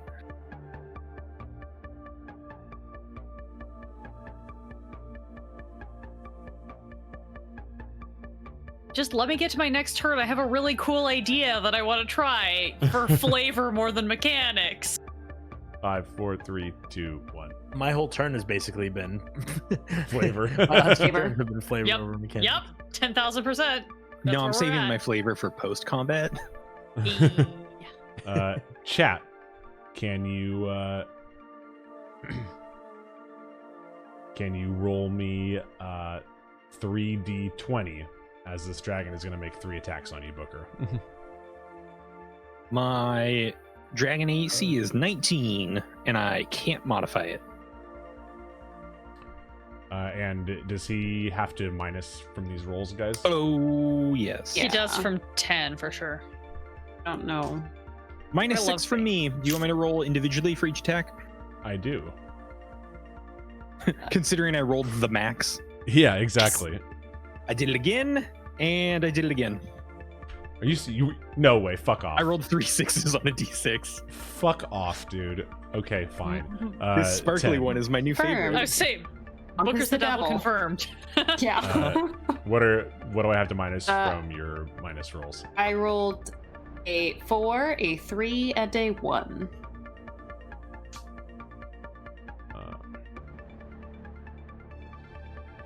Okay. I had to roll it 7 times before I got a not 6. Okay. That dice is now banned from play. I'm now You slightly fucking scared cheater. of the dice. You cheater. That is in fact Now you ban dice. Double Now you dice. start banning things. It honestly is the devil's dice. I'm salty now. I'm kidding. So that first attack is a 15 as and that's the first one is they all have a plus 14 modifier, so that's going to be a 19, that's minus 9, 5, a 14, and a minus 7, and it's a 20. Two of them 3. still hit. Yeah, 2 of them hit. Okay. Chat, can you roll me a 2d10 plus 8? And then Do it again. and then it's well the other one is less. So that's 18. And then can you roll me 2d8 because it's going to hit you with cold damage from its bite as it tries to latch onto you using its maw. So that's going to be 21 damage total. 3 of it is cold, and the rest is piercing. And then can you then roll me 2d6 plus 8 for its claw attack that it hit with? You shouldn't curse dice. It will curse back. Sage. Truer gonna be- words have never been said. 12 slashing damage. All right, down to 144. And 10. You're up. stab, stab. Boy, look fab. For a second, I thought you said dab, dab, and I was like, okay, let's go. It's just no. Great. So I rolled 19, which is a crit, Let's go. and a can't do math. Oh my god. 2 22s. What happened to the fear? Oh, it is true. She saved it. I She saved on Oh, it. I right, saved out of okay. it. No, the dragon sphere. Don't even worry about it. Oh yeah. No. Dragon has so much fear. We forgot.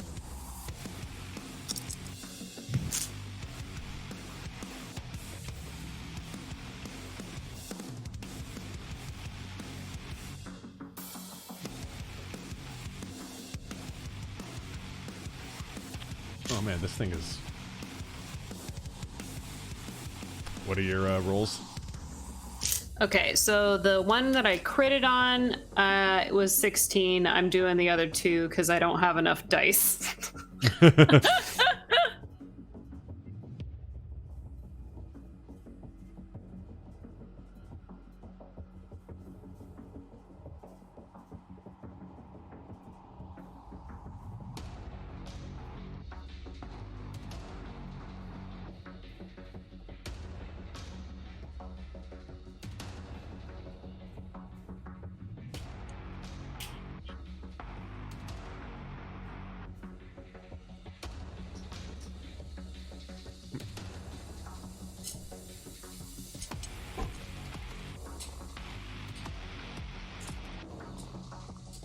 No, it's just a summoning call since we don't have the reaction vid programmed yet.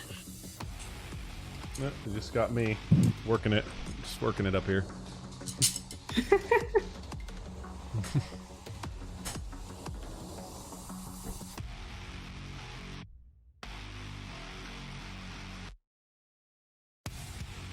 All right.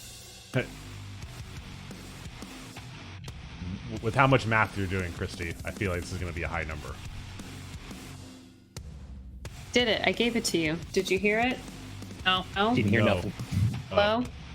I gave you a 36. I'm sorry. Oh, no worries. We're all here like, and? Abacus, abacus, And- abacus. Yeah, we're just like, and holy shit, I was that's a wondering lot what of that math. silence was. I was like, then he pulled yeah, up so- the abacus. I was like, geez, was that really that complicated? No. How do you... Okay, yeah, so Sorry. it is now at 0 life. How does it die? What? You fucking got it. Way. Did it. God You bless. literally killed it by getting its exact hit points. Oh, Well, with a fair amount of stupefaction, I'm gonna say, 10 goes at it again with her stereotypical swishback move and stabs it in just the right place, and it's like, oh, it's down, guys. I got it. And as you stab it, it falls down, and it's like the dragon falls to the ground, and then almost like its skin is just like sliding off. The hooded figure stands back up and steps out of the dragon, and he just kind of like looks around and scoffs and just spits on the ground and looks at you guys and says, "Just because you've stopped this doesn't mean that the new Federation won't rule the universe yet. It's nice to know what I'm dealing with." I throw the second hand axe across. Since it's not tied to anything, I just throw it across towards his back. Yeah, I shoot an Eldritch Blast at him from my spot by Dithy.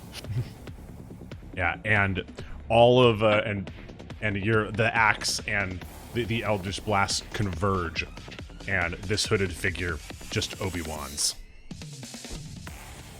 Dope. I eat the robes. Yep. Just bite where it all used to be. Yeah, and you just bite, and it's just a mouthful of cotton. Good quality robes, then. Yep. And Very breathable. we are out of combat as Fiona is cradling a Dithy. How fucked does she seem now that motherfucker has disappeared?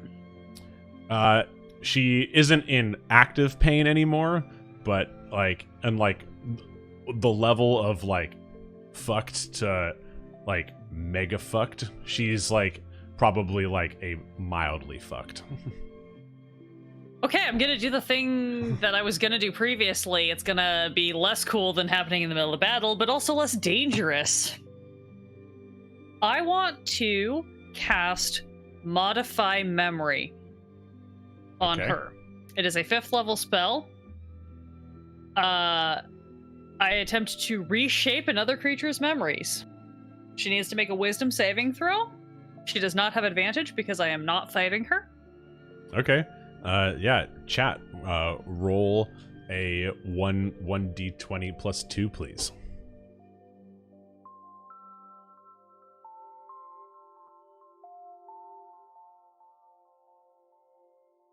And does this require concentration? Does. So Booker is no longer a dragon. Oh, that is an 18. God damn it. Just over. Okay. Doesn't quite work. What I was attempting to do was reach into her brain and change her memory of this fight into us basically busting down the door, kicking this guy's ass in 2 seconds, and everybody going home happy. But I don't quite. She beat my DC. Yeah, and she like kind of like comes up into consciousness, and she isn't she unconscious? Well, she is unconscious, but they are inside her memory right now. Yeah. And as she kind of wakes up, you guys see much slower and less violent than before. The world starts unraveling slowly. The pixels kind of start separating from each other, but before, like, you don't feel like you're falling anymore. And as the campus kind of melts away, you guys are left just the 4 of you and Dithy. And she looks up and she says, "What? How are you guys here?" We had to take some extreme measures to try to help you. Are you all right?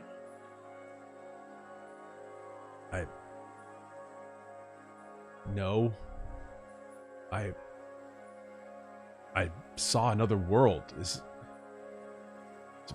a world made of metal, despair. They're mining people. Yeah, all right. That It's- makes sense. It's where he came from. The one who did this to you? The one who hurt you? Yeah, he somehow managed to get here, and he's trying to bring everybody else over to do the same thing to this world.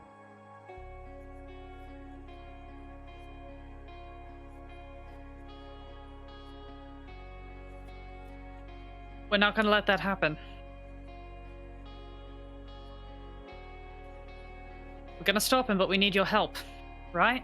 We need you to hang in there to come back with us, okay? Yeah, no, I'm ready to get the fuck out of here. I always hated this fucking place. Yeah, can see why. I will turn to 10, who was the last person to have our watch. Does she still have it? Oh yeah. Oh, cool. I'm gonna, indicate for her to slap it. Cole Trenton. Trenton here. Yeah, could you get us the fuck out? Oh, say please. Could you please get us the fuck out? Oh yeah, of course. Watching you guys, that was all great. I got some really good stuff. Yeah, oh yeah. I can get you guys out. No problem. You're not corporeal because I would absolutely kick your ass if you were. Oh, yeah, I mean, that would also be fun. All of this stuff, dodging left, dodging right. The theater, Knox, that was sick. But okay, enough. I'll get you guys out, and I really don't want to go back to the ship, but I'll get you guys out. I'll get you guys out. Okay, here we go. And after about five seconds, you guys feel a sharp tug as you're basically pulled immediately to the left away from this world, as you guys are the cane is coming off from stage right and yoinking you guys off. That's what it feels like, and Dithy is yanked from your arms, Fiona, as she stays there, and she kind of looks up and holds out her arm as you guys are being pulled away, and you see her blink out in a flash of green as her body turns into a wireframe and then blanks out as you guys are pulled away. And you guys open your eyes on the hard, cold steel chairs of the director access points in Cipher HQ, and you look over, and just all of a sudden, Dithy just opens her eyes, snaps back up, and that's the episode. Thank you, everyone. This has been episode 10. Let's go. Thank you, everybody. Okay. Fucking GG's, guys. I've got to write Thank down you, everybody. so many notes because there's so many things I need to do That was the a moment lot. we get back into it next week. Jesus. For real, though. Ah. Thank you, everybody, for sticking around through episode 10. This has been AuroraZero.